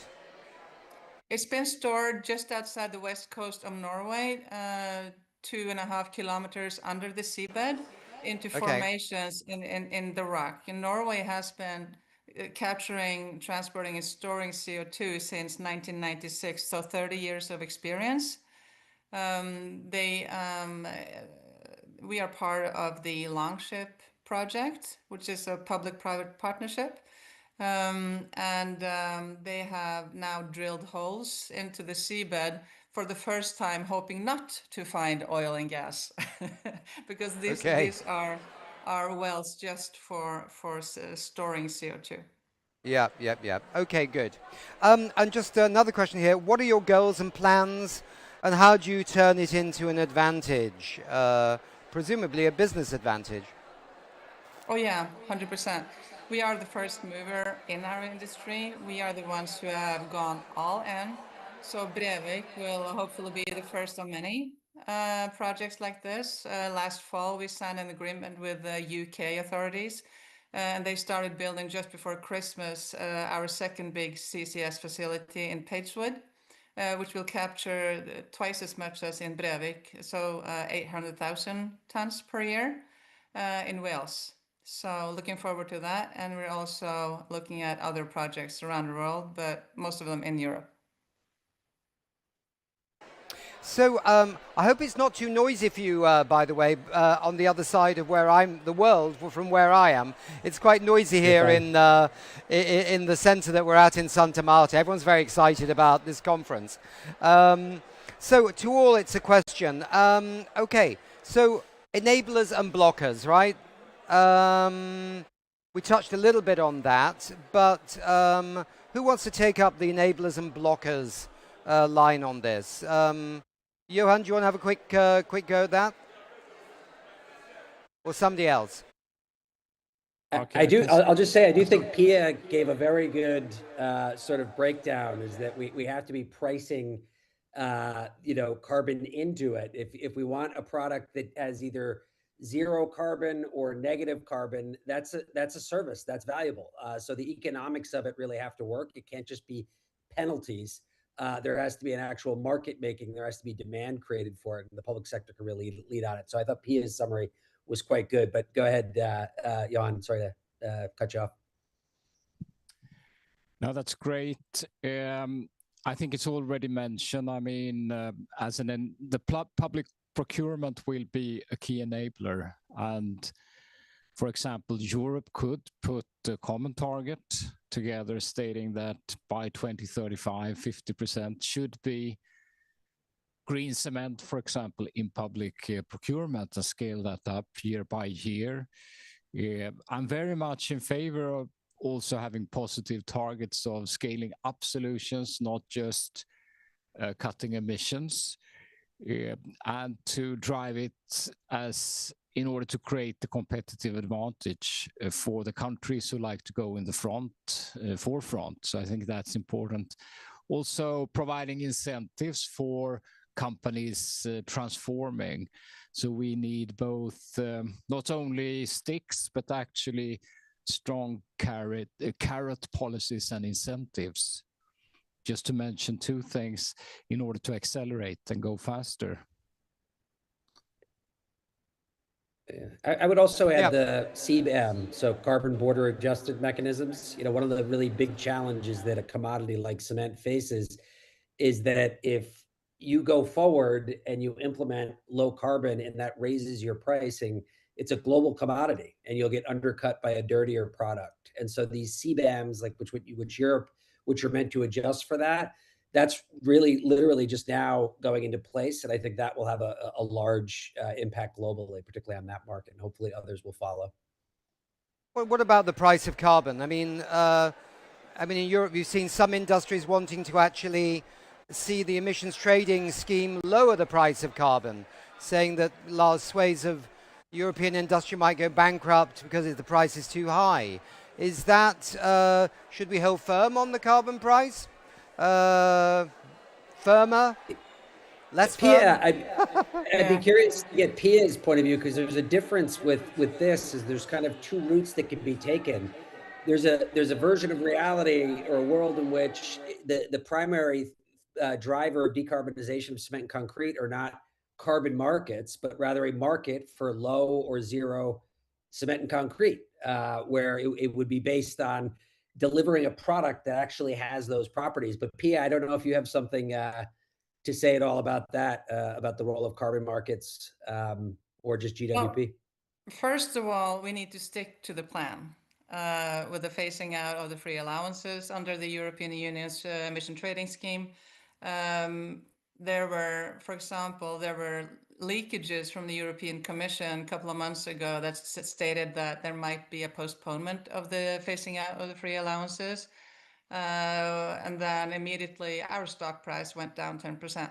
So you can't have a system where there's insecurity about the pathway, because then you punish the first mover. And if Heidelberg Materials is not able to make this work, nobody else is going to follow. I can tell you that much. Not only in our industry, but also other industries. So we need to have a system that does not punish first movers. We also need to face more of the revenue that's coming into the EU ETS and also other CO2 taxes sourced back to the industry itself. Because that should be the purpose, or else it's just another fiscal tax, yeah? So it has to make more sense. And that's also been the criticism among the more EU ETS skeptic countries in Europe, such as Italy, for example. They call EU ETS just another tax. Just to strengthen the foundation, just source more of the money back to the industry, to the purpose that was made in the first place. But the big lever, public procurement, was mentioned. In Norway, where I'm calling in from, we recently had amendments to the public procurement law stating that all public procurement should be weighed 30% in environment and climate. But what does that mean exactly? So now I had a meeting with the ministry earlier today looking at how we can operationalize this. Are we talking about a cap on emissions from, for example, 150 kilos of CO2 per cubic meter of concrete? Or are we talking, you know what I mean? You have to be specific about this, because public procurement is, some countries, up to 50% of the revenue to the cement companies. So like I said, the politicians need to walk the talk. Exactly. I mean, I suppose the question is, what do you need from other countries, Pia? I mean, because, Norway is one country, the European Union is another. A lot of the new concrete, presumably, is in the developing world, or we call it the developing world, emerging economies, but also rapidly developing economies like China. How does one square that circle in terms of rules, regulations, guidelines to encourage this kind of, breakthrough materials that you're actually dealing with? Yeah, I think I want to point out two things. One is that there are several ways to cut emissions from our industry, not only carbon capture and storage. 2/3 of our emissions stem from processing the limestone that you need to make cement. So CO2 is inherent in the limestone. 1/3 is from the energy part. And it's possible to phase out all the coal and replace it with alternative fuels, i.e. waste from industry and homes, you know? That's one way of doing it. Also, how you make the cement. You can make it many different ways to lower the emissions, and that's being done in several African countries, for example, to lower the cost. In terms of what should be done on a global scale, it's like if I could be the president of the world, I would like to have like a global cap on emissions and one global market. You know, I think we all agree that, you know, that would perhaps be the most efficient, but not necessarily doable. But it's gonna, I think maybe we're looking at regional borders, carbon borders like CBAM you mentioned, Chris. But that also during COP was something that was criticized by Asian countries, African countries, because they look at it as a more of a protective tool that Europe is trying to protect its own industries, creating some friction, you know. So yeah, but I think maybe regional borders would be one step ahead. Carbon borders, yeah. Chris, so as mentioned, the public sector purchases nearly 40% of all concrete produced globally. Are there some other approaches in the public procurement area that could build a market for carbon negative concrete? I mean, are there things that are not happening in the public procurement area that could start being part of that landscape? Yeah, and one thing I'll say too, we use the term carbon negative, and then you can use near zero, low carbon. It's all really a continuum. You're chipping away at different sources of emissions, or you're laying on different solutions. So it's not there's some special factory that will in the future do this and one will do that. It's really all blended in there, literally. It's quite a fascinating sector. People don't pay attention to it because we take it so for granted. But yeah, one of the things that kind of building on what Pia said, that I think is a really interesting way to use procurement. You know, as was mentioned, there are things like most economically advantaged, tariffs, which are you can set 30, even up to 50% of the points for public procurement around sustainability or non-least cost sort of factors. But I also like the idea of there being a continuum where you don't just draw a line and say, you need to, this is what we've done a lot in the United States with something called Buy Clean, where the government decides every so often, here's the line that you have to get under. I think that's not really utilizing the market in the way that I think is most beneficial. I think it's good to not just set a penalty line and say, we'll only procure concrete underneath this level, but add other incentives for the better you do. So if you have a Brevik facility that's producing cement that you've taken out the largest, emissions factor of concrete, and then the other things that can be done for it, they shouldn't be incentivized at the same level of someone who's marginally reducing it. There should be a higher incentive for it. And so I think if we start to add these continuums of either bid preferences or premium allowances based on what your global warming potential is, then you're going to start activating the market to keep reaching further and further to dig deeper and deeper into GWP. I like that idea with what's called an advanced market commitment. And I'll be quick. We do this a lot. There might not be a product that's yet on the market, but you can have governments and private sectors signal that they're willing to buy this thing once it's on the market. And I think we could do that with concrete, with procurement right now, where you could get state actors and non-state actors coming together and pledging a certain amount of purchasing power and saying, hey, within the next 5 years, if you bring through your GC a carbon negative concrete, we are going to give you a very, very handsome benefit or incentive that could help you win a much bigger project. So there's a lot of creative things you can do by twisting the knobs of procurement. To an end, and I'm going to give the final word in a second to Johan, just to wrap up. But we are at a conference here or the first conference on the transition away from fossil fuels here in Santa Marta, Colombia. And as you know, at the last COP, there were 80-odd countries that wanted to start the process of phasing out fossil fuels, but some countries said no. And of course, consensus always works in the UN. But what does it mean for, say, Heidelberg, or what does it mean for this story of, of more eco-friendly concrete and cement and this sort of thing, what does it mean if you've got a large majority of countries now looking at national plans to phase out fossil fuels? Is that good for this business model, Pia? Yeah, you need the offtake. I mean, this is not a technical challenge anymore. It's about scaling. We know how to do it. We just need to see the products fly off the shelf. Right. Yeah. Exactly. And Chris, briefly? No, I just absolutely agree with Pia. It's really, you got to create the signal for why someone would buy that. There's certainly technical changes that we can make. There are other innovations, but a lot of the heavy lifting we already know how to do. It's about getting the right specifications, the permitting of it, and then creating the demand, and then it will fly off the shelves. So it's a market failure, not a technical failure, largely at this point. Great. Johan, what's your takeaway then from this session that can be like a call to action?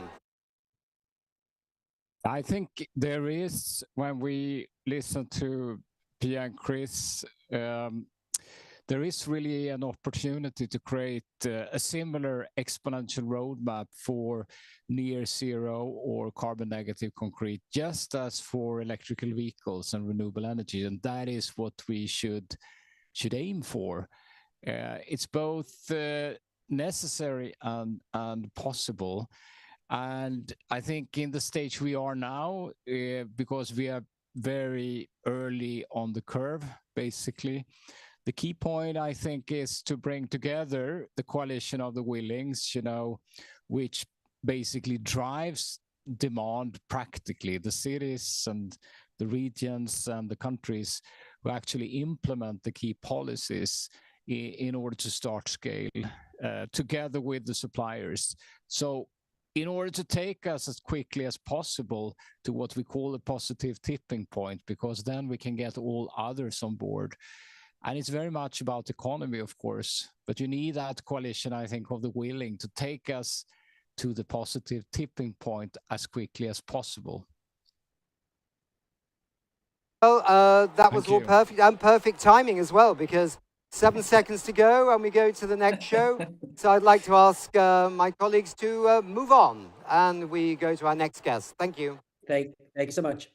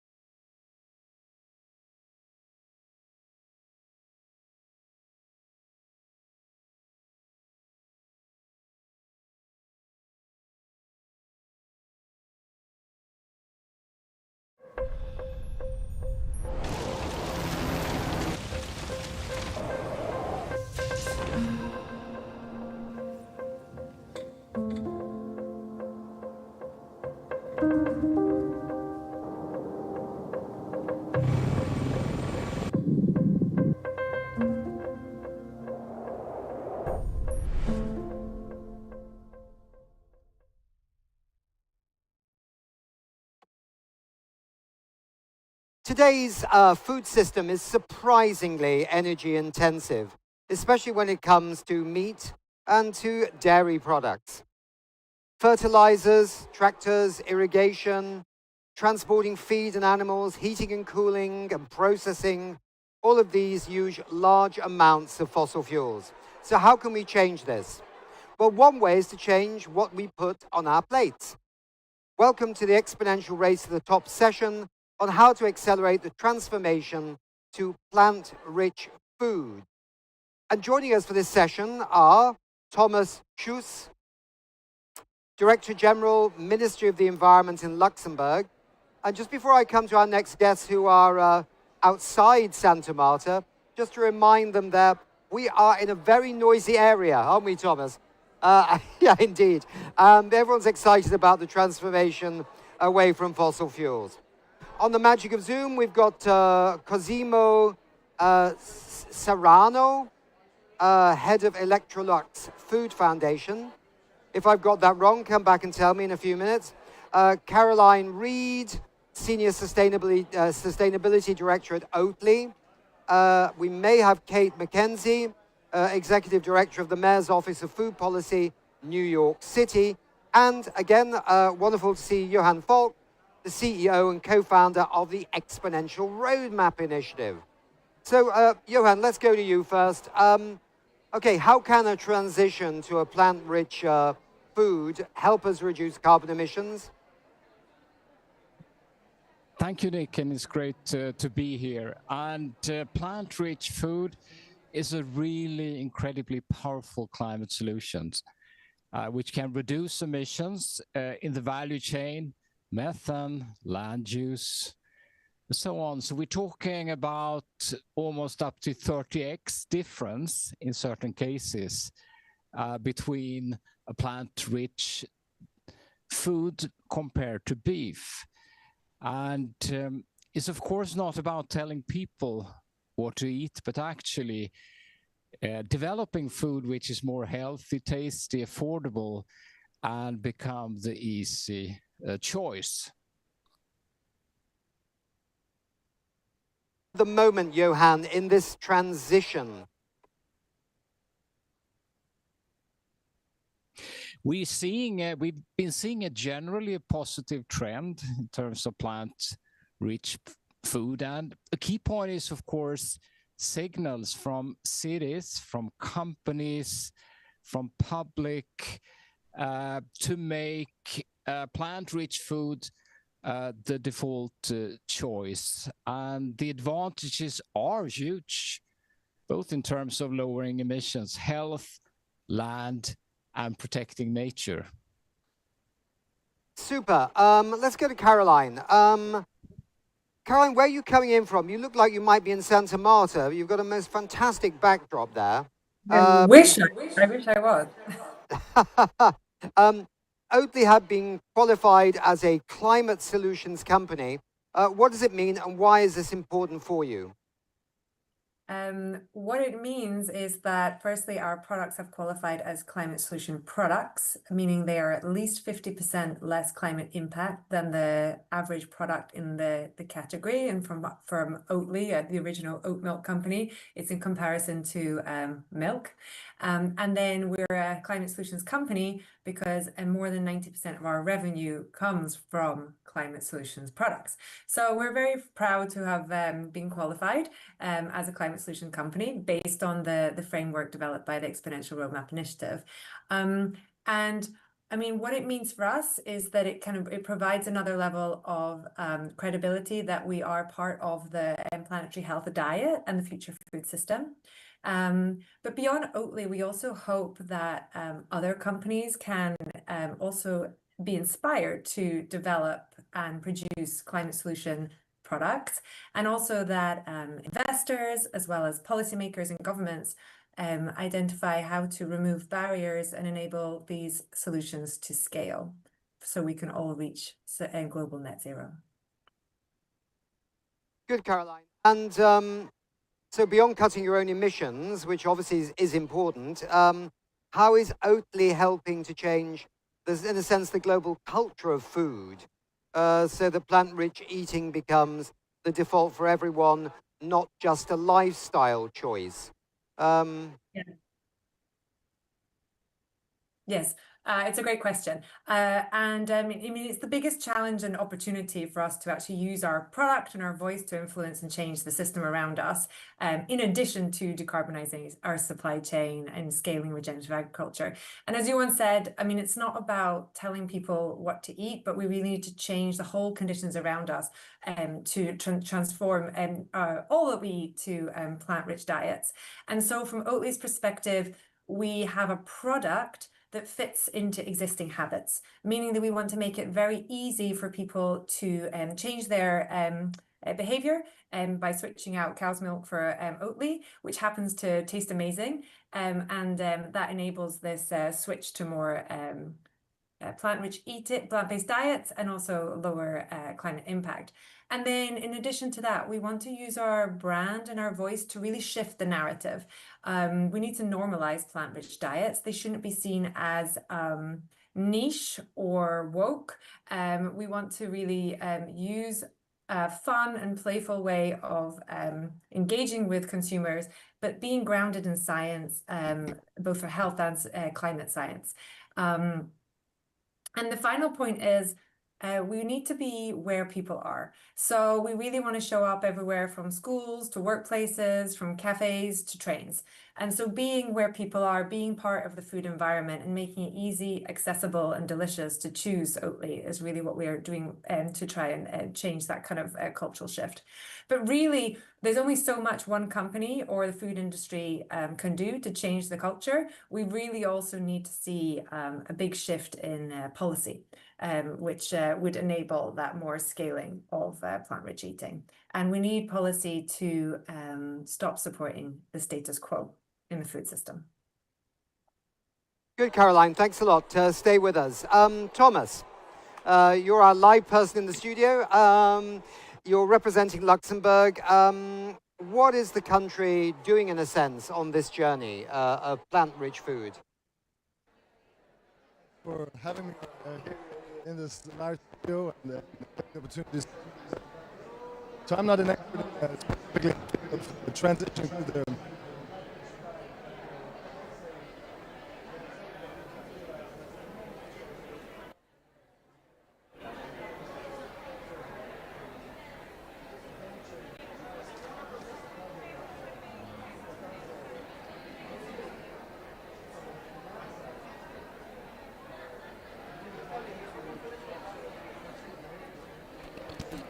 Oh, we're just having an issue with the microphone, so Thomas is going to get a brand new one.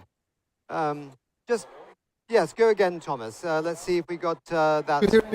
Oh. Okay. Yep, okay. Start your answer again. So what is Luxembourg doing on this journey with plant-rich diets? Okay, so that transition, that part is an absolute strong one. It's a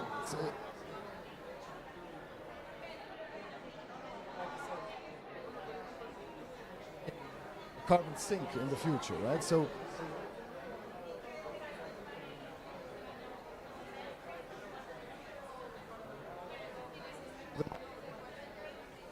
no, I don't think so. I don't know.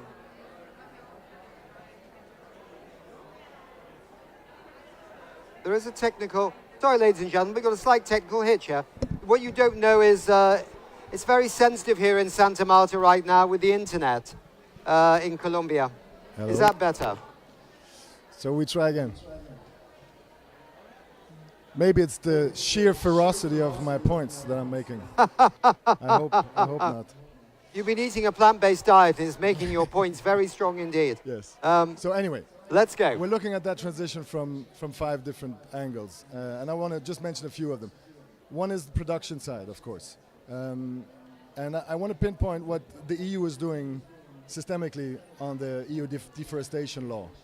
I think that's something that is potentially a game changer to make it less attractive to produce meat because it becomes more costly. Because the externalities that are linked to deforestation are actually factored into the prices that farmers will have to pay and for the land, etc. So that part of the equation is interesting on the production side. Then when you go into energy, for instance, and decarbonizing the food industry. There's some very straightforward things that we try to do. So Luxembourg has 6 focus areas around the world, and we try to do similar things than the ones I'm talking about now in all of these. And on the energy side, it's very sort of pragmatic. What do farmers, what do companies need in terms of electrifying their transport, for instance, or decarbonizing their fertilizers? So is there access to fertilizers that have been produced in a clean way? The processes that go into producing fertilizers, et cetera, et cetera. That's not necessarily already shifting away from meat, but it does make meat less attractive in many ways. Then on the demand side, which is probably the one that I'm most passionate about, we believe that schools, they're not governance in the larger sense, but schools are the drivers of change very much. Kids learn something in their canteens and then bring it back home to their families and say, look, mom and dad, we're still eating meat 4 times a week, and that's not the case in school. So you have a sort of demand that's inside the family that way. So trying really, and that's something we're pushing in Luxembourg. It's a small country, but still, I think it's a good way to grow a shift in perceptions of what the table should look like, what the food on the table should be. And the health link also on the demand side.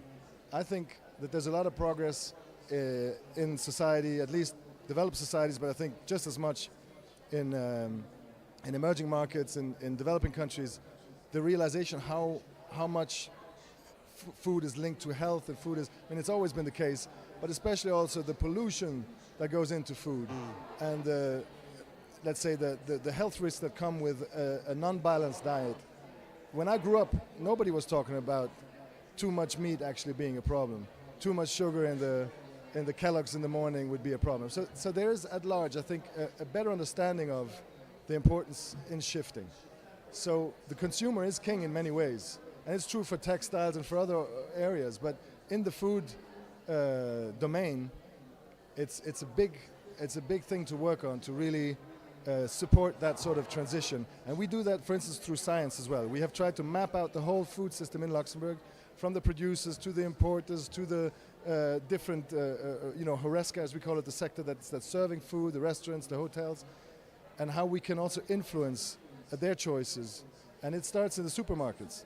And so I remember this study from the University of Luxembourg where they did a pilot on consumer choices in the supermarket, and they found out that men and women, they shop very, very differently, and so they were trying to figure out what sort of information needs to be on the etiquettes, on the labels, in order to influence. So what is being read and what is not being read. Men, apparently, they shop for wine for 10 minutes and then they go for the next.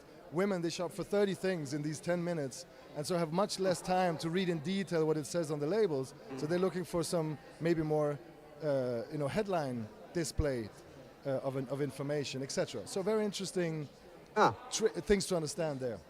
But I don't want to take up too much time. I know the time is ticking. No, thank you. I'm only at point 3, but I'm sure I'll come back to your questions later. Very interesting on different ways in which people of different genders shop. That's quite interesting indeed. They also shower differently as well. Men spend more time in the shower because they end up shaving themselves, which wastes a lot of water. Anyway, let's come up to Kate from wonderful New York City. Kate, we understand New York is moving faster on plant-based food compared to many other cities. How could New York turn food systems transformation into a strategic advantage for itself and for its citizens? Yeah. Thank you for that question.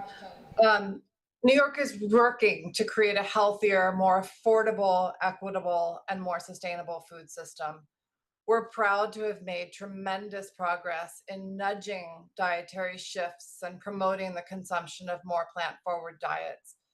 As we've heard, it's a really powerful way to support the health of New Yorkers and to reduce the climate and environmental impact. So your question about how to use this as a strategic advantage, quite frankly, is a really interesting question. I think for us, our real way into this work is the fact that we, for many years, set food standards. And our food standards are rigorous, evidence-based nutrition guidelines that aim to improve dietary intake and advance our health equity goals. They were first enacted in 2008, and they're updated every 3 years. Now, the current standards require 2 plant-based meals per meal type, such as breakfast and lunch, and we require those to be served each week. Now, in partnership with our health department, we provide example product lists, including plant-based items and blended products to help move the needle. So by supporting our city agencies that serve more than 220 million snacks and meals a year, we can create the environments that are healthier for people and the planet.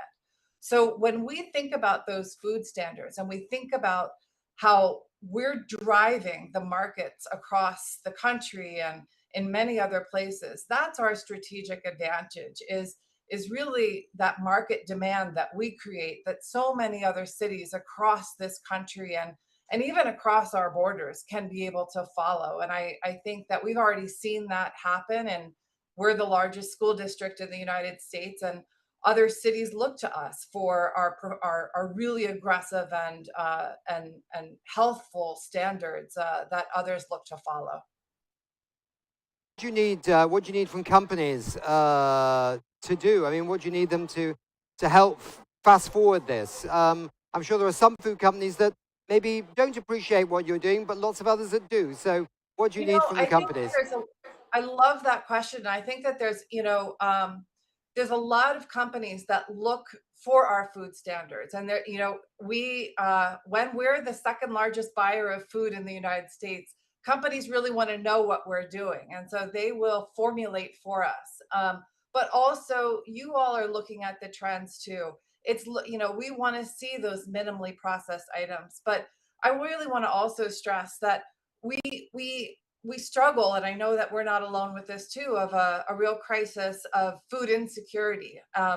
And we really want to make sure that our kids are, especially our kids, but all of our vulnerable populations, certainly in New York City, but across the United States and beyond, are eating, period. So I really want to stress, and I love that we're drawing in the manufacturers as well, because if it's not delicious, then really what's the point? So we need to make sure that especially when we're looking at whole food, plant-based products, that we're bringing in flavor and we're bringing in cultural deliciousness into our foods. And you all know New York City. We have so many different palettes and so many different flavors that we want to enjoy, and that's such an opportunity for us to be able to especially really nurture some of the young palates that we have. So that it's been mentioned throughout this conversation already. This is so connected to health, right? And when we create young, healthful consumers, we're really doing ourselves a favor. And that's again what's driving this so much for us. And so we are partners with our communities. Again, those blended products are really interesting for us. Looking at some of those blended products.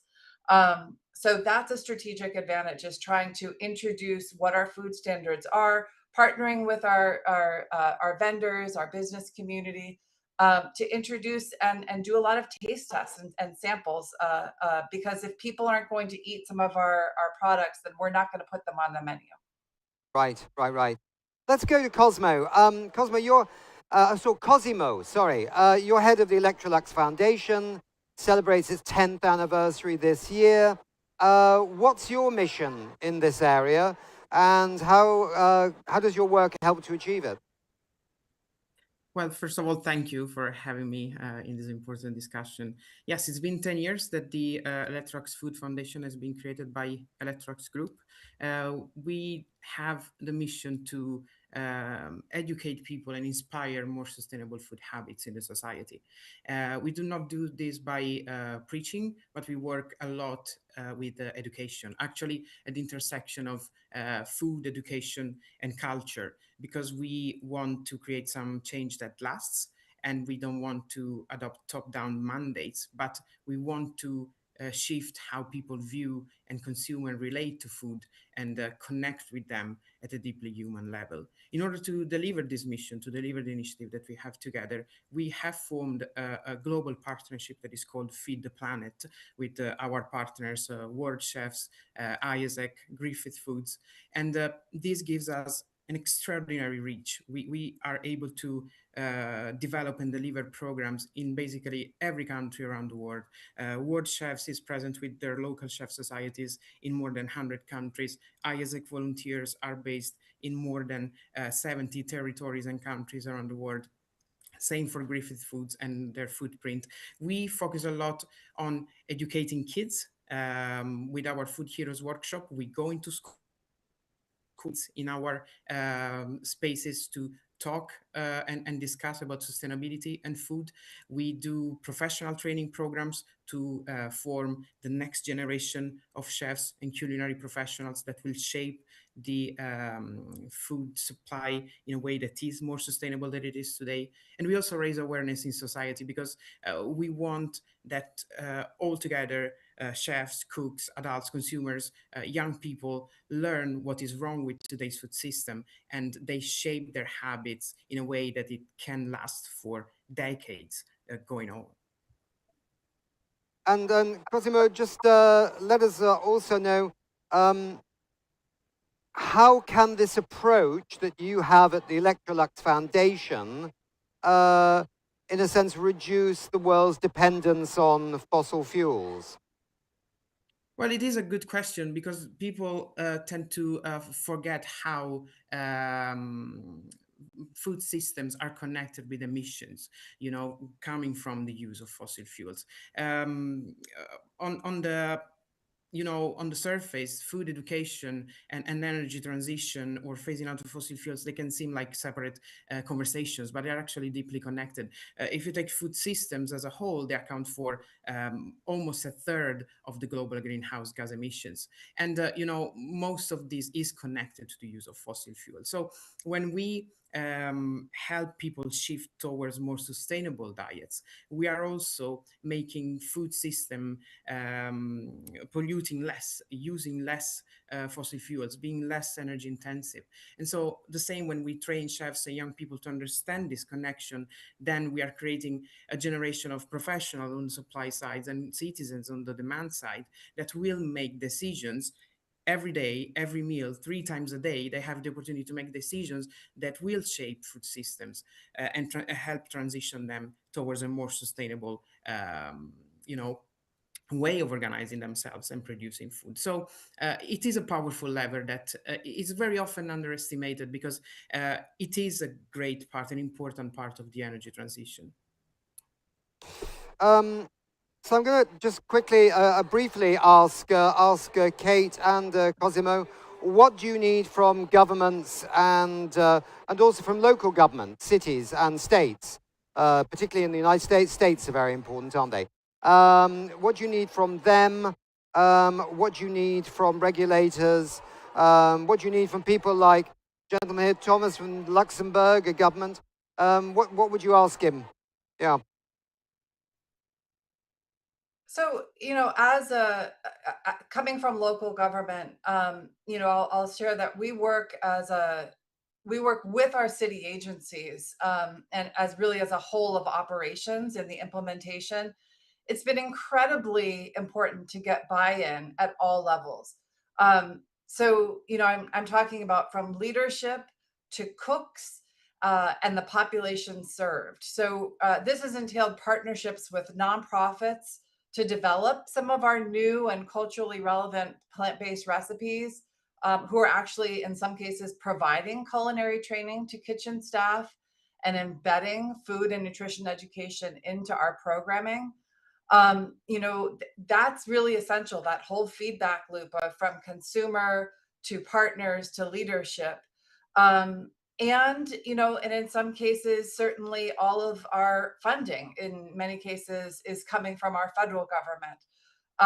So we really need to rely not just certainly on our government partners, but also my partners in philanthropy help us to be able to experiment in different ways. We had a fantastic opportunity with the Carbon Neutral Cities Alliance that enabled us to do plant-based culinary skills training with our correction system, to do new and different culinary training opportunities, to do plant-based culinary training. So, you know, to be able to change systems, you need to be able, in some cases, to try things differently. And that is where sometimes government can be a little bit sticky. And again, sometimes philanthropy can sometimes help to come in and provide those opportunities. So that's an enabling factor that we can be partners together with. Cosimo, what would you say to our gentleman here from the government of Luxembourg if you operate in Luxembourg? What would you want from him?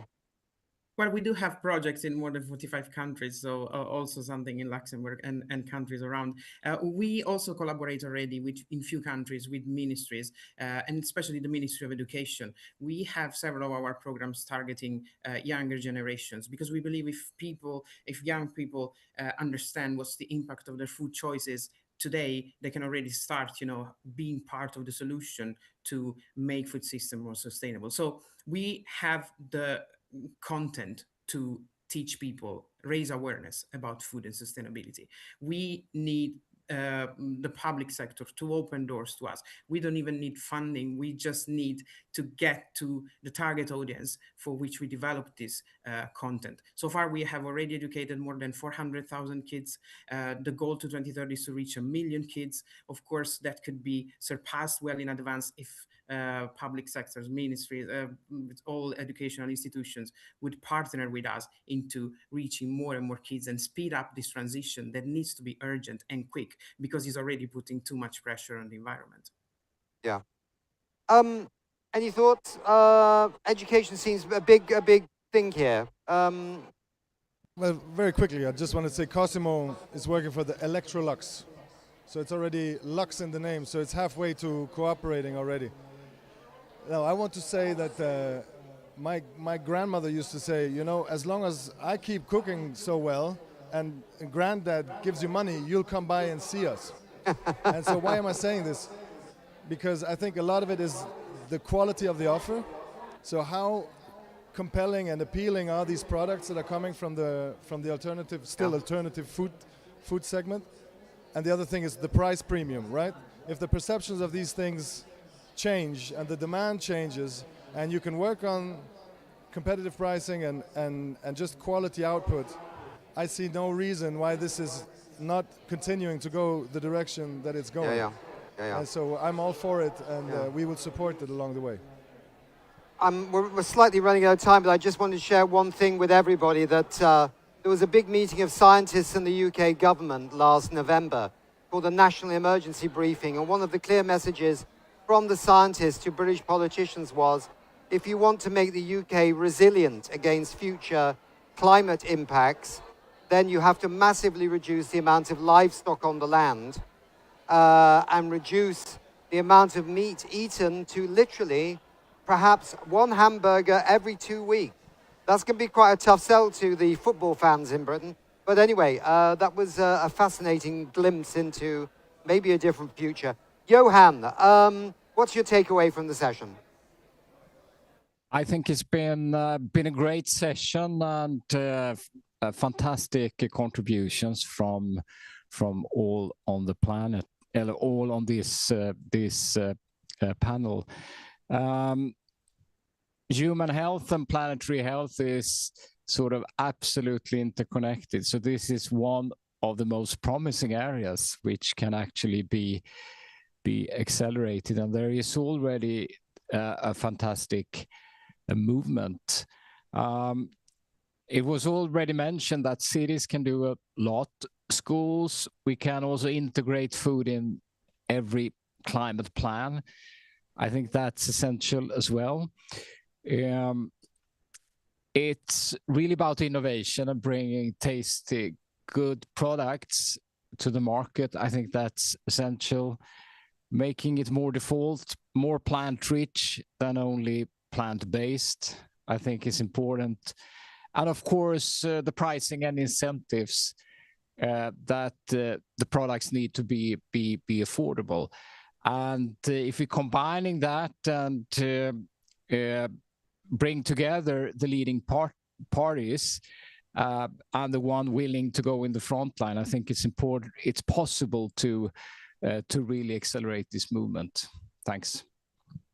Thank you very much. We're right. Actually, we're slightly over time, so we have to say the magic words. Thank you very much. And moving on. Wait a second. Thank you.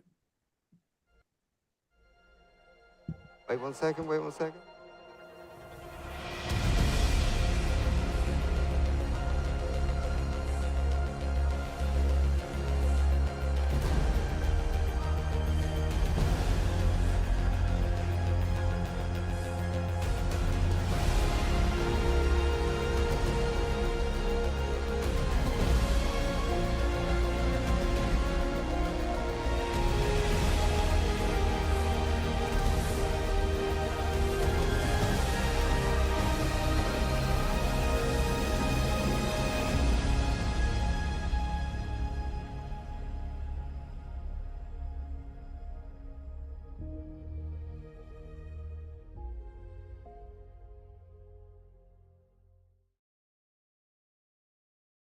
How can energy systems shift from an extractive, fossil fuel dependent model that harms communities to locally owned renewable solutions that build security, resilience, and access for all?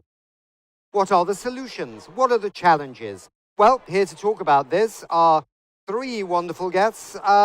We've got Professor Philippe Le Bilan, Department of Geography at the University of British Columbia. That's Hello. right, thank you. That's good. We've got Jose Vega Araujo.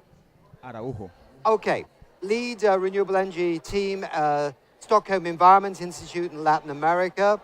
That's right. And, well, hold on, and we've got Graziella.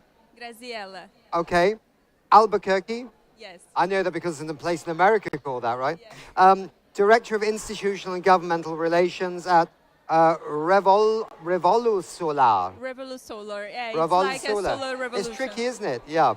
Okay. The conditions are very noisy here, as you understand, but the quality going out is absolutely fine. So just ignore the noise, any reverberations from microphones, all be nice and calm. It's no problem. First, I'm going to go to you, Philippe. You've led the academic work stream on extractivism here during the Santa Marta conference. Can you tell us more about what conclusions you and your colleagues and friends have reached?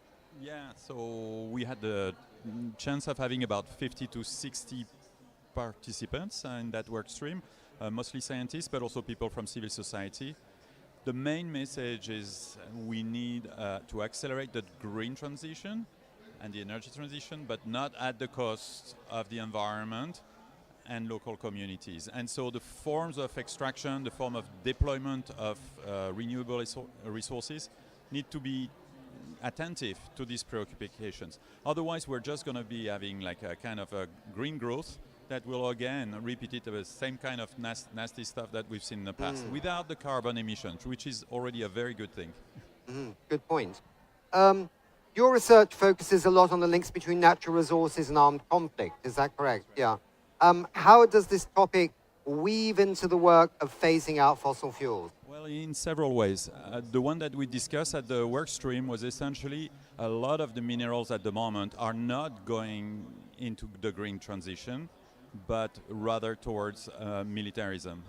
And we need to make that clear. It's, you know, it's one thing for communities to say, yes, I'm going to sacrifice my territory in order to help with climate change, but they don't want to have their territory being sacrificed to commit a genocide elsewhere. So that's the very first thing. The second is that very often those mining projects are controversial, opposed by communities, and we often see a pattern of repression. And in that particular case, you know, we need to be attentive at which mining companies are operating, what forces are being deployed there, and the fact that they need to observe human rights and get first prior consent.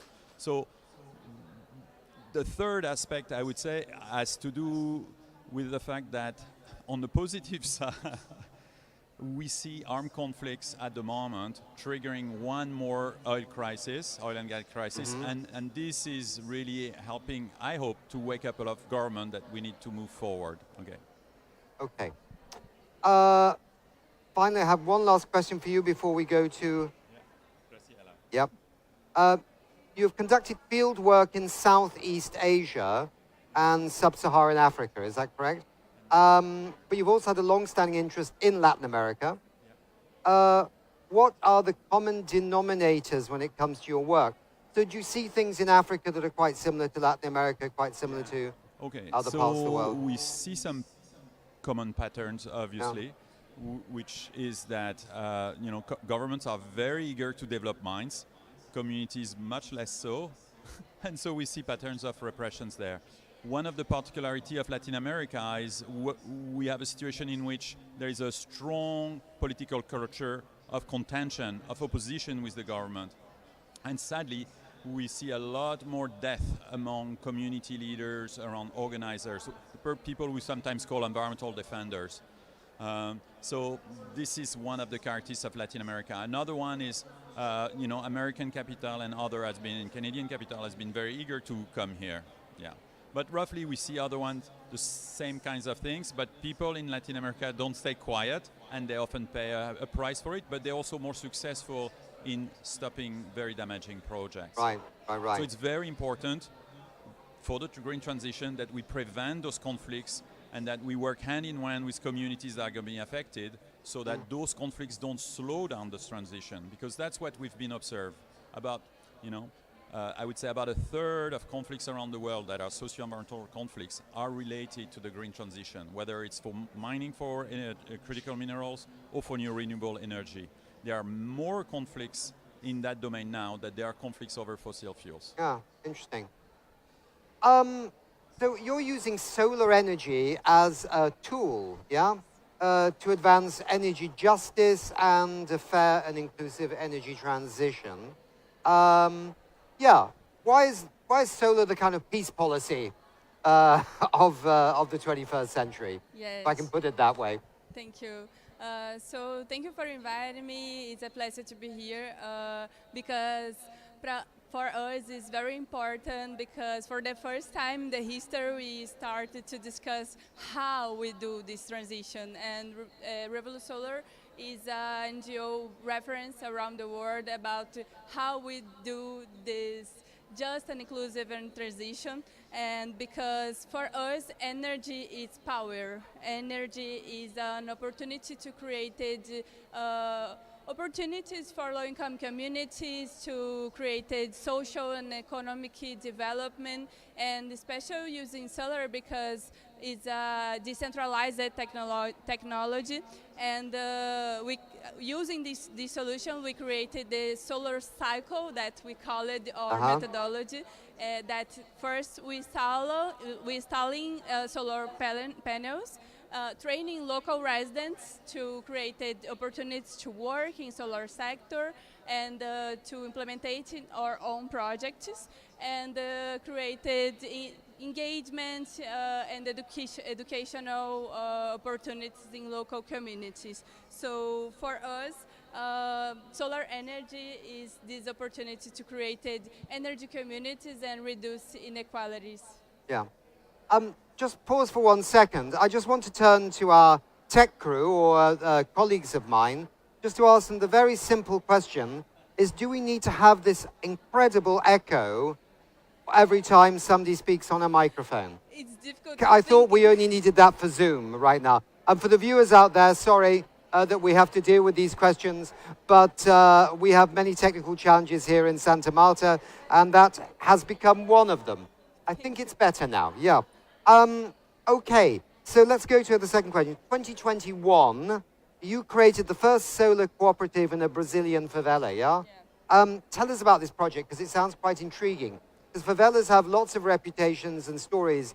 Sometimes they can be quite difficult places, yeah? Yeah, we created the first cooperative in favelas in Brazil, and for us it's very important to say all the project is created together with the community. Everything, the design of project, the implementation, everything is together with the community. And now we have 64 families benefits of this cooperative, and we're training 30 residents for implemented and maintain this project in this community.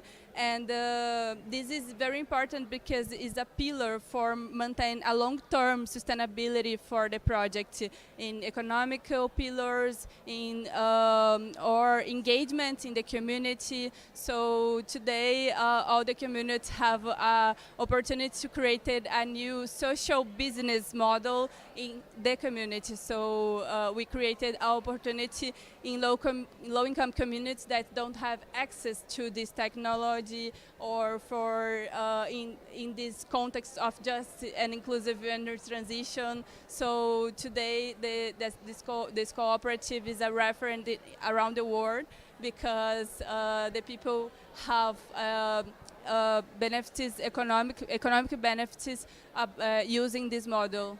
Yeah, and is there any evidence that leads to less violence in the favela if you've got the community invested themselves in a renewable energy project? Does it have social benefits beyond just having access to electricity?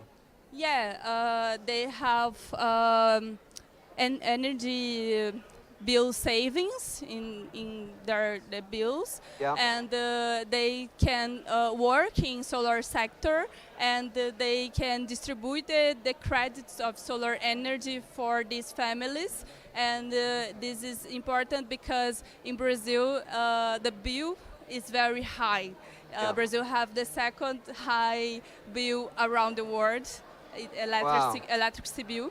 So this model is very important to create affordability for the rent in these families. So it's very important all these pillars together for creating these opportunities for these communities. We could talk all day about the cost of energy, and but we don't have it. We're focusing on something else. Okay. Just quickly, has it been replicated elsewhere? Has anybody else picked up that idea?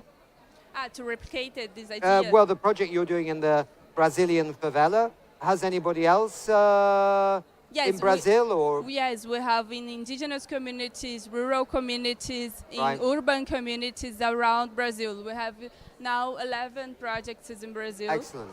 Okay. Jose, let me come to you. Can you tell us more about the work you've been doing in La Guajira? La Guajira, that's correct. That was correct. I can't believe it. I get a special medal for that. You know, I get all these names in different places in front of me. I'm just jumping on stage, and now I've got. Wait, I'm pleased I've got a silver badge or a gold star for that one. Thank you. Tell us about the work that you're doing. Sure. Thank you very much, first of all, for the invitation to be here. This is great to be sharing this space with such fantastic colleagues. So SCI has been working in La Guajira for several years now. And a bit of a context here, La Guajira is a region in Colombia, in the north of Colombia, very close to Santa Marta, actually. And basically anything you can think of when you talk about energy transition happens there. Critical minerals, coal extraction, gas offshore, wind potential, solar potential. It's like a powerhouse. And therefore, we need to talk about La Guajira as a just transition potential as well. From SCI, we lead the IDEAR Guajira initiative, the initiative for the inclusive development of renewables in La Guajira. And the core idea behind is, how do we make renewable energy more appealable to local development? We need to talk about renewables not only as a climate mitigation solution, but as a local development solution. So we get into answering this question by doing diagnosis, by talking to people, but also co-designing training programs to local Wayuu indigenous peoples.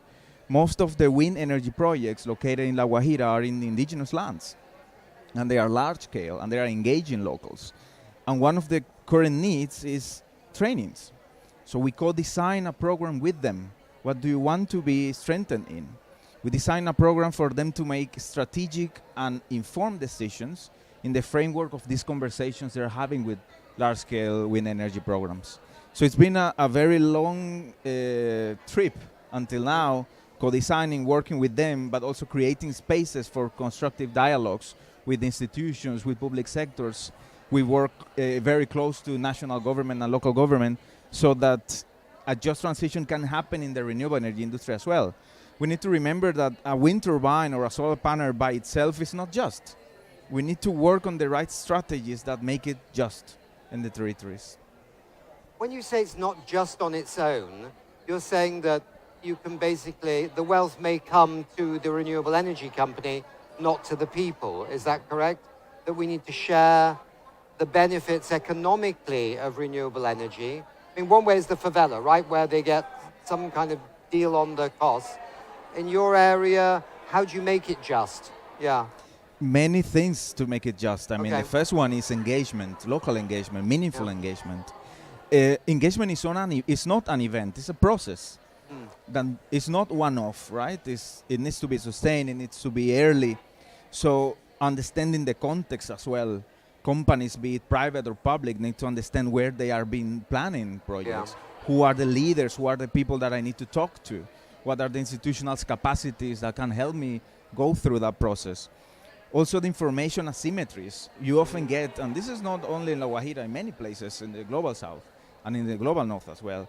You get companies that get into these dialogues with locals with a lot of capacities and information. They're lawyers, they're engineers, right? And often you have local communities that do not speak the same language even, right? So how do we balance that information asymmetries, which is also power and agency for making decisions? Yes, good point. Can you give examples of approaches or models that have helped or could help ensure the benefits? Well, I think you've touched a bit on the equitable distribution, but just maybe give some more insight into that equitable distribution. And how does the engagement happen? Is it with the local authority? Is it with the indigenous peoples? How do you... Do there have to be lots and lots of dialogues to make it work because people come from lots of different backgrounds? How do you bring the community and the region on board with all this? We need like 1 year to answer that question. Okay, right. But I'm gonna give some keys here because, for instance, for the Wayu people, what you have there is an indigenous people that's not represented by one person. There's no one person that can make a decision for all of them. So you have 6,000 communities, 6,000 forms of leadership, 6,000 forms of organization. So that's why you see projects engaging with 200, 300 communities to get built. So understanding that socio-political dynamics locally is important. You were referring to examples of benefit sharing, and I would like to mention quickly, we understand benefit sharing as something that's different to compensation, and that's a starting point, right? We get into conversation with companies that sometimes overlap those concepts. Compensation is you get an impact, so you're compensated. But benefit sharing is let's share the prosperity around a project, and that's different. The second idea here is co-ownership models. How do we get communities to be co-owners of projects? That's possible. In Latin America, we have a few examples. Very close to here, there's a company in the Sierra Nevada de Santa Marta co-developing a project with an Arhuaco community, making decisions together. We can question to what extent that's equity sharing. That's another question, right? But it's possible. In Argentina, you have a community that's co-developing also a project, a solar project, with a well-known developer, and it's an equity partner in the project. So co-development and co-ownership is another key here. Yeah. I remember in Kenya, this is in Africa, they developed, they were Dutch flower farmers who suddenly saw a place in northern Kenya, in a place called Turkana on the border with Somalia, with the strongest wind that was not intermittent. It blows all the time. And they thought, wouldn't it be wonderful to create a wind farm there? And they made the right step to talk to the local Turkana people about whether they wanted to be involved in this, because otherwise there could have easily been violence about their land being taken for the largest now sub-Saharan African wind farm. and cutting the Turkana people out of the deal, right? So this is a sensitive matter because people get angry, right? We're looking ahead a bit, right? Because we're here at this conference. It's a bit special, right? The first conference, transition away from fossil fuels. It's very special indeed. I don't know, and probably you don't know, where all this is going to go. Because it's just the beginning of something a little bit different. Is it going to be become a bit paralyzed like a COP process with every single issue in the world loaded into it? If so, we don't need it, do we? I mean, I've heard a bit of that dialogue sometimes here in the pre-sessions. How do we ensure that this process reflects your interests as professionals in your areas and the people you represent, in a sense, or the people you have studied or worked with or whatever? How does it reflect their interests without putting so much baggage on the back of it that you never get that phasing out of fossil fuel plans at the national level? You know, the intention of this conference. Is this, sorry, maybe I'm asking too tough a question, but it's a balancing act, isn't it, between all these, the climate change, social issues, energy issues. It's a balancing act.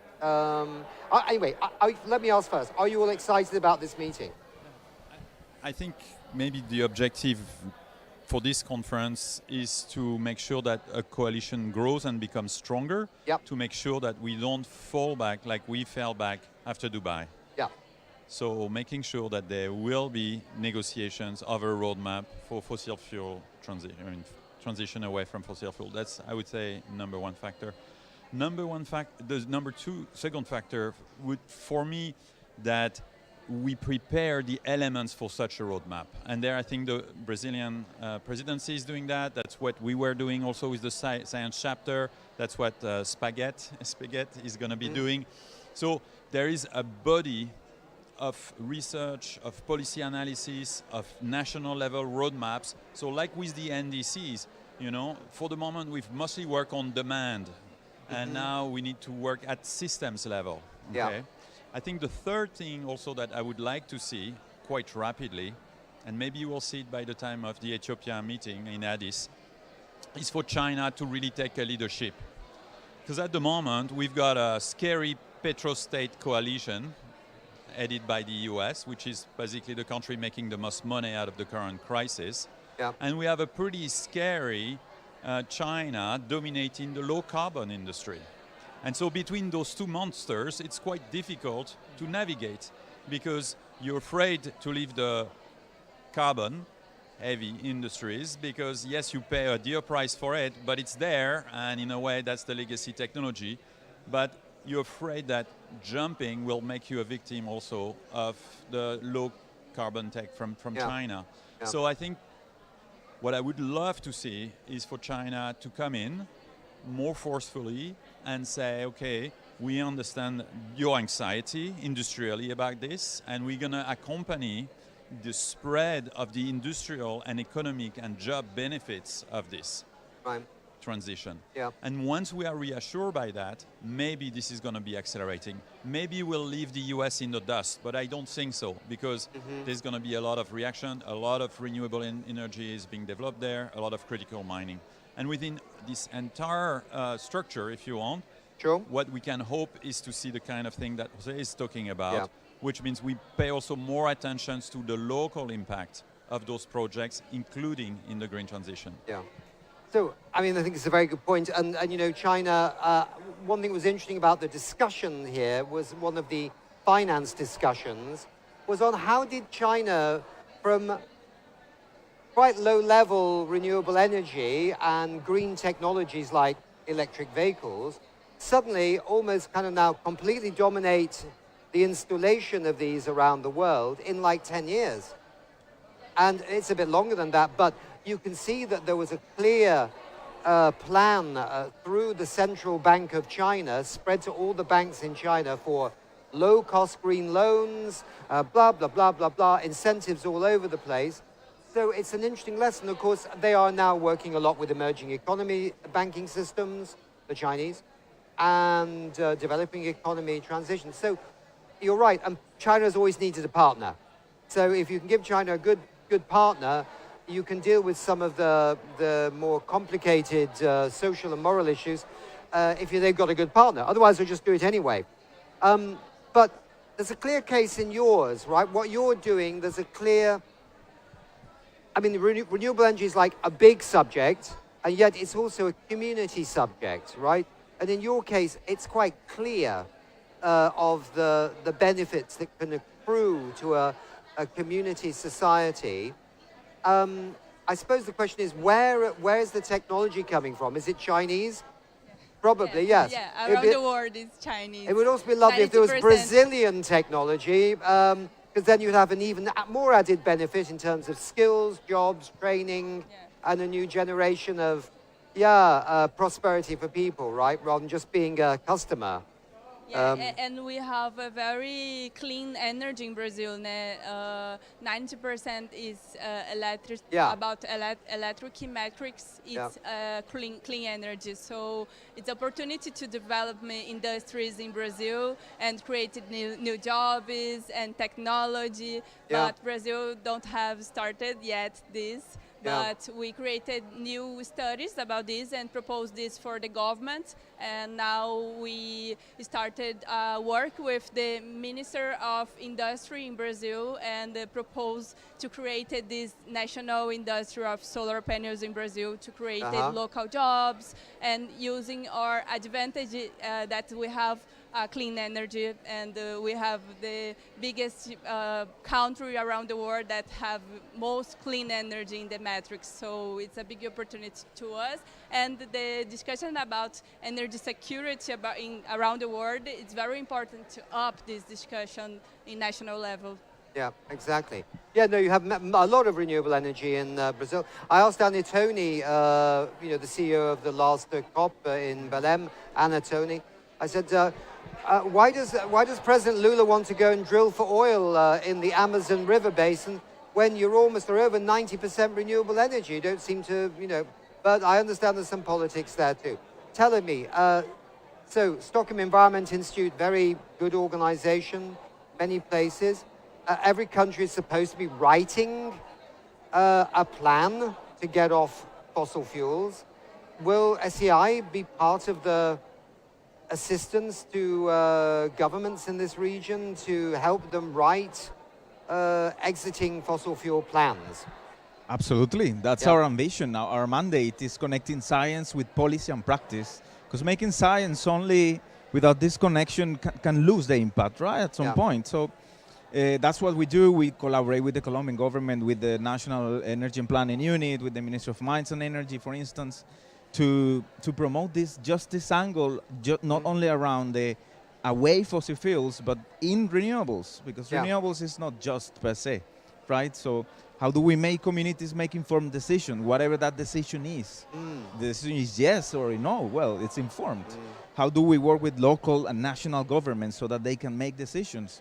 And that's an important difference there, because we tend to think nationally all the time, the minister of this or the minister of that, but what happens at local level?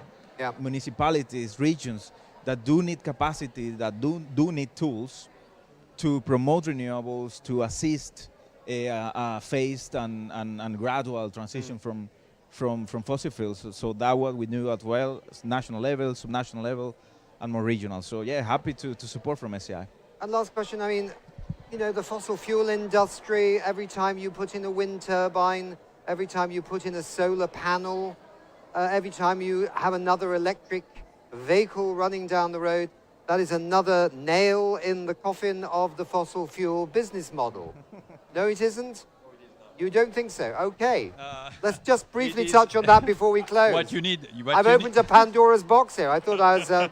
What you need is a screw, okay? Okay. So no, we've seen a lot of energy addition over the past decades. That has been our problem. So I think if we want to have a true commitment for a green transition, the number one is a commitment not to simply add renewable, but to have governments, companies commit to displace fossil fuel. That's what we need to do. Right, okay. And do that in a cleaner way if possible. Yeah, so I think that's an interesting point, and the interesting point is there is quite a lot of writing right now, though, by a lot of academics that we may be at the point where we're not just adding more energy, but it's green, that we might just be quite close to something called a tipping point. In many sectors, we've seen peak demand, and that's very encouraging. Absolutely. No, I agree with that.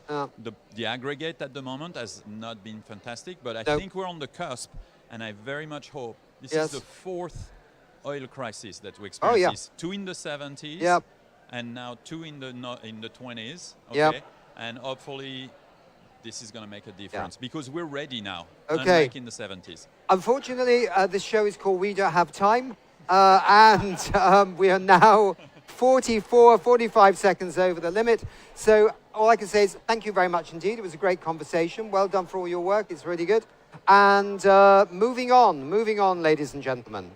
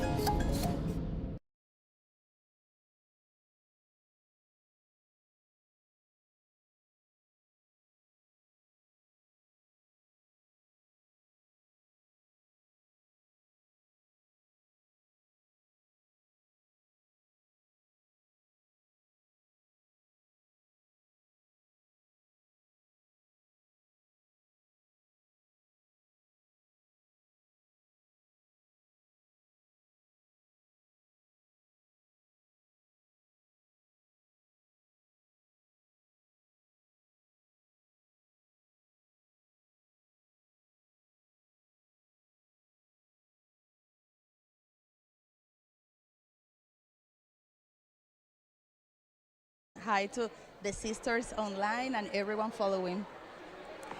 And on Zoom, we have Casey Camp-Horinek, Environmental Ambassador for Ponca Nation in Oklahoma, United States. Delighted to have you with us, Casey. And then we also have Giselle Flores, Inclusive Energy Transition Specialist from Asoclima. So good to see you also, Giselle. Me too. Glad to be here. Wonderful. So I'd like to start with a question that goes out to all of you, but I'm turning first to you, Marta. Could you please share a concrete example of how fossil fuel dependence or how fossil fuel linked energy poverty has directly impacted women and girls in your community? Sure, we have many examples indeed of our work locally. We have seen, for example, how the fossil fuel is impacting our ecosystems. We, as Caribbean women, Colombian Caribbean women particularly, we are, leading with a lot of issues that are connected to the fossil fuel crisis, but not necessarily are being enunciated like that. For example, we have the pollution of our river, Magdalena River. We are seeing the fossil fuel consequences there, but as I say, that pollution, all that contamination maybe is not directly linked at all, is the fossil fuel, but we already understand that this is, comes from the same root as the fossil fuels crisis. So it's important for us to, mention that maybe we are not just naming the examples of how the wind is impacting, solar is impacting, but also how our rivers, our territory, our bodies are feeling the impact of the climate crisis, of the fossil fuels, and that's why we also, open the umbrella to necessarily enunciate not only, those most promoted impacts, which are also very important, of course, but I mean, as I said, in our food, in our clothes, in our daily habits, in our bodies, body territories, we are seeing the impact of the fossil fuel crisis, as I said, in everything we do. And we have concrete examples of transforming that reality. So we are preserving important ecosystems like the mangrove in the Ciénaga de Mallorquín, the wetland of Mallorquín, promoting care networks of women and young people and different stakeholders that are coming together to promote the real conservation of these ecosystems that is mangrove, that is also linked to the ocean. And it's amazing because it really helps us to, make, be more resilient to the climate crisis. So I think that, when women are protecting ecosystems, defending ecosystems, and putting them as important, we are not only just naming the nature, but also, as I said, us, because we see our bodies and territories as one thing, and that's very important for us that we start enunciating all of those impacts, not necessarily beyond the traditional fossil fuel impact, because we need to also make it more easier for people to understand what is the climate crisis and how it's impacting, and what is the responsibility in fossil fuels in all of this. Well, thank you very much, Yomara. I'm turning now to Casey to hear your perspective on this question, please. Thank you. I'm sitting here listening to her and truthfully trying to imagine a way that does not affect our women and children. We live very close to the ConocoPhillips 66 refinery and entire complex tank battery. It's been there probably, close to 100 years, maybe a little bit less. And the impact has been economic.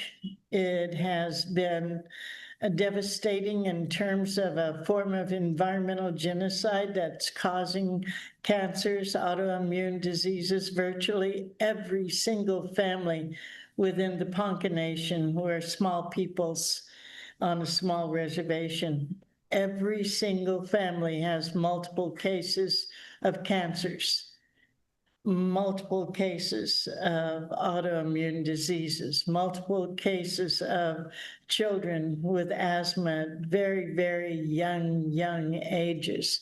We have the poisoning of the water, the air, and the earth. We can't grow organic food within an 8-mile radius of our tribal headquarters where the majority of us live. There's a terrible influx of drugs and alcohol as a result of the refinery workers and the transient workers to the ConocoPhillips 66. I would always, I'd like to refer to them as mass murderers, these large corporations like that, because there's no other way to look at it. When we were up along the Missouri River before our forced removal, they gave us smallpox blankets and it wiped us out. And now this is just another form of colonialism. We're also dealing with the idea that of these nature-based solutions of the carbon markets as they come into the Southern Hemisphere and other places. And literally tried to buy the air, asking our friends and relatives of these nations around here in Colombia, Ecuador, and all across the Amazon to be guardians of the forest. But in reality, they're tricking them. They're telling them that it's just a way to take care of the lands that they always have cared for. But they buy the carbon credits, and that allows them to continue to pollute where we are. There's also the federal government of the United States failed trust responsibility to the indigenous people who have had many, many treaties with them to remedy these situations. We don't have any treaty rights that have been upheld.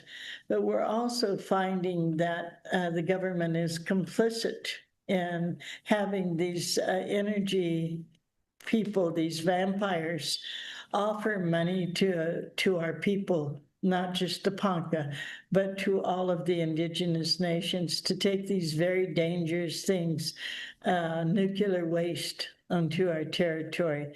But specifically right now, we're having a water war going on because of the data centers that are there. Oh, goodness, when I talked about the drugs, I was thinking about the MMIW, MMIP issue as well. Again, our kids are carrying these inhalers and having to share with their cousins and relatives because that's so bad in our kids. There's no stopping the impacts. Yeah. Well, thank you very much, Casey, for painting such an important but also very stark picture of the situation in your territory and also reaching into other indigenous peoples' territories. So Giselle, what is your perspective on this question of fossil fuel dependency and damage in the societies that are, well, the aspect of gender, for instance? Thank you for your question. Actually, talking from an equilibrium perspective, more related, not just indigenous communities perspectives that I work with, but also with a urban perspective. First, we have to acknowledge that Ecuador, Mexico, and Peru, Bolivia believes that fossil fuels are one of the key advances of the countries because they think that with that industry, we can help more to the more vulnerable people. So that's the believing that we have in our cultures, sadly. But that's not the case, and we know that, and we are studying that, and that's what is going on. So, with that belief, we now can go to the indigenous communities that I work on. I've been volunteering, and I just led a project in the Amazon, especially in the Ashuar and Achuar communities. And the first one, when I was volunteering, it was very important and interesting for me because as a citizen and living in the cities, I thought that fossil fuels weren't doing that much damage on the social impact. But when I talked with indigenous leaders, they told me about how fossil fuels industry had a big impact in their communities, especially because they had like a strategy, a colonialism strategy, as Casey said, because they knew how to separate communities. Do you know how important is that? Their identity, their culture, they know how to make between communities fight so the fossil fuel industry can get in. So the social impact is higher and higher every time that I talk with people over there. On the other project that I was leading, that it was relating with especially how empower women in Wayo community that is one of the more inside Amazon community. And for me, it was very hard to acknowledge that because we think that this fossil fuel industry helps, especially to these countries that are fossil fuel countries, to help to those vulnerable people. But now they are living in a very bad situations. They don't have health, they don't have transportation, they don't have energy. And the project that I was working was to implement energy and to empower women, and they have gender gap huge there. So for me, it's not only the environmental impact that we said. We know, we have been knowing that for a while, the health impact, the cancer impact, but also the social impact. They are going there, and they also are destroying their identity. And that's one of the things that we sometimes don't talk much. Thank you very much, Giselle, for that strong intervention. I'm turning now back to Casey. Just a few days ago, Ponca Nation became the first U.S. tribe to endorse the fossil fuel treaty. Could you please tell us about how and what led up to this? When you're watching your people be murdered, one has to find a path forward. That is why we still exist as a peoples after the onslaught of the United States federal government's trying to completely wipe out all indigenous peoples. And I believe it was in 2016 that I was elected to council, which is the governing body of our sovereign people. And at that time, the first thing that I asked our people to do was to approve a moratorium on fracking and injection wells because of the amount of energy that it was taking. You know, while we're talking, there's so many dozens of things I'd like to share. I'd like to also talk a bit about how the culture and our way of being has been impacted as Giselle spoke of, but I'm going to back up into the governing body of our tribe. Even though we are so impacted and we don't have choices like we'd like to about everything, we are a sovereign people with a government-to-government relationship due to the treaty situation that is the supreme law of the land in the United States. So we also, after a period of time working with Shannon Biggs, Osprey, Oriel Lake, the Global Alliance of the Rights of Nature, and having many community meetings, put together through spiritual guidance and ceremony, a document that was sent to our government that was called the Immutable Ponca Rights of Nature, as another way of saying, you know, we recognize that we are part of nature, not separate from it. And not only are we demanding human rights be upheld, but all rights of nature be upheld. And as well as in 2024, the Immutable Ponca Rights of Rivers. And along those lines, you know, I've run into and been on panels with Zipporah throughout the years. And I know that Women's Earth and Climate Action Network, is on the steering committee of this fossil fuel non-proliferation treaty. And so I've learned about it. I took it into our governing body and said, here's one more tool. Here's one more way. We still need to be able to be on a level playing field in many ways, even though our chairperson Chairman Trey Howe, did approve endorsing this treaty. We're still trying to work out the details on how the Ponca and other sovereign nations can actually be seated at the table of decision-making in this treaty, because right at this time, you know, we recognize we're not just stakeholders, but we are rights holders, and we can enforce these types of things within our territory when we begin to move forward, when we begin to have concrete situations that we can take into our governing body and then to the federal government of the United States, who's dismantling every single safeguard that should be there to protect indigenous peoples. I could go on a bit more, but I'm sure other people have things to say. Thank you, Casey. So Xiomara Barranquilla Plus 20 leads a lot of projects supporting women and local communities.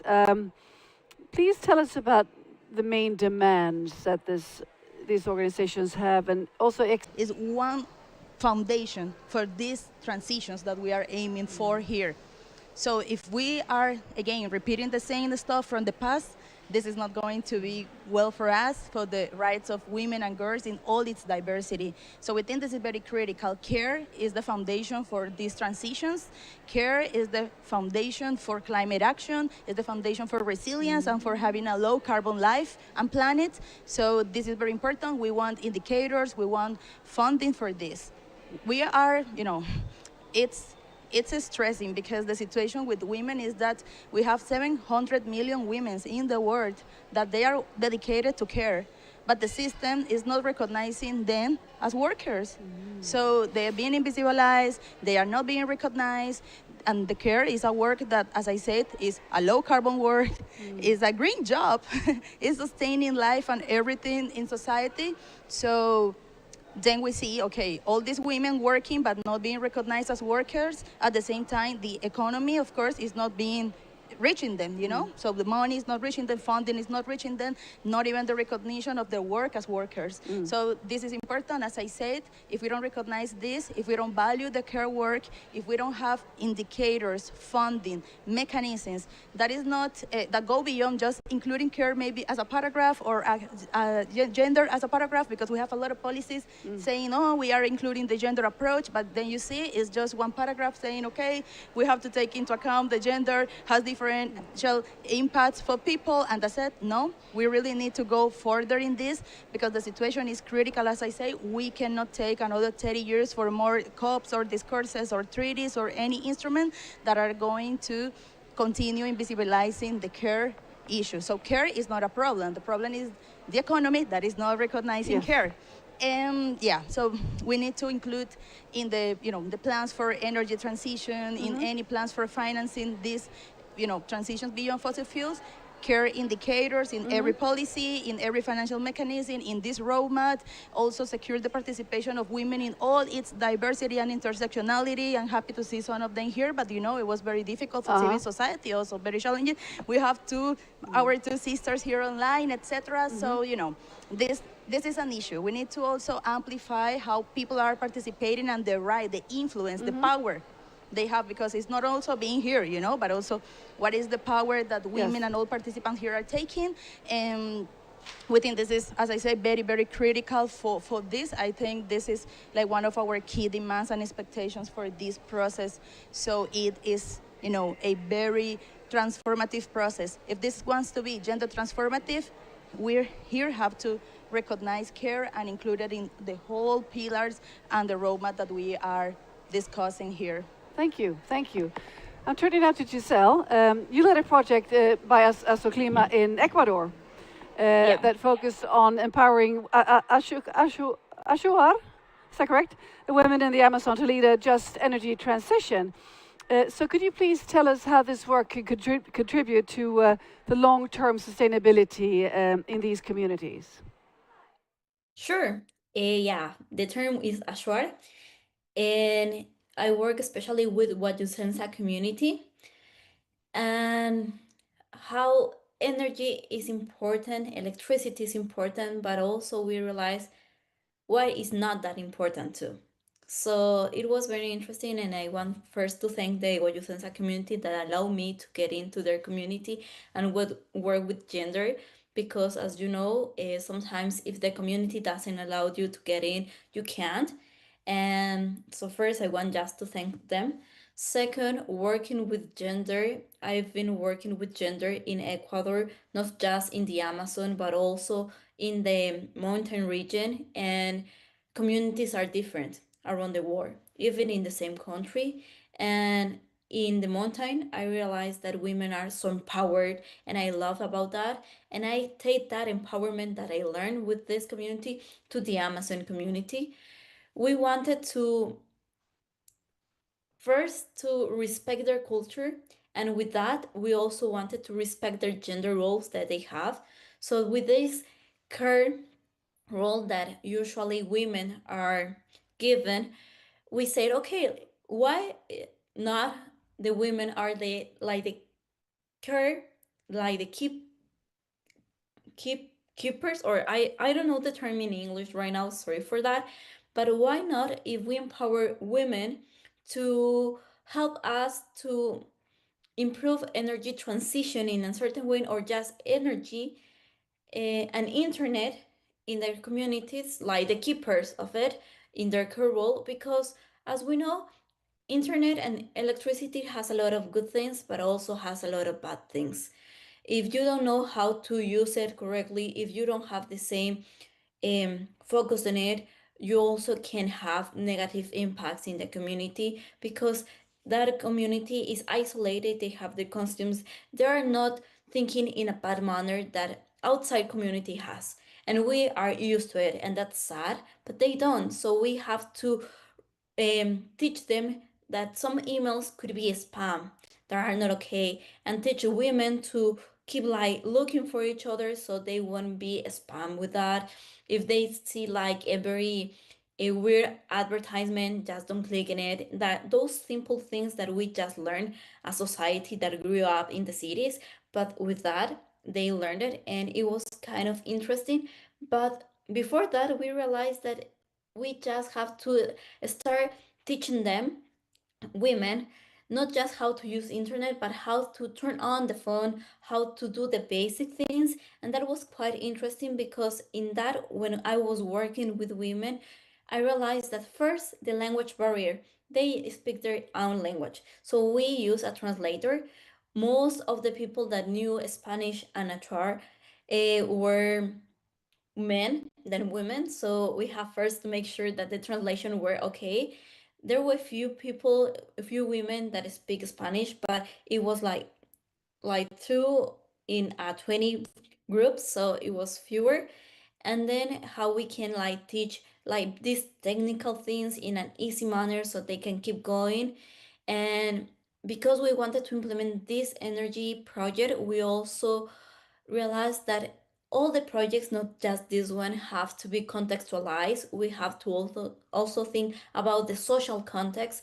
So because we implement this, we say, okay, what else you can gain, not by having internet in your phone or having some hours of internet.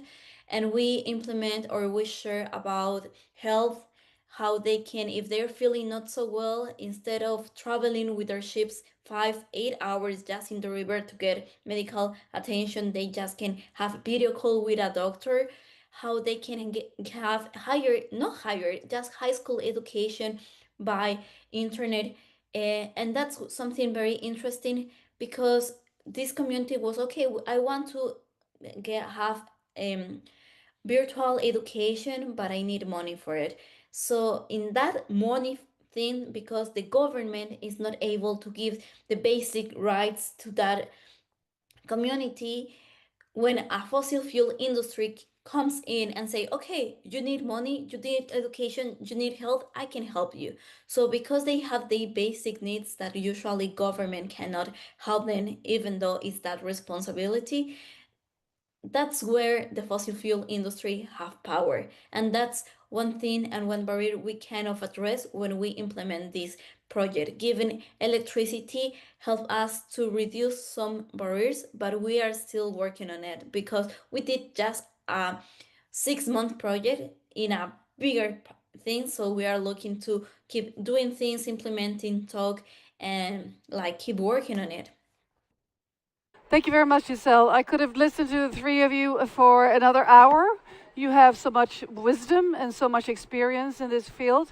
But we need to move on to the next. Casey, well, do you have something quick? I'll squeeze it in.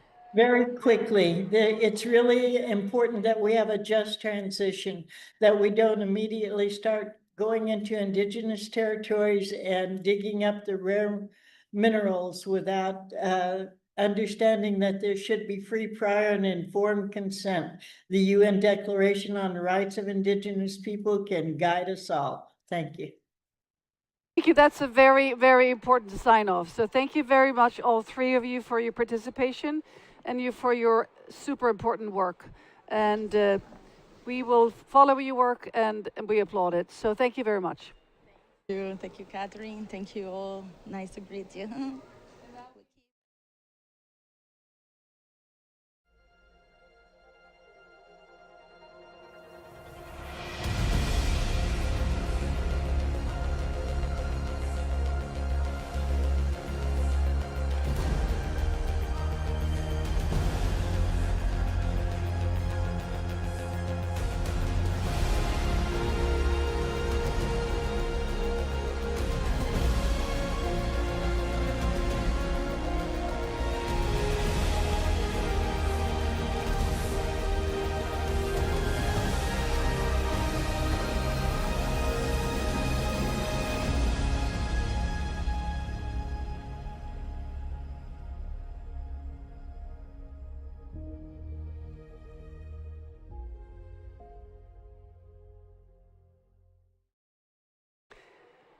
During the academic pre-conference days here in Santa Marta on the 24th and the 25th, scientists look closely at different phase-out policies implemented around the world.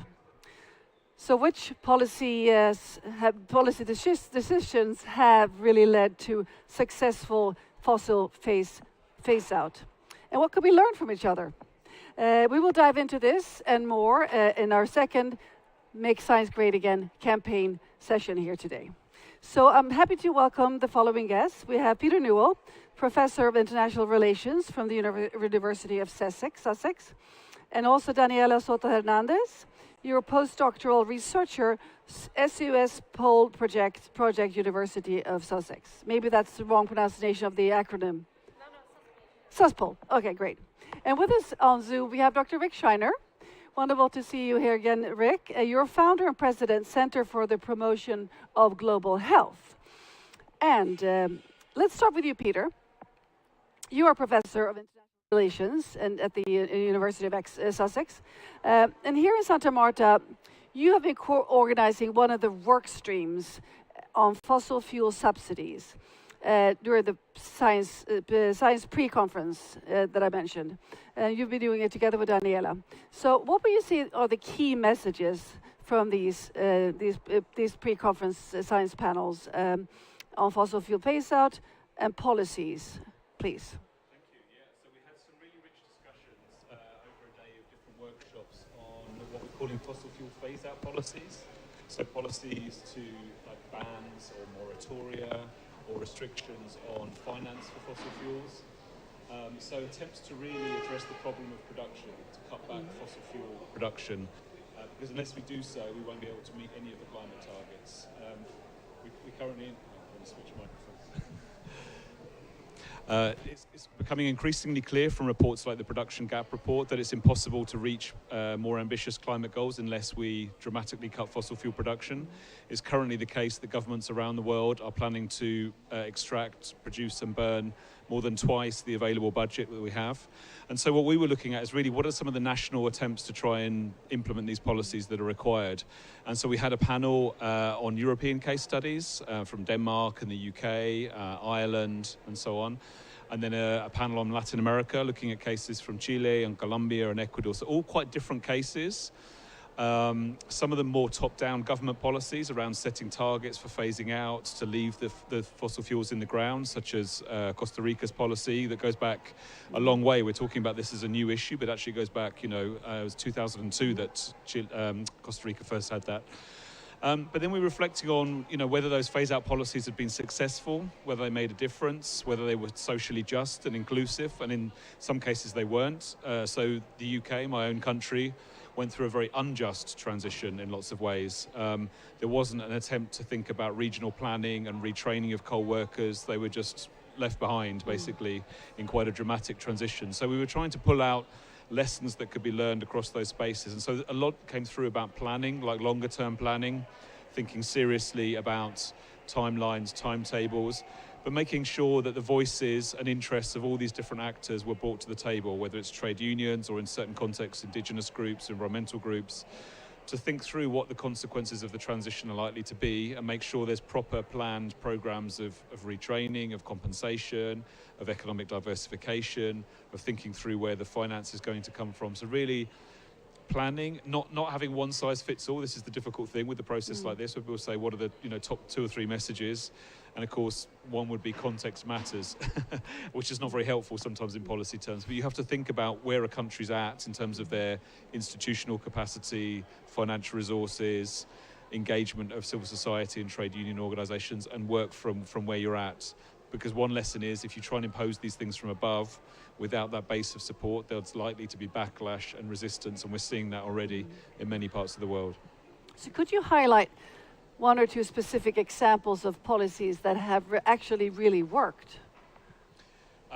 Costa Rica's ban on new oil and gas has been in place since 2002. It's still in place. There is now pushback, and there are attempts to try and open up that conversation, but it's lasted a very, very long time in spite of attempts to push back. And that's partly because the economy in Costa Rica is very dependent on ecotourism, so there's a viable economic alternative that is actually in conflict with the idea of exploring and extracting. So you couldn't have the two together, and that was quite a dominant framing and narrative and way of understanding the problem. So you have to make a choice. You could go for oil and gas, but you would destroy the natural beauty of the island, which is really what draws people to go there as a tourist destination. So that's one of the material reasons why that ban has lasted, but strong support from social movements and other groups. So that's been, I think I'd say that as a success story so far.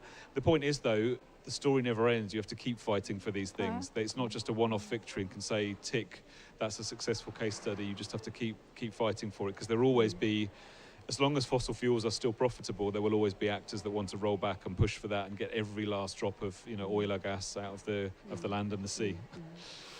Well, thank you. I'm turning now to Dr. Schreiner. Could you please tell us a bit more about the Center for the Promotion of Global Health? Me too. So it's a Canadian nonprofit based here in Montreal, founded by myself. I'm a climate reality leader and also a physician with a background 40 years in child, adolescent, and family psychiatry. And so we work primarily on, as well as the climate crisis, using behavioral science methods. And you just recently put on a very successful concert in Montreal, Concert for the Future. It was live streamed to support the Fossil Fuel Non-Proliferation Treaty and also this conference here in Colombia. So how do you think this could be scaled on a global level, this type of approach to phasing out fossil fuel using culture? So, yeah, we have some great examples that I've been reading more about. We have the Live Aid in 1985 that reached over 2 billion people. About 40% of the world's population watched that one. And then in 2005, there was a Live 8 that reached about 3 billion people. And that one was followed immediately by a G8 summit.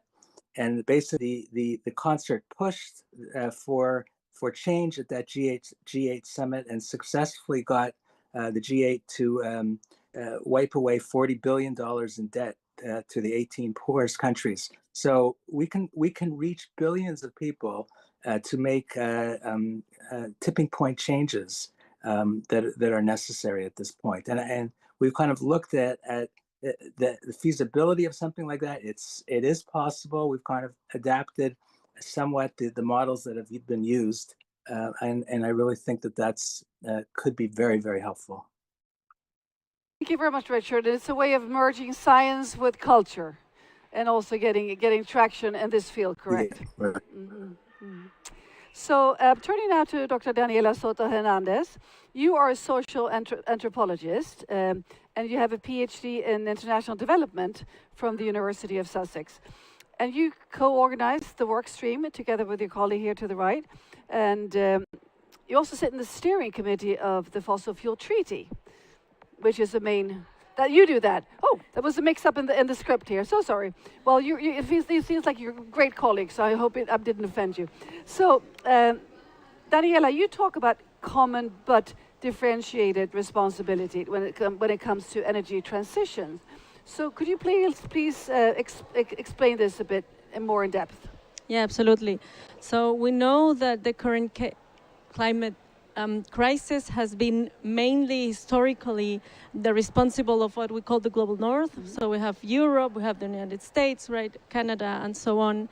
And we have seen that their industrial development really led to the current crisis that we're living. And of course, China then has came as a quite responsible emitter of CO2. But then the discussions around climate change and actions and mitigations should really incorporate the geographical perspective in the sense that what we call the global south, we have countries in Africa, right, in Asia, in Latin America, and in Central America, of course. are not really the most responsible for the crisis. So then there is financial responsibility that heads different ways in these debates, and also actions and costs that the Global South must put in place because of the crisis. So there's a lot of talk about the need to develop, and of course countries from the Global South face enormous challenges regarding poverty, inequality, corruption, wars. At the moment we're seeing wars everywhere. Indeed. But then for us in the Global South, transitioning means addressing all those elements together with phasing out fossil fuels. And of course, the economic resources, the fiscal budgets are not as strong, let's say, to confront or to deal with what it means to phase out.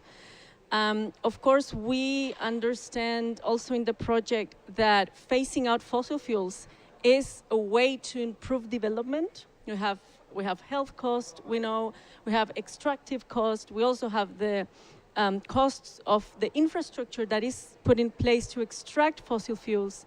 So we understand that it's in the benefit of everyone to phase out, to live in healthy ecosystems and to work better with Earth, with Mother Earth. But then the responsibilities must be differentiated in that sense. And of course, the costs should also be differentiated and allocated differently according to the most responsibles for this climate crisis. Thank you for elaborating on this. You have recently published a book called Lithium Extraction in Chile. And you highlighted a lot of conflicts in your book, I understand. How could these be avoided, these conflicts, to make sure the green transition really stays green and just? Well, this is actually something that we talk a lot about in our work stream, because we are seeing that phasing out fossil fuels confronts the dilemma of the house, right? And it means that top-down policies are showing limitations, as Pete was saying, in terms not only of delivering the goals, but also in terms of how they are perceived and in terms of how they are implemented. So we're seeing in many places of the world, in Chile as well, unjust transitions where the workers in the fossil fuel sectors are being left out from the transitions, and then renewables use or demand less working force than the industry of fossil fuels. So then, of course, when the livelihoods of the people that depends on these industries are menaced, they confront or they are against the energy transition. Same in my book, I work with, for the research, I work with indigenous communities from the Atacama Desert, the Licanantay indigenous peoples. And they have suffered quite a lot from an extractive model of development.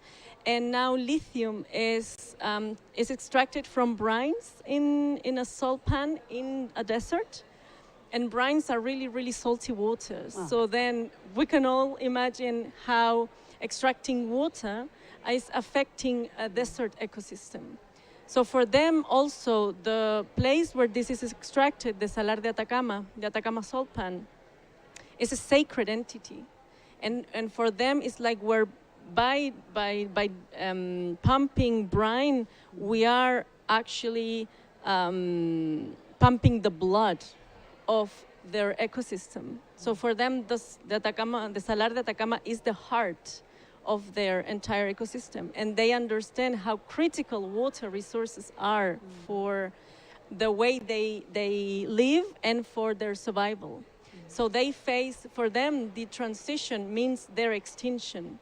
So of course, there must be ways that we can work together with the companies, with workers, with indigenous communities and the local communities there to ensure that the ones that already have been paying the costs of the fossil fuel development and this fossil model are not the ones that pay the costs of the renewables.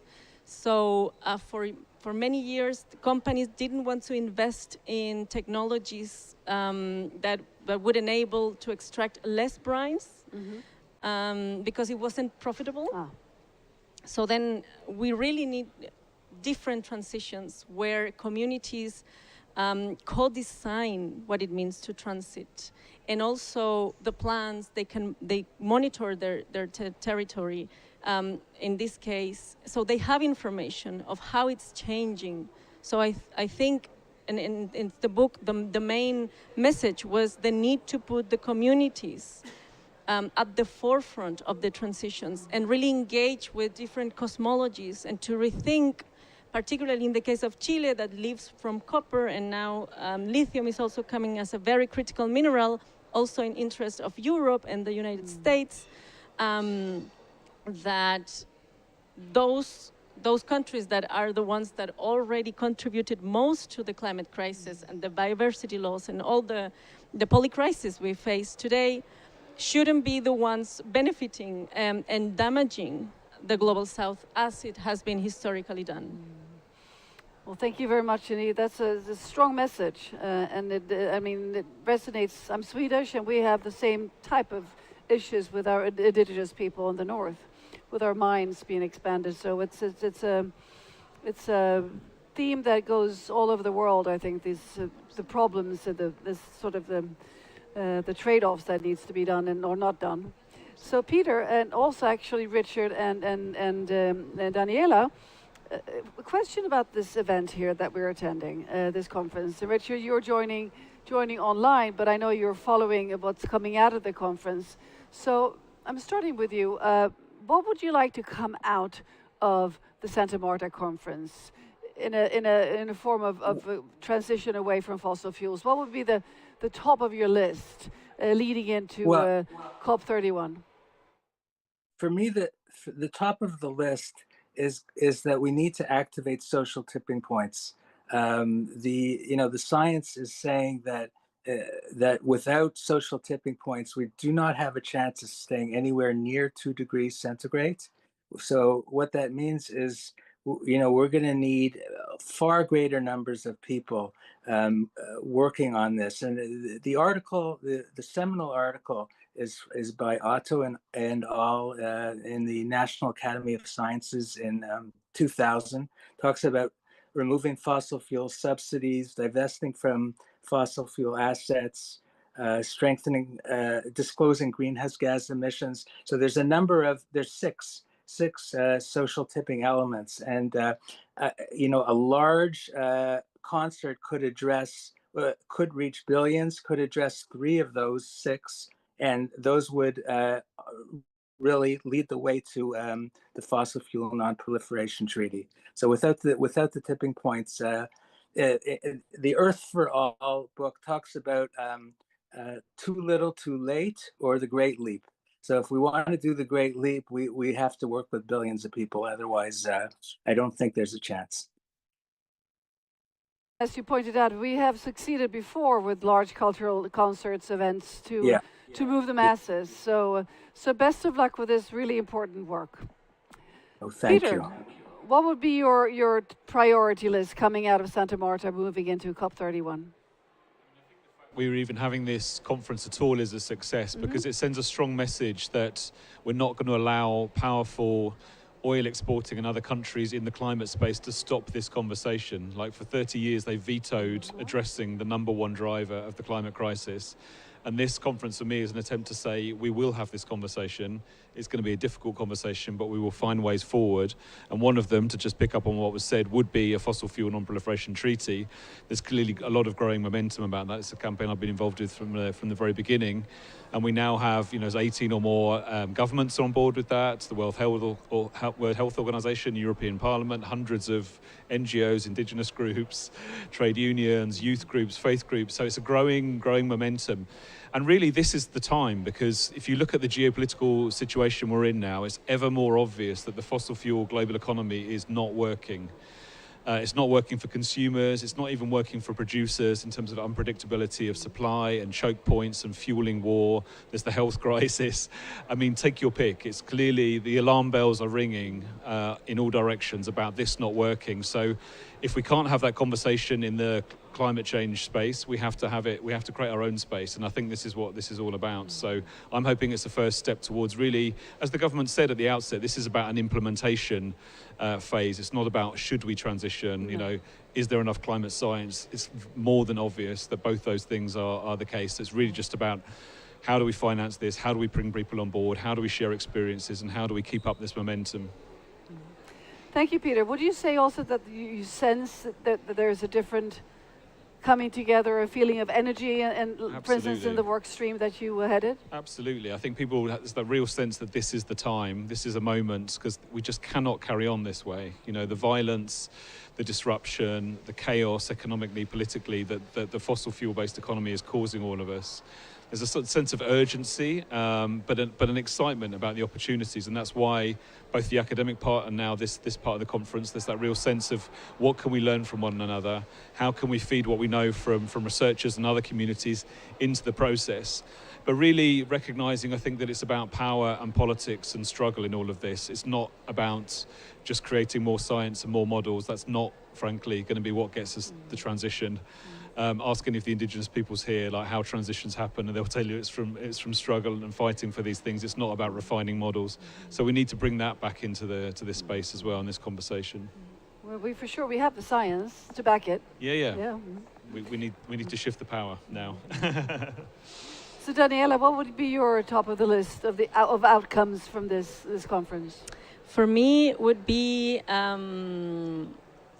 what Pete was saying, actually, that governments and states and experts finally realize that the knowledge is already there in terms of science and in terms of institutional capabilities that can be transferred.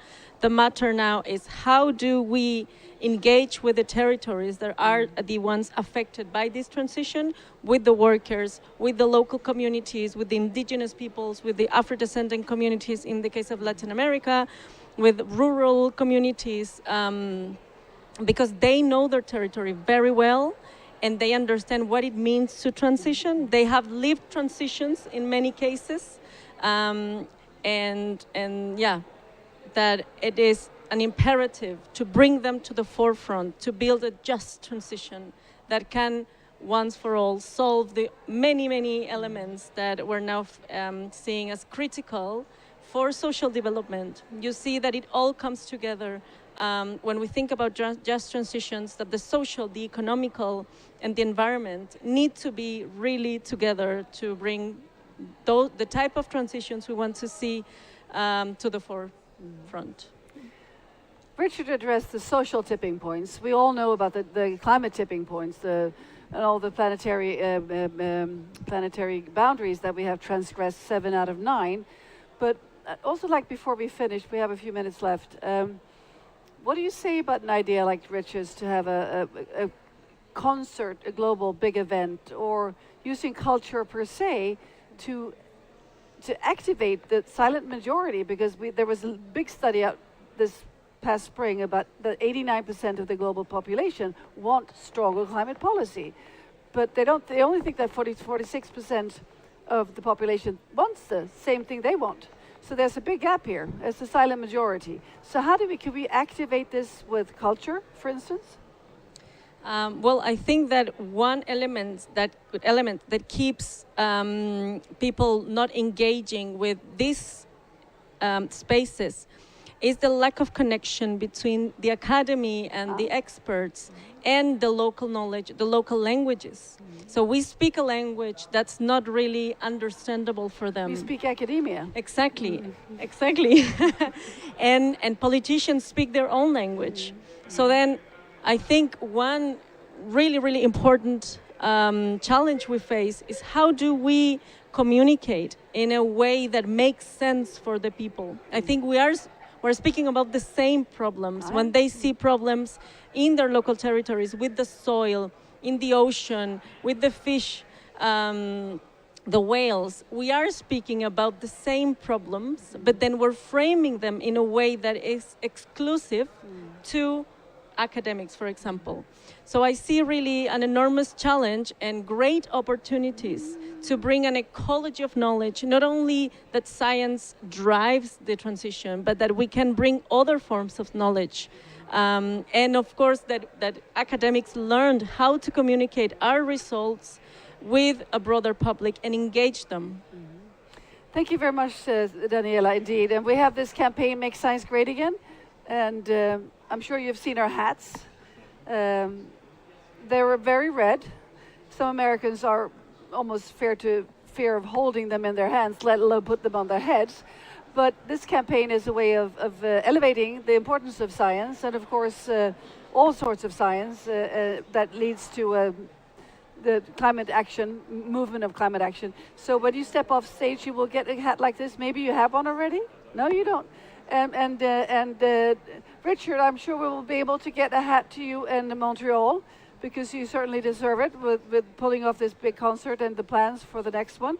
So best of luck to make science great again. Not that there's anything wrong with science, obviously, but to make science appreciated and also implemented, because that's really why we're here in Santa Marta, right? To implement science and get the ball rolling in the right direction. So thank you very much, Peter. Thank you very much, Daniela. And thank you very much, Richard, for joining us. And best of luck with your continued work. And before we sign off here with this trio, I'm going to present what's happening afterwards. And we have done quite a lot of interviews in the days leading up to the plenary days here, the 28th and the 29th. So coming up now after this session is an interview with Professor Piers Forster. He's director, Priestley Center for Climate Futures. And he's also the person behind the Colombia science plan to phase out fossil fuels. And we have an interview with Lawrence Songa-Bioka. He is chairperson, Parliamentary Forum on Climate Change from Uganda. And he's also a part of the Parliamentarians for a Fossil-Free Future. And we have another interview lined up also with Laura Ballesteros, member of the Chamber of Deputies from Mexico. And she's also part of the Parliamentarians for Fossil-Free Future. And last but not least, we have Nafisa Shad from Pakistan. She's also a member of the Parliamentarians for a Fossil-Free Future and member of the National Assembly of Pakistan. So we have many voices lined up here to speak about this from their perspectives. And we really greatly appreciate your bringing your voices into this. So thank you again. Thank you. Thank you. And let's move on.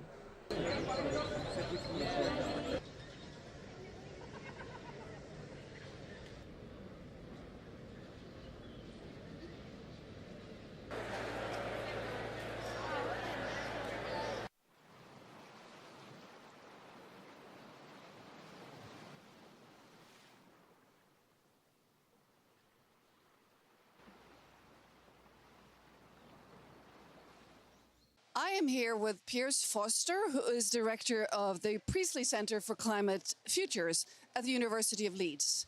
And we just saw you yesterday on the stage of the opening of the scientific panel, and that was a really impressive and very enthusiastic performance or speech, I would say.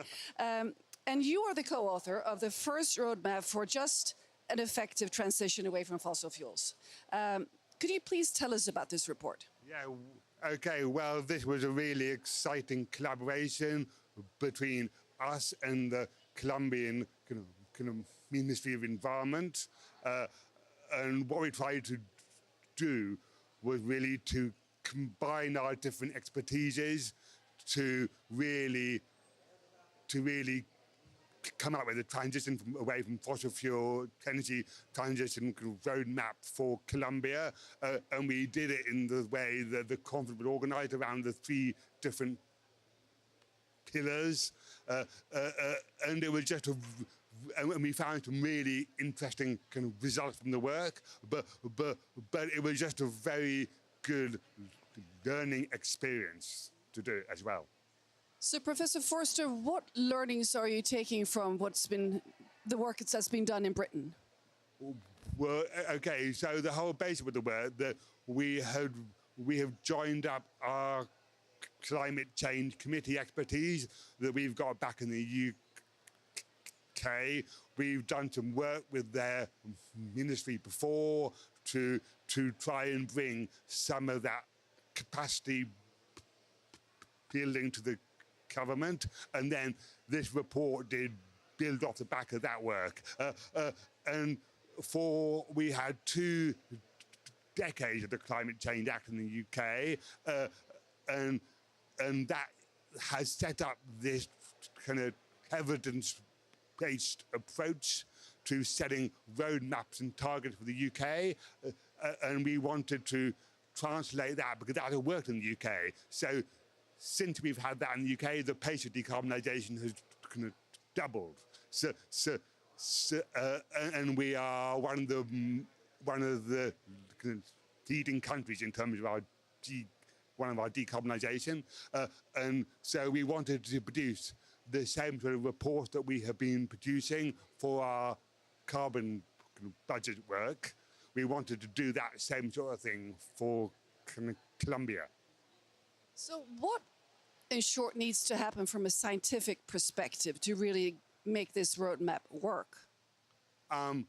Well, first you do need the best science, and it has to be up to date as well. Like, not only up to date with the way the Earth climate is changing, that's important, but also what's happening with the technological and innovative opportunity about trying to improve energy efficiency and other things. It all have to be put together. So you do need that kind of evidence, and evidence as well on the kind of just transition. And what I'm keen to build into them is the political economy dimension as well, and that is partly what the Climate Council work can do well, because they understand better than kind of anyone the different political economies in the different countries, and they already have implemented these kind of governance kind of frameworks to try and get that scientific and wider kind of evidence into the heart of their government. So there are 56 countries present here in Santa Marta, and they all have different challenges. So how can these roadmaps be designed so they actually work for the different types of economies?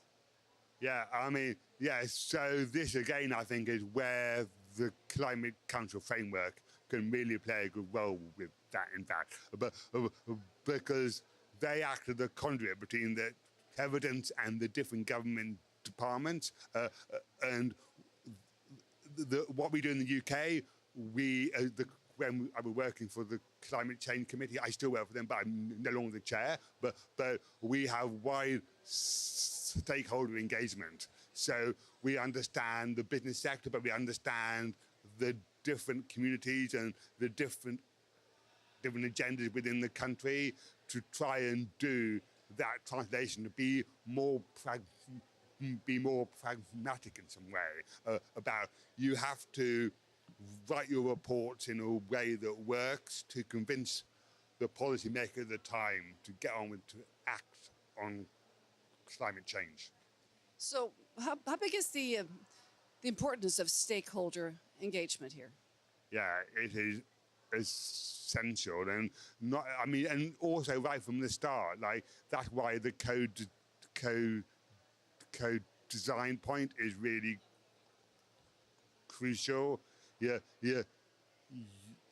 you need to do that as early as possible, and you can't ever do enough, but it also you can't let certain stakeholders, of course, you can't get them take over.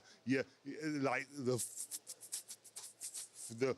fossil fuel industry is an important stakeholder particularly in different parts of the country. For every single country almost has that. In fact, different towns and different communities, they're really dependent on it, and their concerns are legitimate, about their kind of livelihoods, and you do have to consider them, of course, but you also have to consider the kind of 80 or 90% of the population that don't work for those companies, and you have to consider what is in everyone's interest. So you do need stakeholder engagement, but you need to do it very well, and you need to do it in a way that is kind of fair and just, really, too. So 56 countries are represented here, and they represent roughly more than 50% of the global economy.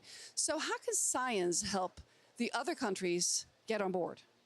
Yeah, I would say I am a scientist by background, but I've gone through my career, I've become more interdisciplinary. So I think we need all types of knowledges.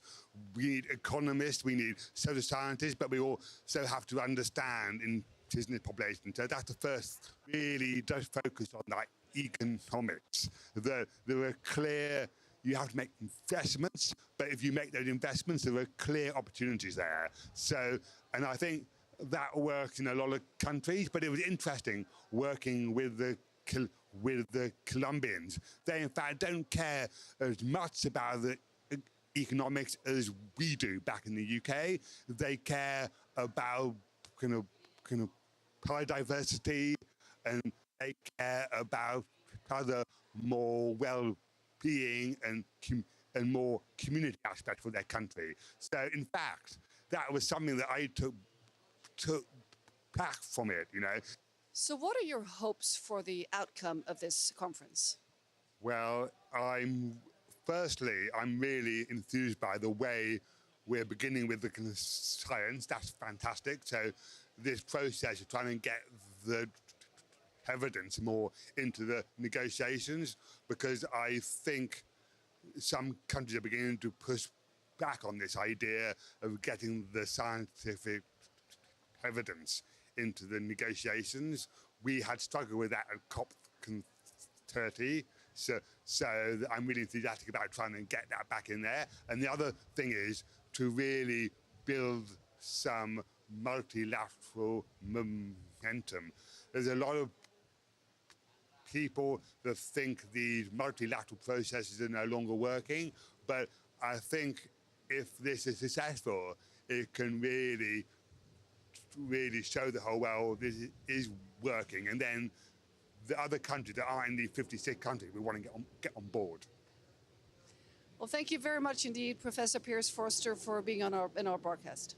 It's been fantastic to be here, and it's been fantastic to be in Colombia. I agree.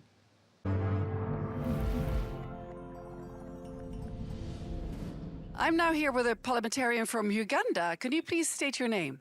Yeah, thank you. My name is Bika Lawrence Songa, Member of Parliament in Uganda and the Chair of the Parliamentary Committee on Climate Change, but also the member of the Parliamentarians Network on Fossil Fuel-Free Future. Uganda is one of the countries that are in this transition, in this coalition of the willing. Why is Uganda taking this stance here?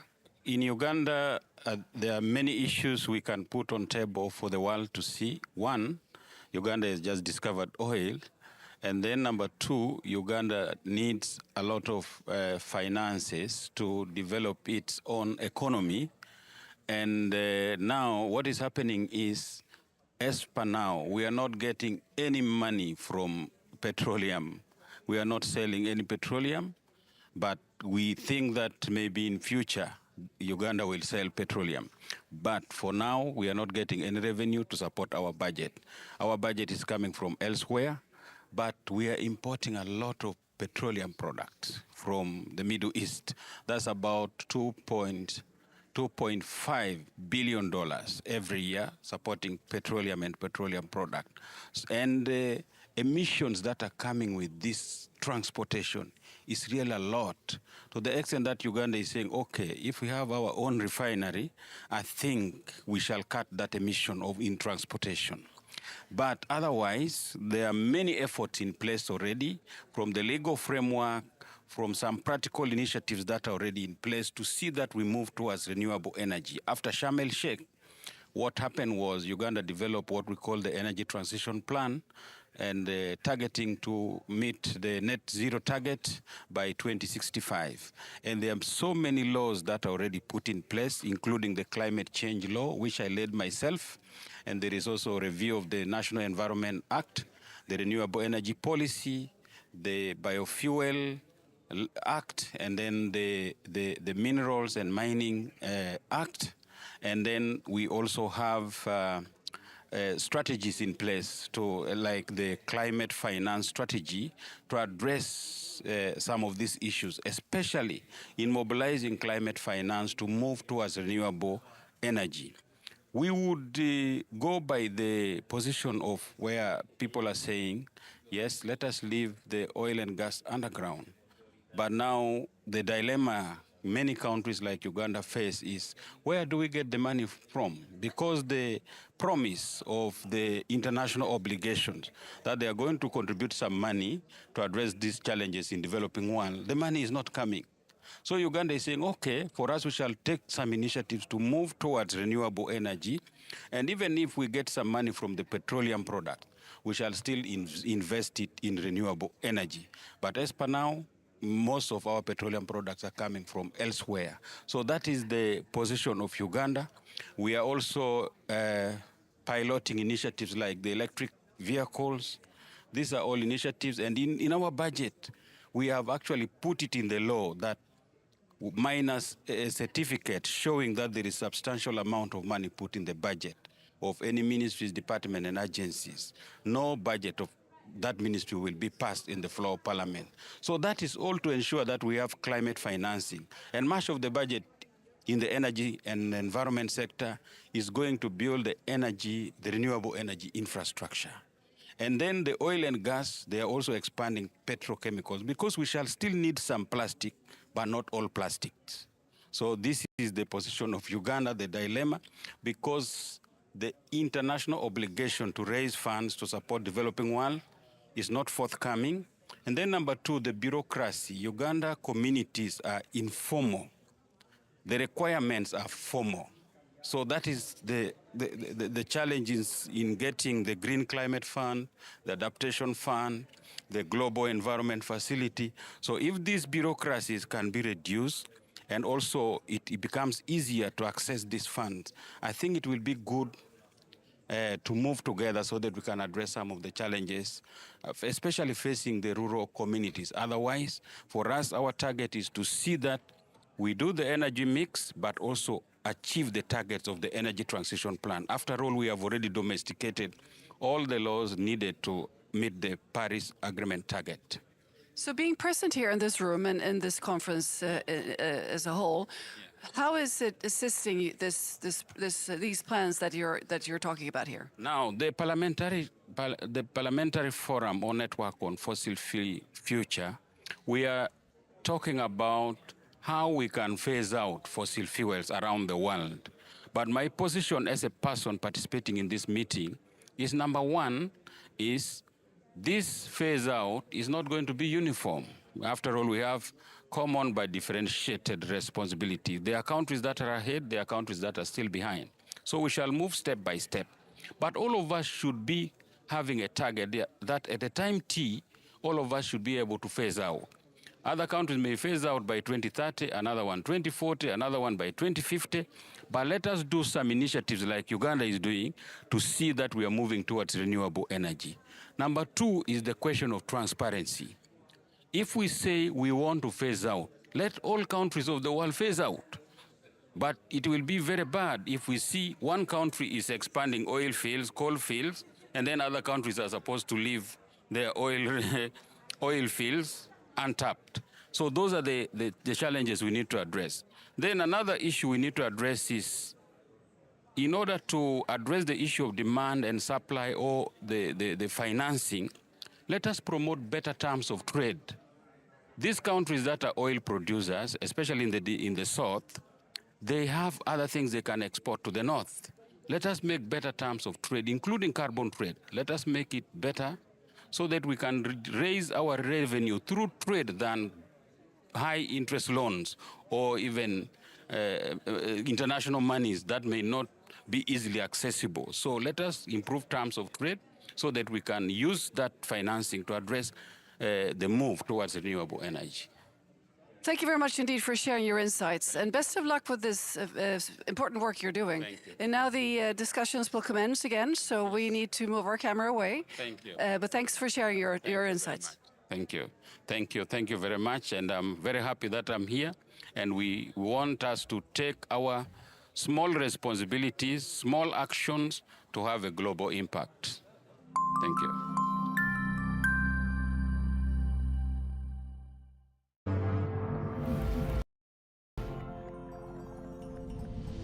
I am here with a parliamentarian from Mexico, so could you please state your name? Yes, I'm Laura Ballesteros. I am Deputy Federal, Congresswoman Federal in Mexico Congress. And I'm part of the agenda of climate crisis, environment, and also less anti-plastics in our country. So Mexico is one of the countries present here and part of the coalition of the willing. Why is it important for Mexico, and what are the gains the country can have from being part of this? Right now, we are in the middle of a very big fight because the Mexican government is trying to explore if they can do fracking in a sustainable way. So every scientist in the world agrees that there is no way to do sustainable fracking at all. So I think that this conference, specifically for Mexico, is very important, because we are in the middle of that discussion. So I will definitely go back to my country with all these agreements about this day and also about the conference. And let's see if we can elevate the legislative debate in order to protect the community and the future of the country. So when you go back and talk about these things with your fellow parliamentarians and also with the public, what do you push for? Is it health aspects or is it financial aspects? What makes it tick, so to speak, for this to happen? All of them, because when you are trying to take this kind of big decisions, you just can't think just in one specific area. It is very political, the decision. It is very transversal. You have to think about health, water, social aspects, and of course, future and life. Last week, I received in Congress a big community of Mexican people, indigenous people who are fighting against fracking, for example. And what they are asking for is to stop it. They don't want like a middle way or a middle ground to make it happen. And what they said, and I think it's a symptom of what they are living and the future of the future that can expect to us if we don't stop this kind of energies, is that if you allow fracking, you're going to kill us. That's it. So I think the key word here is transition. And if we can work with that transition in the finance way, with the social way, and of course with very good political decisions, Mexico can be starting in the next decade a better future. If not, we are just in that limit that we can't afford any more mistakes. So what can you say about the discussions here in this room?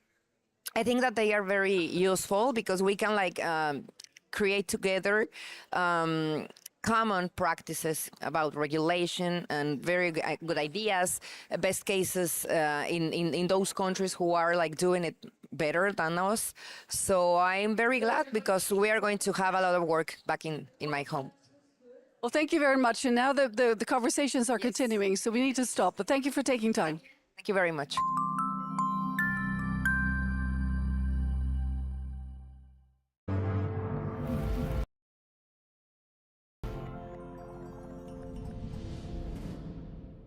Now I have the pleasure to talk to a parliamentarian from Pakistan. Could you please state your name? My name is Dr. Nafisa Shah, and I'm a parliamentarian from the south of Pakistan.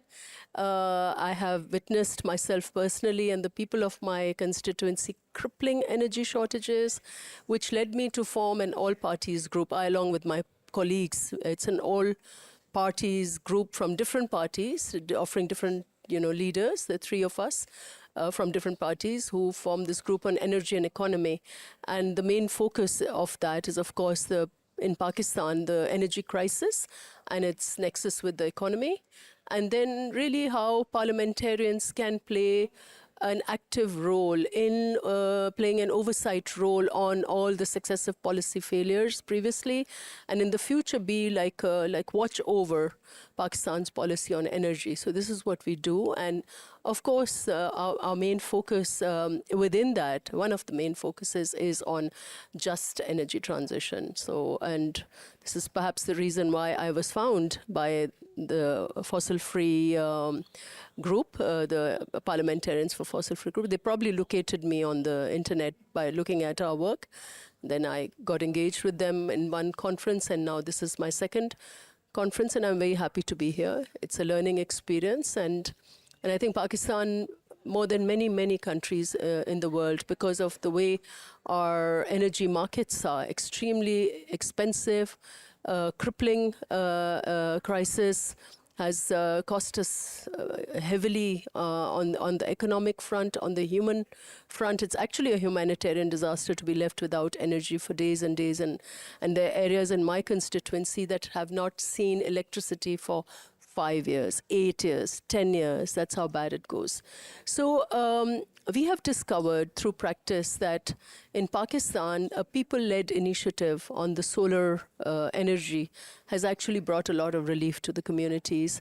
And guess what? It is renewable, and it is fossil-free, and it is friendly towards the environment.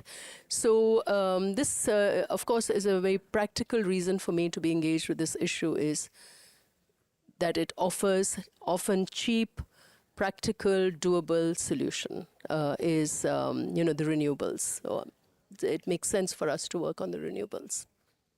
So what would you bring back with you from the discussions here in the room that you need to go back to in any minute now? But from your perspective, what would you be bringing back to your fellow parliamentarians in Pakistan? So first is a story I bring from Pakistan. I think that's a story that needs to be told on how Pakistan became one of the fastest energy transition, particularly in the solar energy. Our total capacity of mainstream production, which uses all the fossil fuels in the world, gas and oil, and you have it. And on the other hand, the solar, the gigabytes, it's almost the same. It's amazing.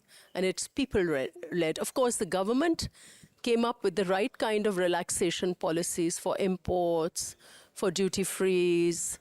And then we had something called the prosumer regulations, which is it allowed the consumer also to be the seller of extra energy coming from solar. So these are these households selling the energy to the national grid. So it's a very important story that needs to be told. And it's perhaps, as I said, a success, or this opportunity came out of a crisis. Pakistan was in a crisis, energy crisis, and this was a people-led solution with the government making the right kind of changes at the right time. So this is a story that first I need to tell the world. And of course, then the feedback is very, very important, and also what the rest of the world is doing, particularly from the industrial front, the larger energy picture. And then there are so many different stories that people have to tell across parliaments in the world on how different policy initiatives have been taken. So it's a very good learning exercise. And the sessions that we're having are very concrete. They're very action-oriented. So they're also hands-on. So it's a learning experience from that front. And I hope that I will be able to, the Pakistan story, of course, is still very disjointed. It needs to connect all the dots. We're looking at now the EVs. So, but we need to connect all the dots. And then we also, at the same time, there are complications. So we have our own local coal, which has yet to be extracted. And there's a world pressure to wind it up, but there's a local pressure to extract. So there are all those other political challenges that you need to, but even with that local extraction, Pakistan is well in the global map on not just energy transition, but also in its the carbon footprint that we do are not really the polluters. On the contrary, we bear the brunt of world pollution. So Pakistan has a very strong case to fight to the world and say, oh, well, if you're putting in all the resources, let's put some of them in a country that is not a major polluter. On the contrary, we are contributing to the renewable energy landscape in the world, so to say. quite an impressive trajectory you have had in the renewable energy field. So, on that note, what other countries that are not as strong in this trajectory would you like to bring to the table here? I don't know. You know, as I say, I still have to learn a lot. But the biggest economies in the world, where live the most prosperous people, the biggest actors in the geopolitical landscape of this world, are really the ones who need to, you know, go into a reverse gear, or perhaps, you know, learn from countries like ours. Perhaps, and I think here the global politics is something that needs to be confronted. That there are a lot of. I'm not a very big. Let's say I don't have a major role to play in any of the COPs, but from what I know in the COP platform, there's a lot of retraction of the larger global economies on their earlier commitments. And I think until and unless these countries do not play their leadership role, put their money where they, well, right now even the mouth is not, you know, I'm referring to obviously the United States of America. So this is very, it is very discouraging. To say that if you really want to move forward, then these are the countries that have to really make those commitments, because a lot of countries will look up and see what they are doing. And, you know, we, for us, for Pakistan, it's actually a demand-driven necessity because of our really high fossil fuel-based, unsustainable energy prices. This was a perfect alternative, and we will move all the way.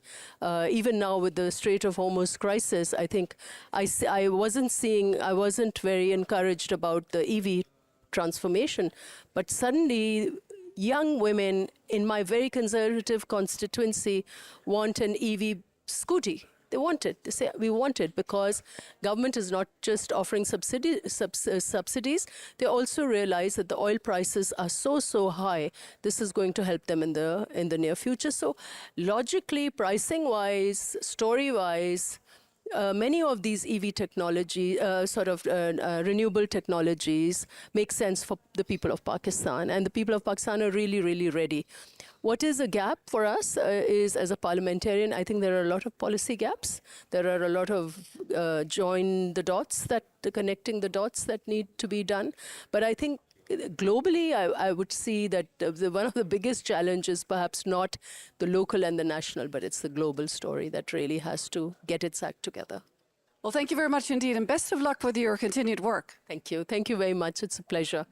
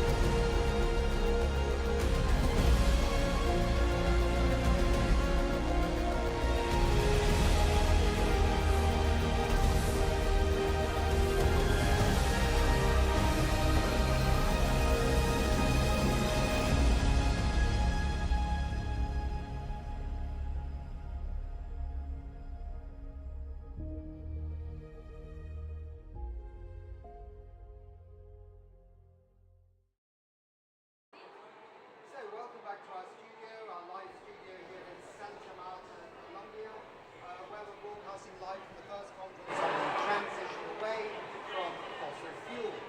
Now, during the academic pre-conference held here in Santa Marta on April the 24th and 25th, the key discussion was on how the health benefits... Can you cut? Can you go... Take his mic. Grab his mic. Grab his mic.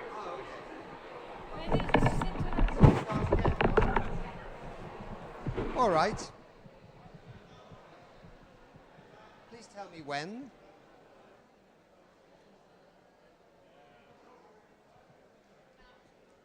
Welcome back to our studio in Santa Marta, Colombia, where we're broadcasting live from the first conference on the transition away from fossil fuels. During the academic pre-conference, which took place in Santa Marta on April 24th and 25, a key discussion was how the health benefits of fossil fuel phase-out can be quantified. What are the benefits of moving away from fossil fuels generally? And who is most well equipped to deliver these benefits to the general public? We will dive into this and many more in our third Make Science Great Again panel, live here from Santa Marta, Colombia. And it's my great pleasure to introduce the following guests. We have Edward Maybach. Thank you very much. He's Distinguished University Professor Emeritus at George Mason University in the United States. Correct? Good. I am indeed. Yep. And we also have Courtney Howard, Chair of the Global Climate and Health Alliance. Is that US-based or Canada-based? Our home is in the US, but we're global. We have 250 organizations around the world. That's right. Okay. And on the magic of Zoom, we may expect Aurélie Carillon, the Public Policy Coordinator of Biciticas. I'm really managing to mangle that completely, terribly badly, Aurélie, but we can clear that up when I come to you. Thank you very much indeed.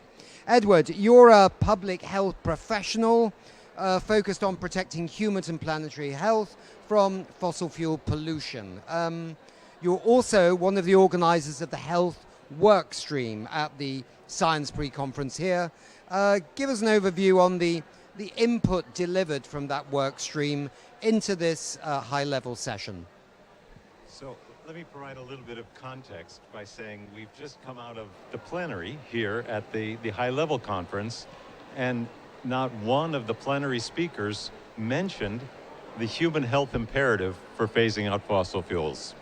And that is precisely why we had a health benefits work stream at the pre-conference, because while it tends to be thinking about the health benefits of phase out tends to be an afterthought if it's a thought at all.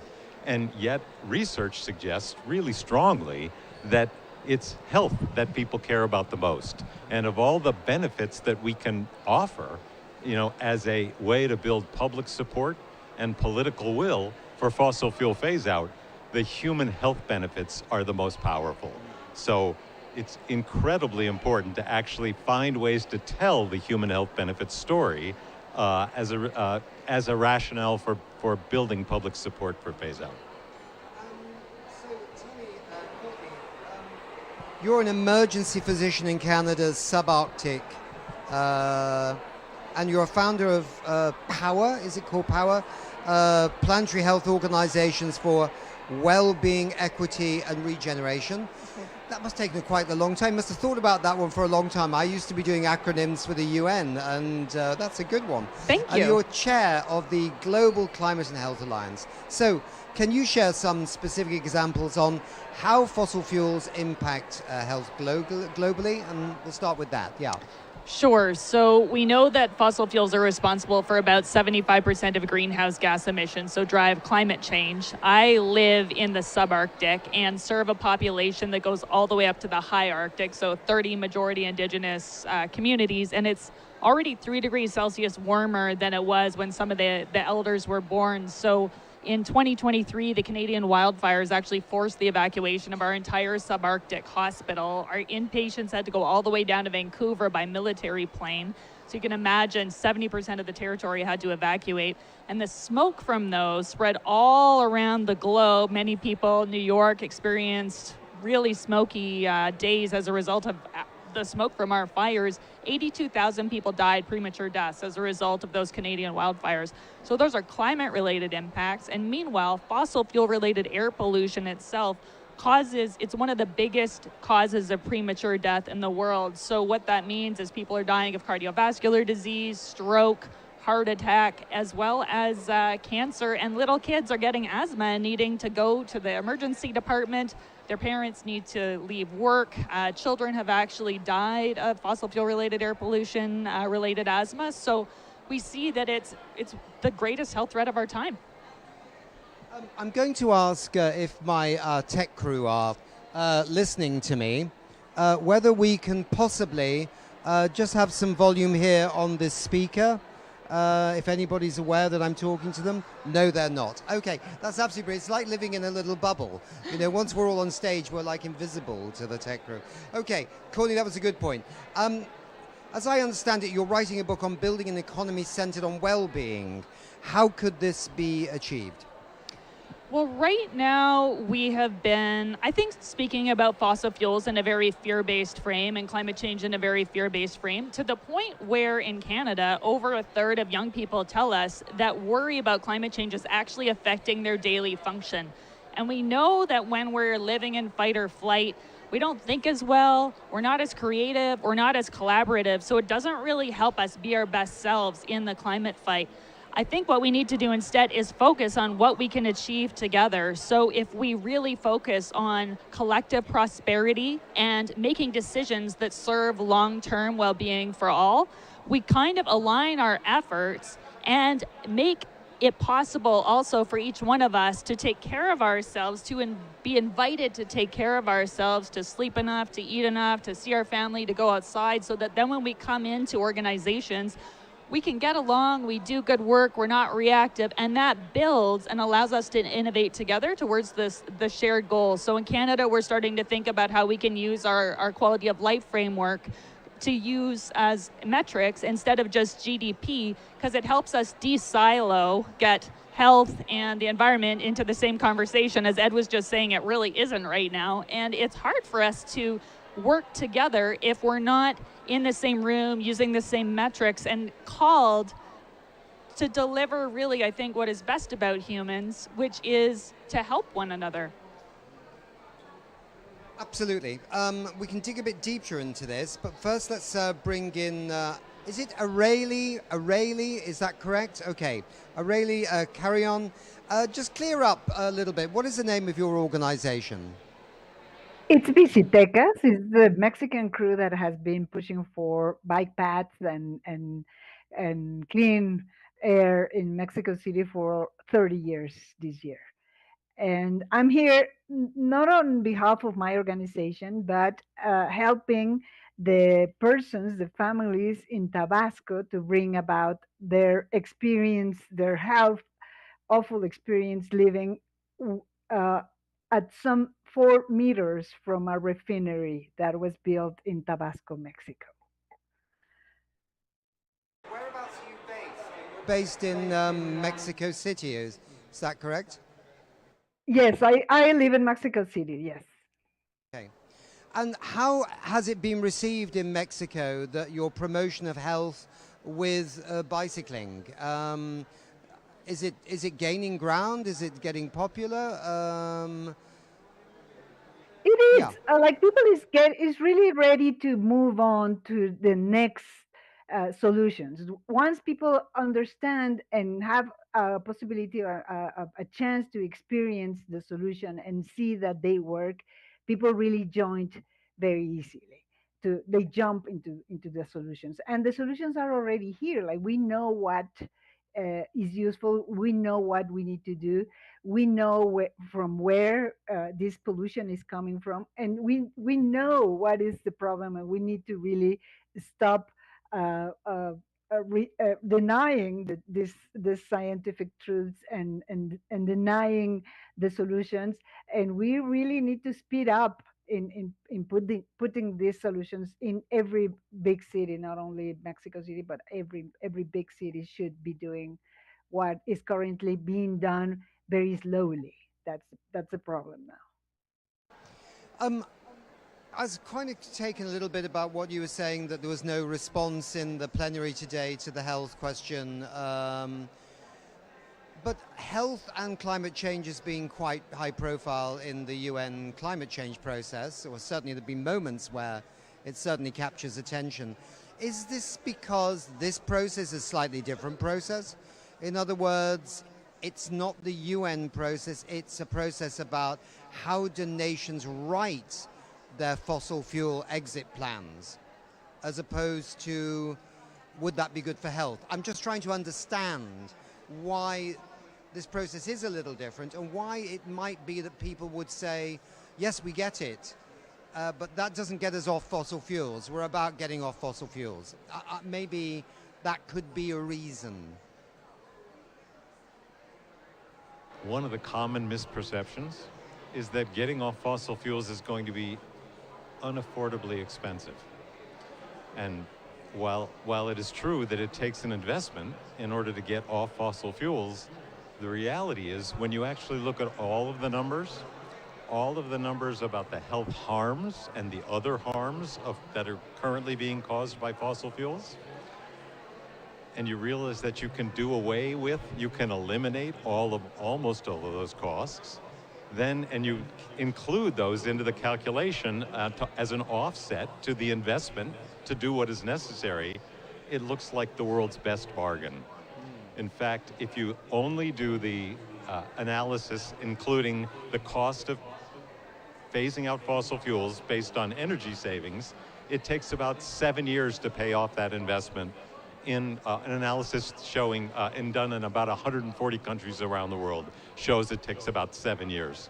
Conversely, if you include the human health savings and the other social savings, you pay off those investments in only 1 year, which is a pretty remarkable bargain to take the actions that are necessary to save human civilization immeasurable suffering and morbidity and mortality. Are these the kind of numbers that you understand as well in your work, that we're talking about really a very quick return on your money in terms of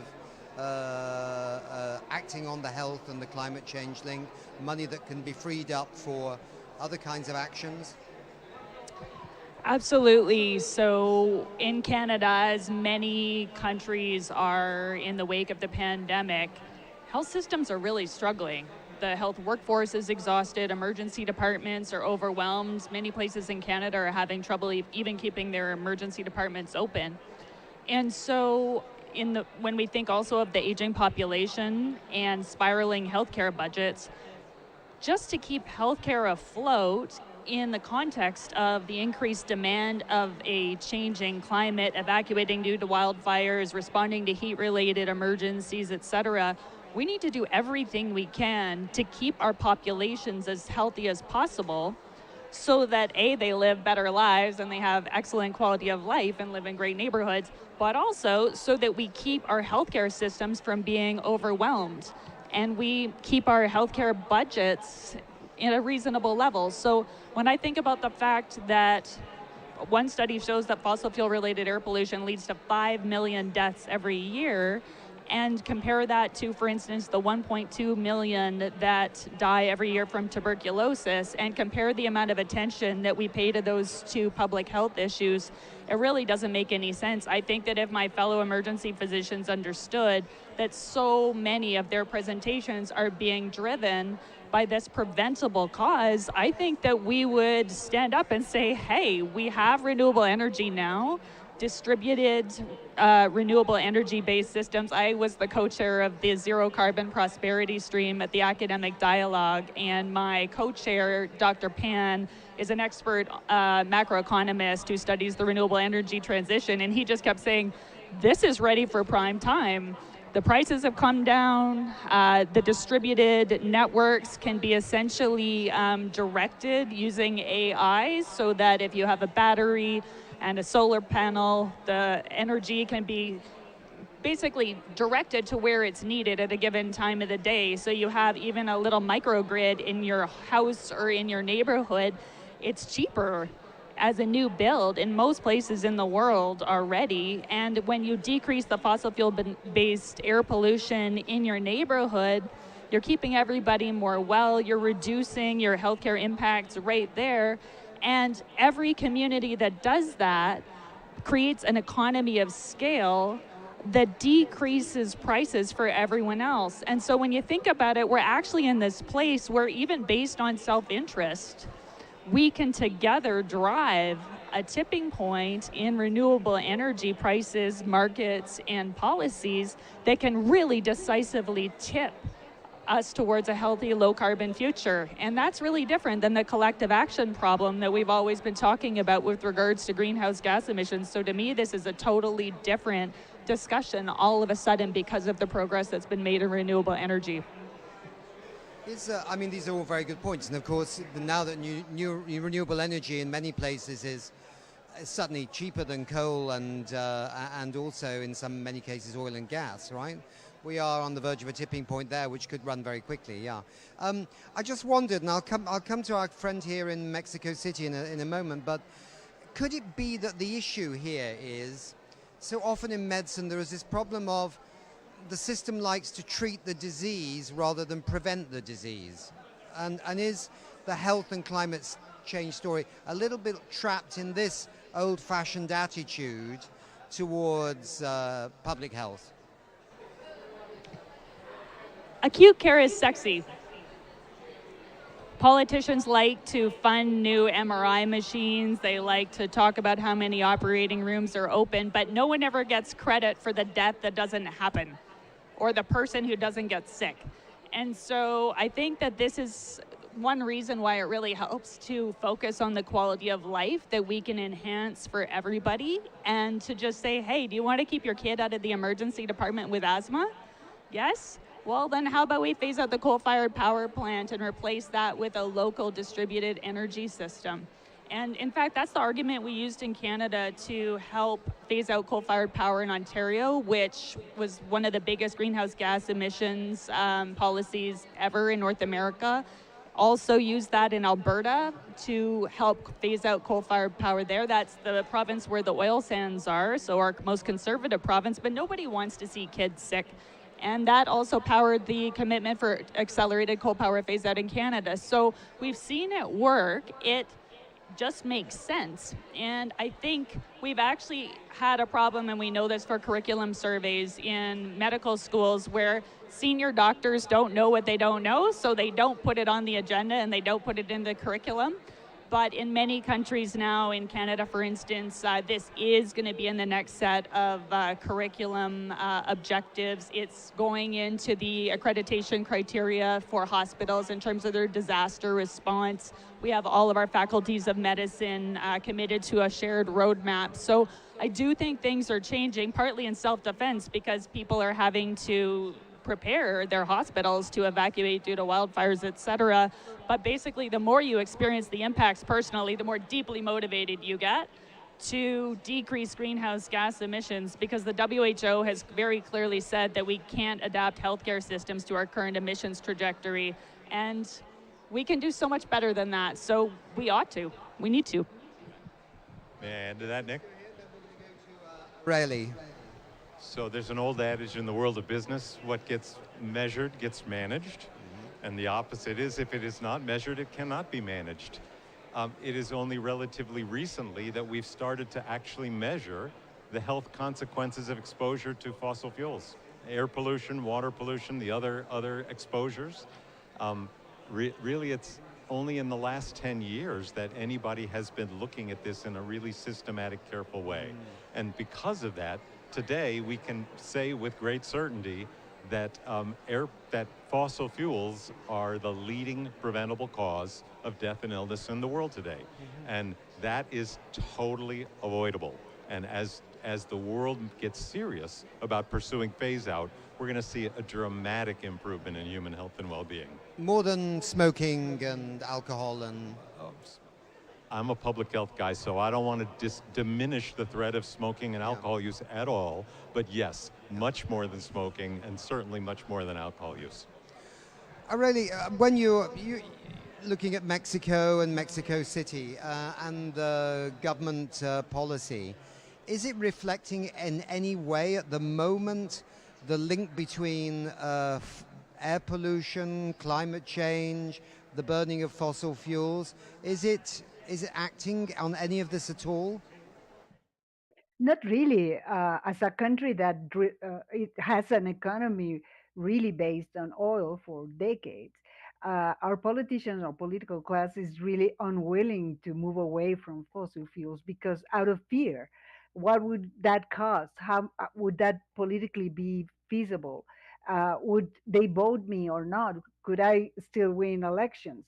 And these sort of fears and ideas kept us in a vicious circle where the money still flows heavily to fossil fuels instead of being really using the opportunities to invest on clean energy, despite the fact that Mexico is a country that has many opportunities, a great potential for solar energy, for wind energy, and we are a vast country with a great potential for those renewables.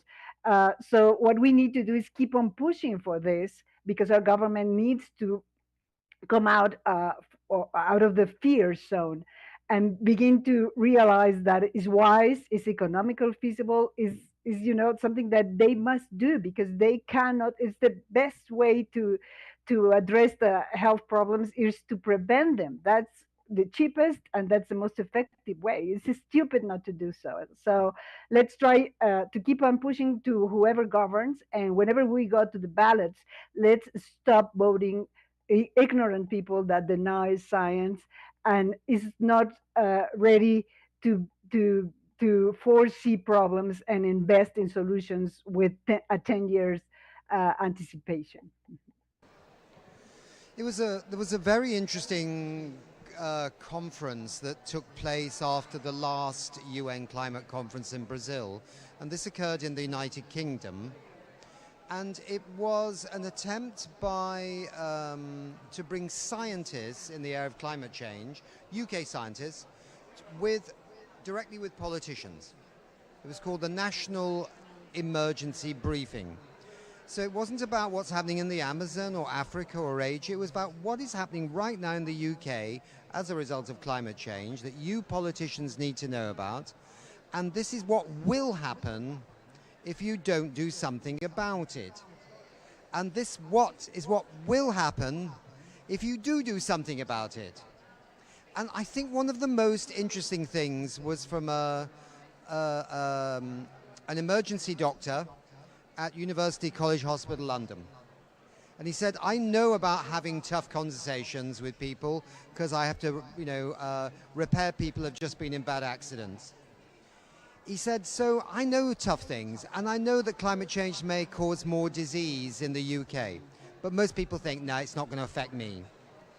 What terrifies me, he said, is how quickly the UK could be turned into starvation conditions within maybe days or weeks if we don't deal with climate change and what that means to human nutrition, and let alone the violence that would occur in the country. But his big thing was nutrition, diminishing as a result of uncontrolled climate change. I found that quite powerful. Is this part of the story of health and climate change? As it advances, we don't deal with it, nutritional levels are going to suffer, availability of food becomes even harder, broken supply chains, nations not able to make enough food themselves for their population. Who'd like to have a go at that? The gentleman who offered that comment is exactly right. It's an extreme scenario. I don't personally expect to see that scenario play out in the UK anytime soon, but it could.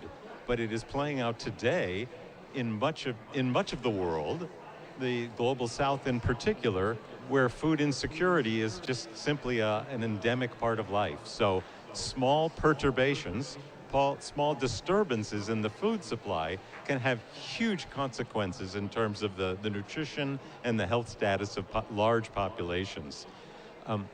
There's another element, though, to invoking starvation, food supply as a motivation for taking action. Most people in the UK, I would imagine, find that to be hard to imagine and think that that simply won't happen. Conversely, most people in the UK, certainly in London, can relate to bad air quality. Matter of fact, the first person to have had cause of death as air pollution was a child in the UK about half a dozen years ago.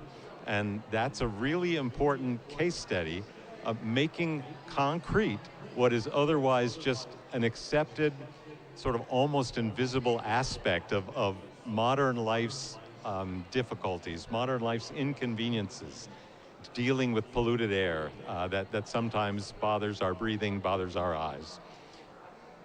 To raise the example of the UK also in part because it was a a different approach by scientists speaking directly to politicians. And they're now doing a similar one in Germany at the end of the year, and there's some other countries now looking at this. So I didn't want to focus on, oh, poor old UK, but I respect your comments. I wanted to say, I think it could be a new approach if one could mobilize similar things in different countries to really tell the politicians, yes, okay, the Amazon is important, Africa is important, but here in Mexico, this is what's going to happen if you as the government don't act. Yeah, the doctor who presented, Hugh Montgomery, is a colleague of ours at the Lancet and Lancet Countdown. And in fact, because we're going over 1.5 degrees Celsius, that puts us in the range of tipping points in the Earth system, including the Atlantic meridional overturning circulation, which could very quickly change growing conditions in Northern Europe.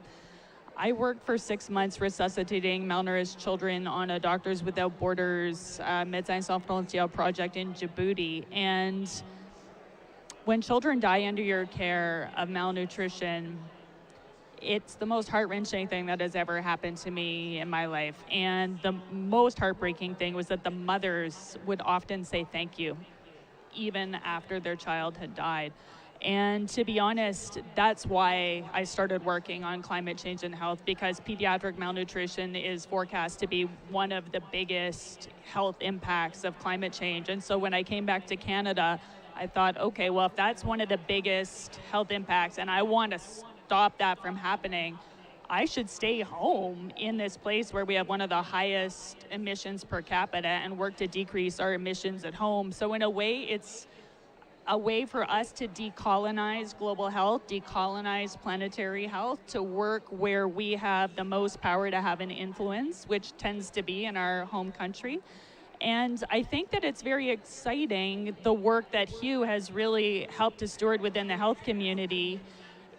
We now have over 100 countries signed up to sustainable low-carbon health systems. And when we look at the fact that health systems actually allocate together about 10% of global world product, all three of us participated in a paper together looking at social tipping points that the health sector can trigger when we combine the 10% of global world product that we allocate, our ability to speak as trusted messengers on the topic that really moves people the most.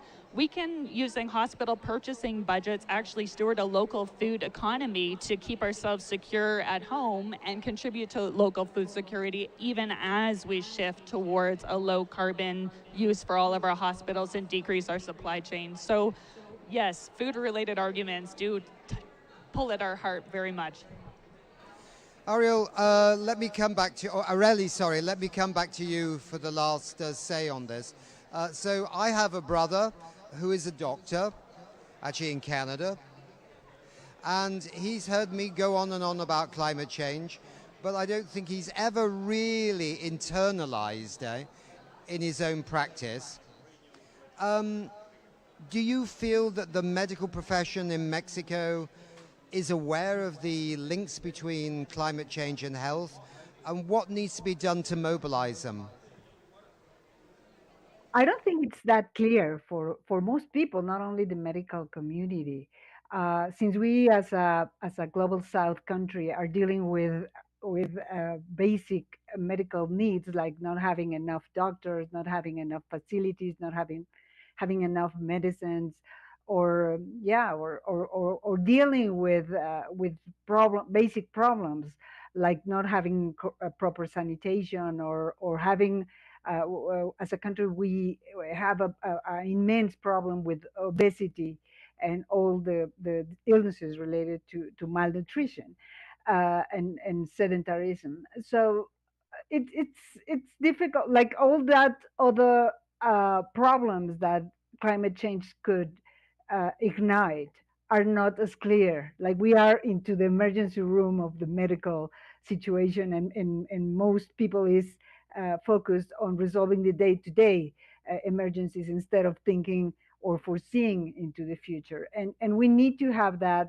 now if we want to have solutions that can really move us in the right direction. We need to foresee what could be the worst scenarios, and what do we need to do in order for not reach those awful scenarios in terms of health and in terms of public health. So yeah, we need to do a lot more to understand the links between climate change and health, and be able to take steps now to prevent the most difficult scenarios in the years to come. Well, let's hope that Mexico becomes one of the countries that drafts an action plan to phase out fossil fuels. And of course Canada, and well, maybe not the USA right now, but maybe in better times to come.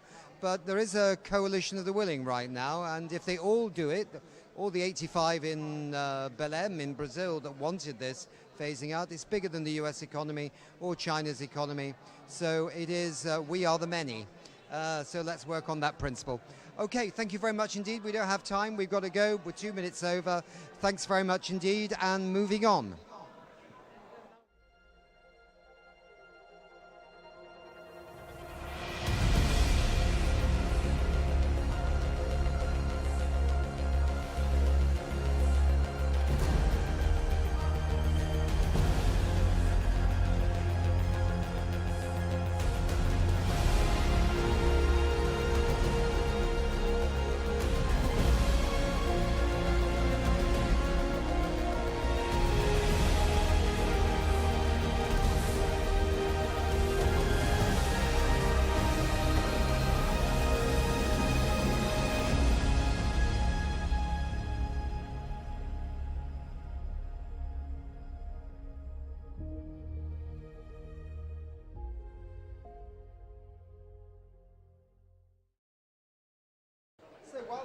Broadcasting here in Santa Marta. There have also been several high-level meetings going on, as it were, around us. Just next door, ministers and government representatives are working on a report that informs a global roadmap away from fossil fuel dependence. And we're going to round off today's broadcast by checking in on the negotiations. They're not really negotiations, they're more conversations, I think. And we brought the following guests together. So we got Bronwyn Grieve. There we've got a mistake in there. I thought it was Shanti. You have been swapped in. Tell us who you are again, come on. I'm Dr. Shanta Bali, Chief Climate Scientist at Fortescue. Yes, I thought you looked the same as the wonderful person I talked to yesterday. And we got Vicky Sins, I think I'm absolutely dead right on this, Head of Programme, World Benchmarking Alliance, and we may be joined by Bastian Hassing, who's Head of International Climate Policy with the government of the Netherlands. So fingers crossed for that one. Okay, you're with Fortescue, and we chatted about that today, but now we've got an audience out there of about 2.8 million people at the current moment from all around the world. If they don't know who Fortescue is, tell them who they are, and tell them why you're here in Santa Marta. Well, Fortescue's a big, bad, am I talking to you? Yeah. Fortescue's a big, bad mining company, right? We're a big, dirty mining company. We use almost 1 billion litres of diesel a year. But we have aspirations to be sort of like the Greta Thunberg or the Greenpeace of the mining industry. So we've got a real zero target, which means no fossil fuels by about 2030. And that's what we're going to do. We're on track. We're halfway there. And that's probably why we're the most distinctive mining company there is, because our peers are doing very, very little in comparison. Yeah. And you're here because you've been actually leading the kind of private sector, or coordinating or assisting centrally in the private sector dialogue here, yes? And it was actually one of your ships in the marina here at Santa Marta. There was a report as well that came out, which is a contribution into this high-level event that we're having here right now, with indeed the president of Colombia who has joined us. This report was written by whom, and what are some of the headline figures? So this report was co-led by Fortescue, World Benchmarking Alliance, and BYD. Okay. It brought together about 90 businesses or associated entities that work with businesses. And together we represent at least $1/3 trillion dollars, if not more. That's what's publicly disclosed. So a really big, hefty bunch of companies all coming together to express their views on how we deliver a fossil fuel phase out. So this report represents a diverse view of views, but what you won't find in there are all the false solutions that have sort of been, basically slowed down climate progress in the last 10 years. So you won't find a resounding endorsement of offsets. You won't find a resounding endorsement of carbon capture and storage. What you will find are really immediate steps we can take to phase out fossil fuels through electrification, renewable energy, green fuels, national fossil fuel phase out roadmaps, and an end to fossil fuel subsidies. Yeah, and in a sense, what you're actually underlining is that sometimes with climate change policy, the world kind of overcomplicates the entire thing, whether that's deliberately by some people that would like to overcomplicate it to slow it down, or whether it's because we load the thing with so much baggage, it's quite hard to see through, and of course we're dealing with 190 odd countries at different moments in their development and things like that. But I mean, it strikes me that dealing with climate change is a choice that humanity can choose to make or not choose to make.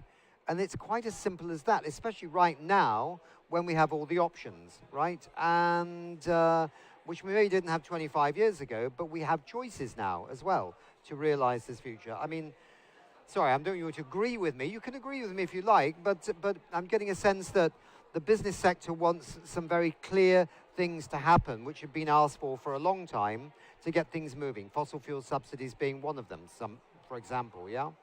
Absolutely, and I don't even think it's necessarily a choice. I mean, you can choose to do things as a business, but you really have to act in your business's interest. That's what drives businesses. And so what Fortescue's doing is acting in our shareholders' best interest, right? We're going to introduce new technologies. Why would you use an obsolete phone when there's a new model coming off the line, right? So all we're doing is bringing in the latest technologies, electrification, new energy sources, battery storage, all the things that reduce our costs and mean that we can produce more profit.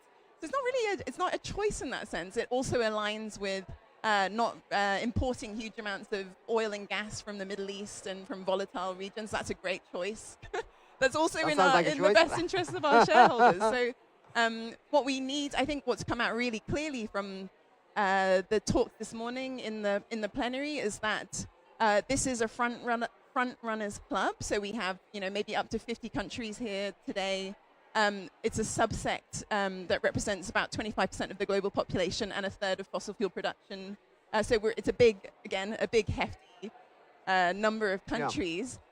But while this is a front runners club currently, the aim is to show that problems can be solved and then scale up to a global treaty. Like global fossil fuel phase out treaty is something that people want.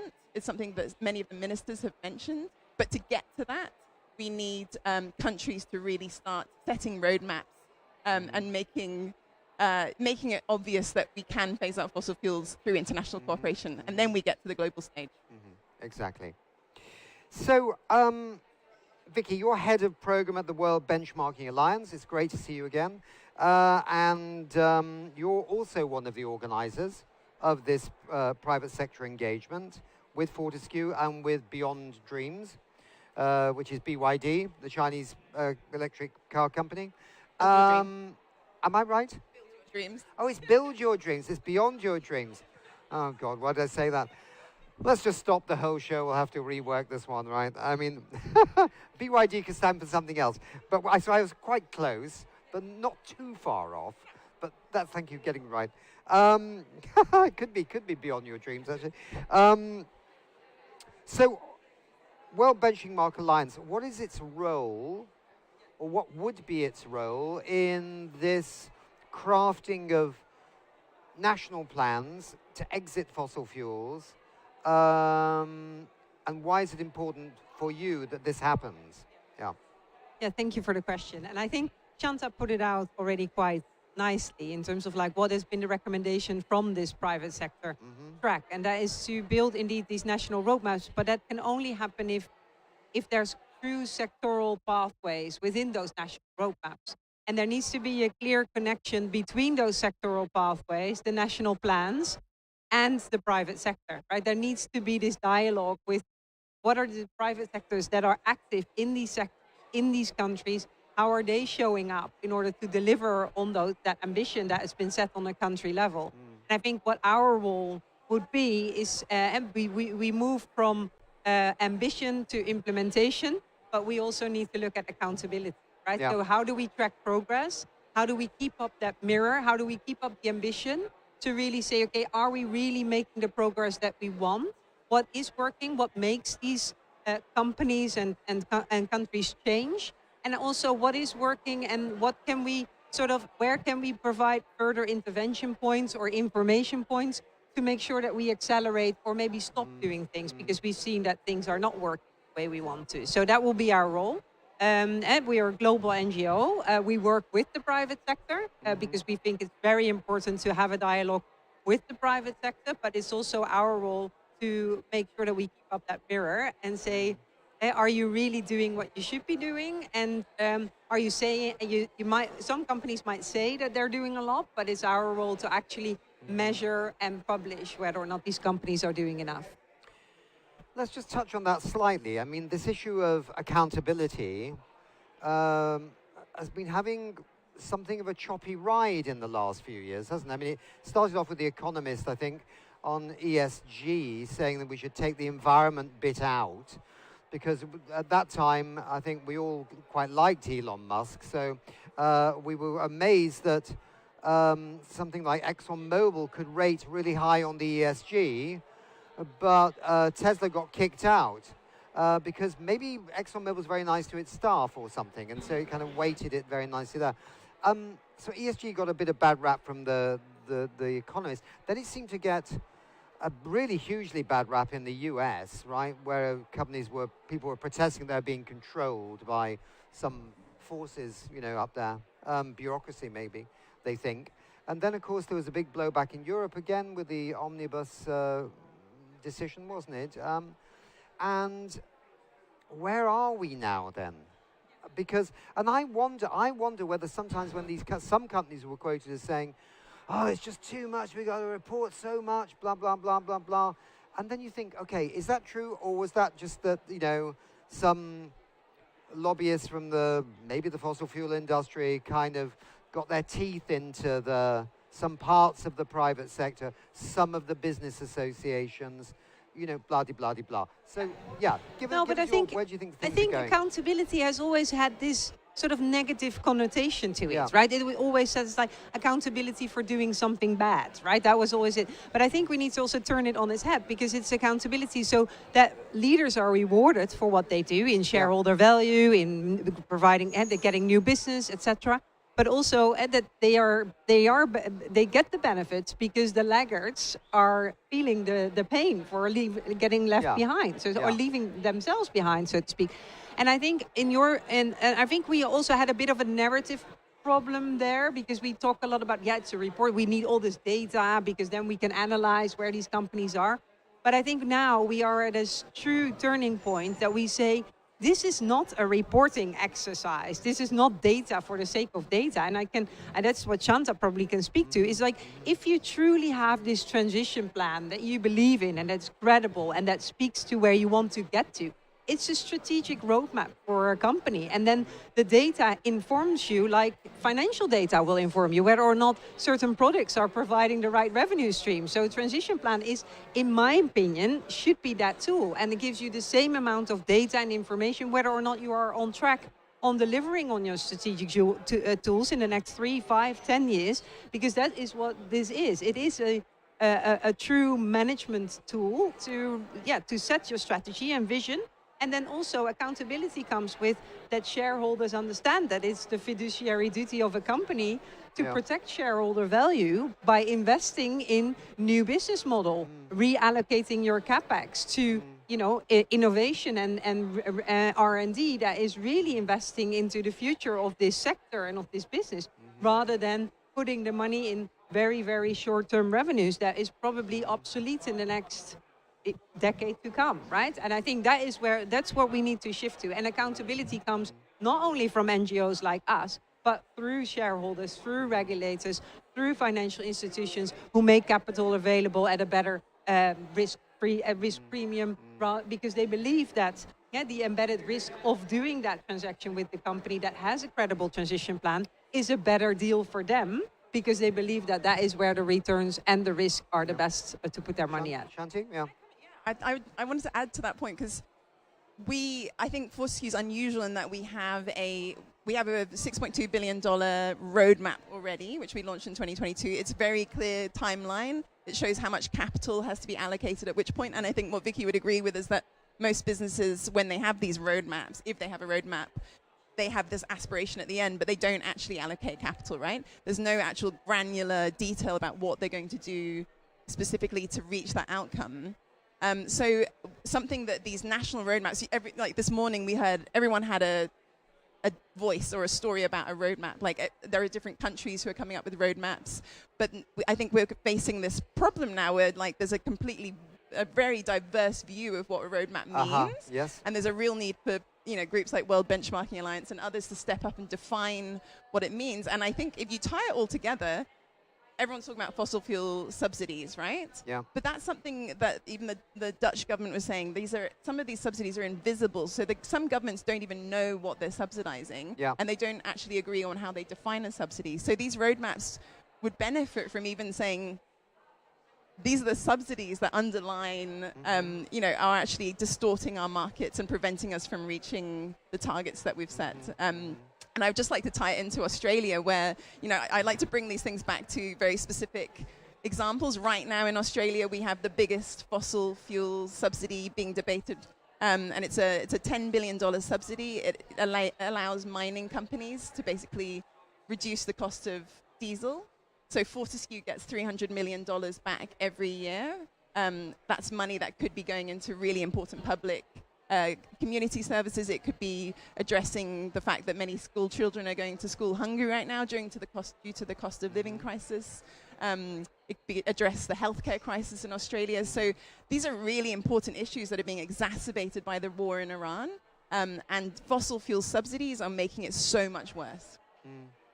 But you're the good guys, right? Because you're using your 300 million for positive things. What are you putting your 300 million into? We're putting it right now. We're putting it into the biggest green grid in the world. That's off-grid. So it's a bit of a mouthful, but essentially there are green grids that exist that feed into national grids. But Fortescue's building 2 to 3 gigawatt green grid in Australia with 5 to 6 gigawatt hours of battery storage to firm that power.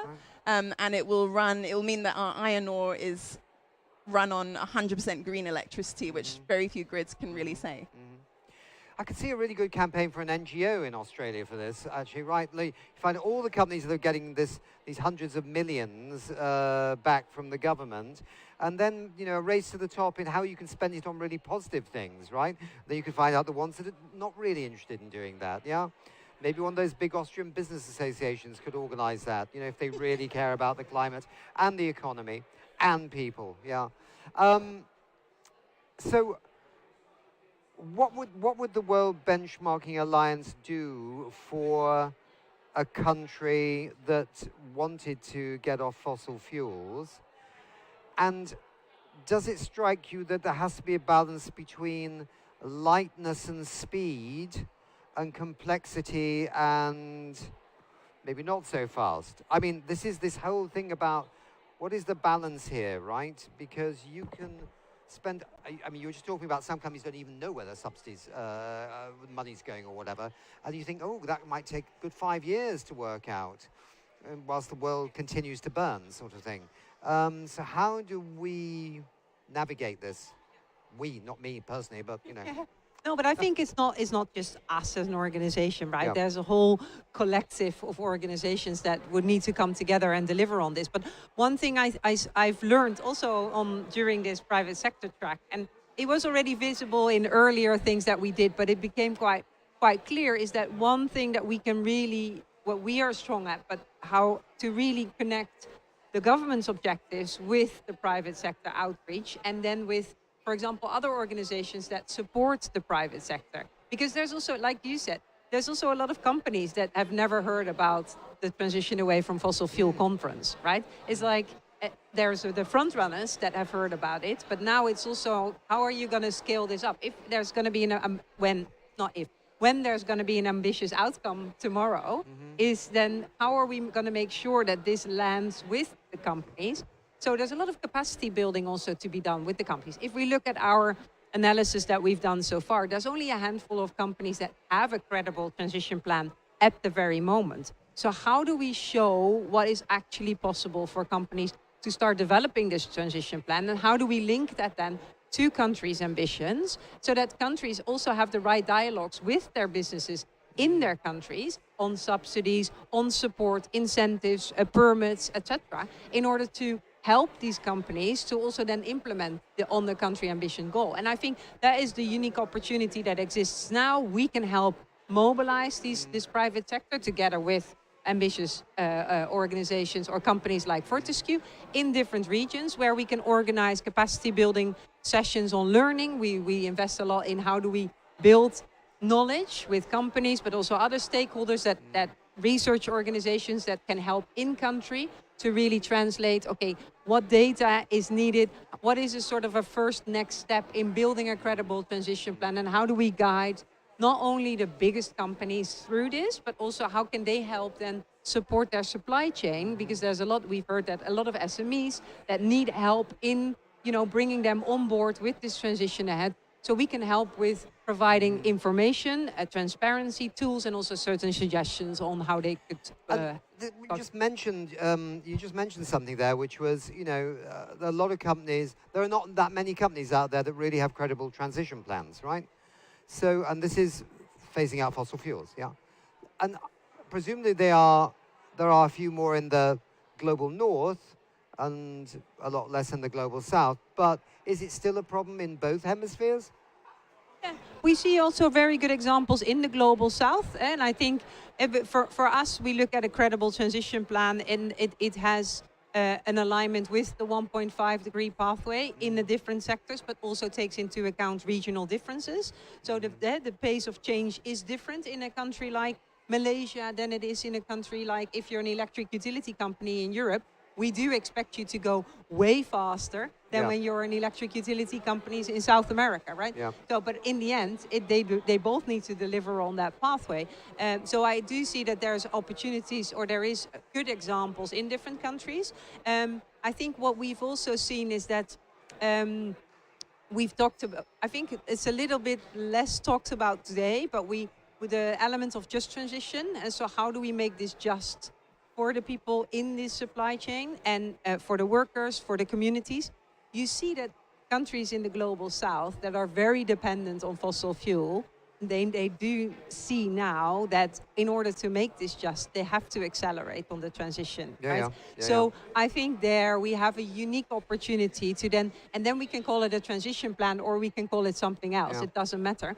But I think there is a unique opportunity now. The momentum is there to help these not us, but in general, to then say there is an opportunity for these for the countries, but also the companies in these countries to really accelerate on the implementation. So I get the feeling about everything one's reading right now, about some of the numbers that are coming out, whether it be on finally the tipping point of EVs, or whether it be on hard debating sectors, adopting some more interesting business models that are less polluting. I just seems to see so much information that those countries that are dependent on fossil fuels from the developing world, including a country like Colombia, some of them are actually really finally waking up to the fact that they may have very big stranded assets on their hands. And I think this, again, is a tipping point all of its own, right? And I see that, was it the UAE today has left OPEC? And I don't know what that means. I mean, the UAE, okay, not some of the UAE doesn't really have any oil and gas anymore, right? But some still does. But am I hitting on a note here? Okay. Yes, I think, a comment I made earlier after the plenary was that no one mentioned the G word, which is the gas word, because I think there's a lot of discussion about fossil fuel phase out, but in the background of all of this, we know that many of the governments all over the world are have this increasing transition gas. fuel. Yes. The transition fuel. And even in Colombia, for example, so we published a roadmap in conjunction with the Colombian Climate Change Committee this week, and it shows that there's net savings of about $300 billion between now and 2050 if you just get on and phase out fossil fuels. So it's really important to understand that there are benefits associated with phasing out fossil fuels, and that's what these roadmaps can show. Yeah, so these numbers have to be articulated and they have to be communicated and they have to be understood so that somebody else can't say, yeah, that's what they say, but look at these numbers here I've got from my friend Mr. Rogers that he did in his shed in the garden, and he's an expert. That's what so unless you put together your roadmap and those timelines, you can't figure out necessarily, you might not know that actually you don't have that much fossil fuel reserve. So you may have this sort of narrative currently that you can grow your fossil fuel production, that you're going to lose out if you don't get to exploit it. But actually, if you look at Colombia as another example, they've got quite modest gas reserves. So while they can pivot a little bit, they're definitely going to run out of revenues from fossil fuels, and they're going to suffer on the job in terms of jobs. So they do need to start repositioning now, investing now in new green industries. And that's why the just transition, if you try to actually define some of these terms that are quite loosely defined, right? Just transition, what does it mean? For me, it means you've got to invest now as a government in the new industries that are going to replace fossil fuels. Because either the demand is going to fall, or you just don't have enough to prop yourself up for the, more than another decade. So there's a really important discussion that needs to be had, hopefully here. That yes, you may have a little bit more fossil fuel that you could exploit, but it doesn't mean you're going to have a just transition. It's actually setting up it's not those like new it's a real burden to phase out fossil fuels and we have to worry about people's work, jobs. It's like, no, it's going to go anyway. And if you want to build a new economy, it's got to be a green economy, and it will create the jobs to create the just transition if you do it right. Well, the speech that got the biggest cheer this morning, the head of the trade unions for Colombia, and he concluded by saying green energy is a universal basic right for all, and the room went wild. And I think that captures, the excitement that people have about having universal, abundant, low-cost energy. We want it.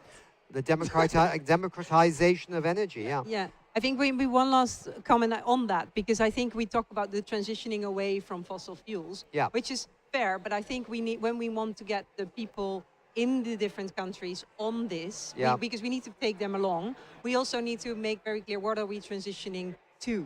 Right, it's not just what we take away from people. We need to work on the narrative, like it's economic dependence, it's like economic growth.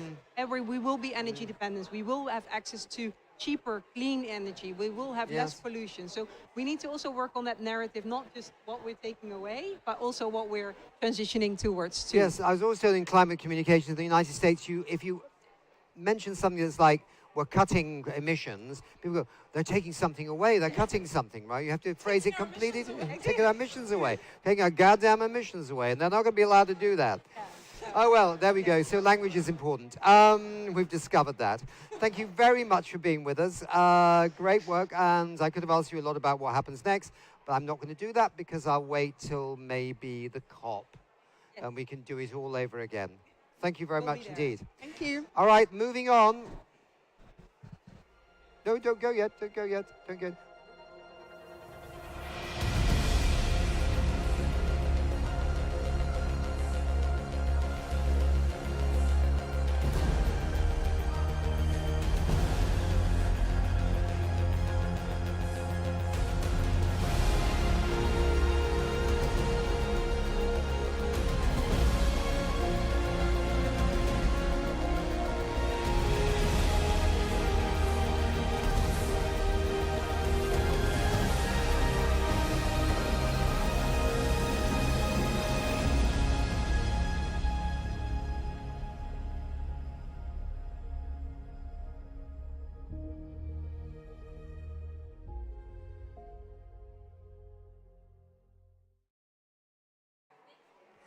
So thanks everybody who've been watching today. I know there were a lot of challenges watching the show, particularly this morning when there was a big cut in the internet and our means of communicating with the outside world were robbed and taken away from us within minutes.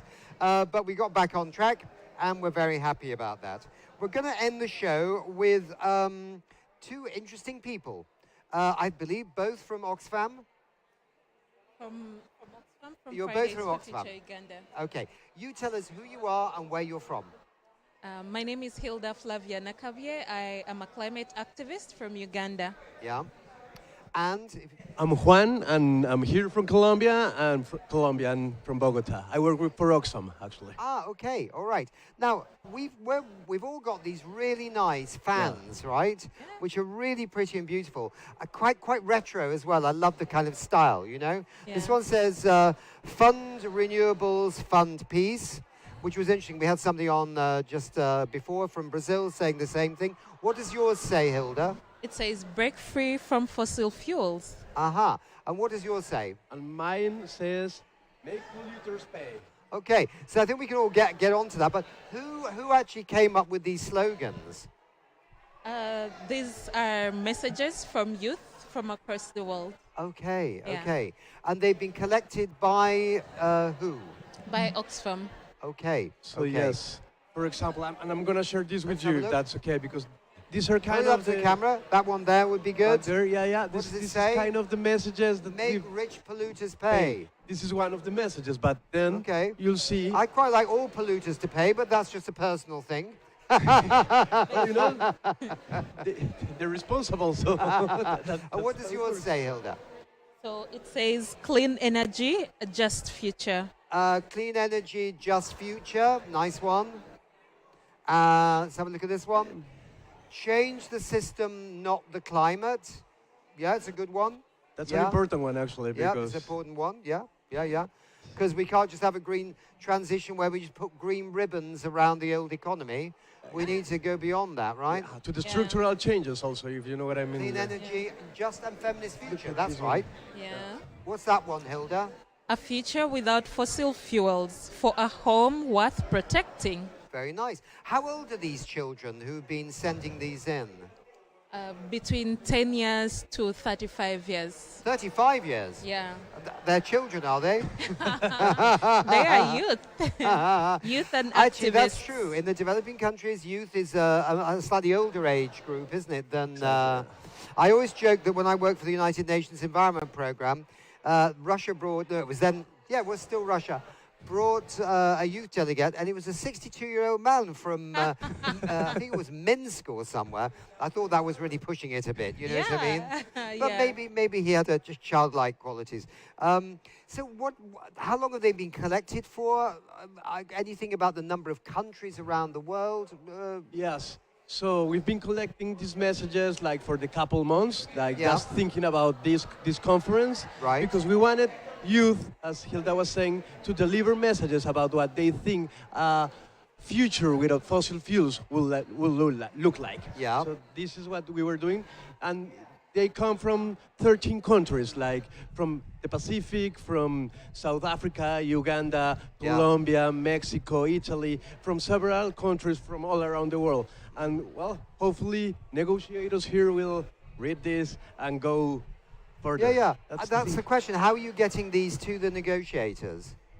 Well, we are handing them over to negotiators, delegates, and people around the first conference on transitioning away from fossil fuels. So we put these in places where people meet. Yeah. So in the conference rooms, we put these on the chairs so that people can read these messages. And then we also have a stall where people can visit and see more of the messages. So what you really need actually here is the Colombian post office, don't you, with some stamps. Yeah, so people can post them back to their families or whatever, friends, get them moving around the world in the postal system, yeah? Yeah. That would be fun. Yeah. Maybe we can't do that, but maybe we can do it for the next conference in, is it Tuvalu? Are they going to be hosting the next one? Hopefully, I think so. Like, I'm not sure if it's already decided, but I think it was officially confirmed today, so I was told, yes. Yes. We'll find out tomorrow. The minister from Tuvalu will be joining our show at the end tomorrow. So I'm going to say to him that he needs to get in on this as well for his conference. Presumably it's a he, I think. And he has to make sure in the conference there is a post office with stamps so people can send them off around the world. That would be great. Yeah. Now, I was going to say the last thing is, these are probably in great demand, aren't they? Because everyone wants one. Yes. It's hot. It's hot outside, isn't it? It's hot. It's as hot as Uganda, right? It was 39 yesterday or the day before. Really hot, yeah. Some parts of Uganda. Any other points, final points on this campaign? Yes, I think like one of the main ideas that we have been trying to talk with ministers, with delegations, and with other people is that change is also about the economic and the structural change. Like that transition change is not only about energy, it's also about the system, you know? Yeah. And when we talk about that, we talk also about debt, and we talk about also like the whole financial idea, like developing countries and the countries who have been polluting more should be also addressing this in a more serious way. They should be also, as it says, they should be giving more money to countries like ours for the transition. So that's one of the ideas that we're trying to push. I mean, this is one of the big headaches right now, isn't it? Because all the richer countries are sort of cutting back overseas development aid. I mean, one country in particular, which has a White House and somebody in it with a slightly non-white color, more orange, I think. I mean, they've been cutting back. And what's so stupid about it is we had some scientists, we have a campaign called Make Science Great with these red hats, which is about, challenging the United States and Trump and his cutting back on climate, but also climate science, cancelling it. And there was a wonderful guy from the French Academy of Sciences last year in Paris when we were having a debate on this, who said that, the lack of US aid now in Africa and some other parts of the developing world have actually taken away the disease monitoring system. The global disease monitoring system now has big holes in it, which means the world cannot monitor for the next pandemic. I mean, that's a simple consequence, a global consequence of damaging the overseas development aid to, say, Africa that affects everybody. It's nonsense, isn't it? And now that you talk about science, like yesterday we were in the People's Assembly, where the civil society met, and indigenous people, also like indigenous communities, indigenous leaders, were also asking for their science, for the way in which they engage with the environment, to be recognized and to be taken into account building the solutions. That's also actually interesting about exactly, how to get all of us involved on this solution. I think the only thing I keep suggesting to people is we've got to remember this is not a United Nations Framework Convention climate process.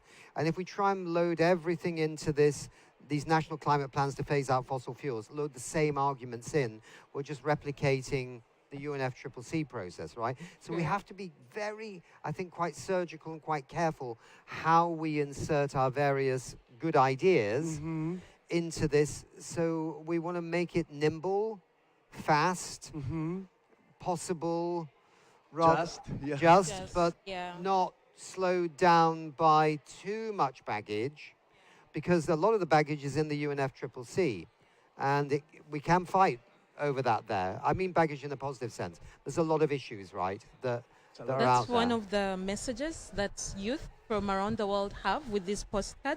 One of the hopes is that to see the first conference on transitioning away from fossil fuels as a conference of implementation.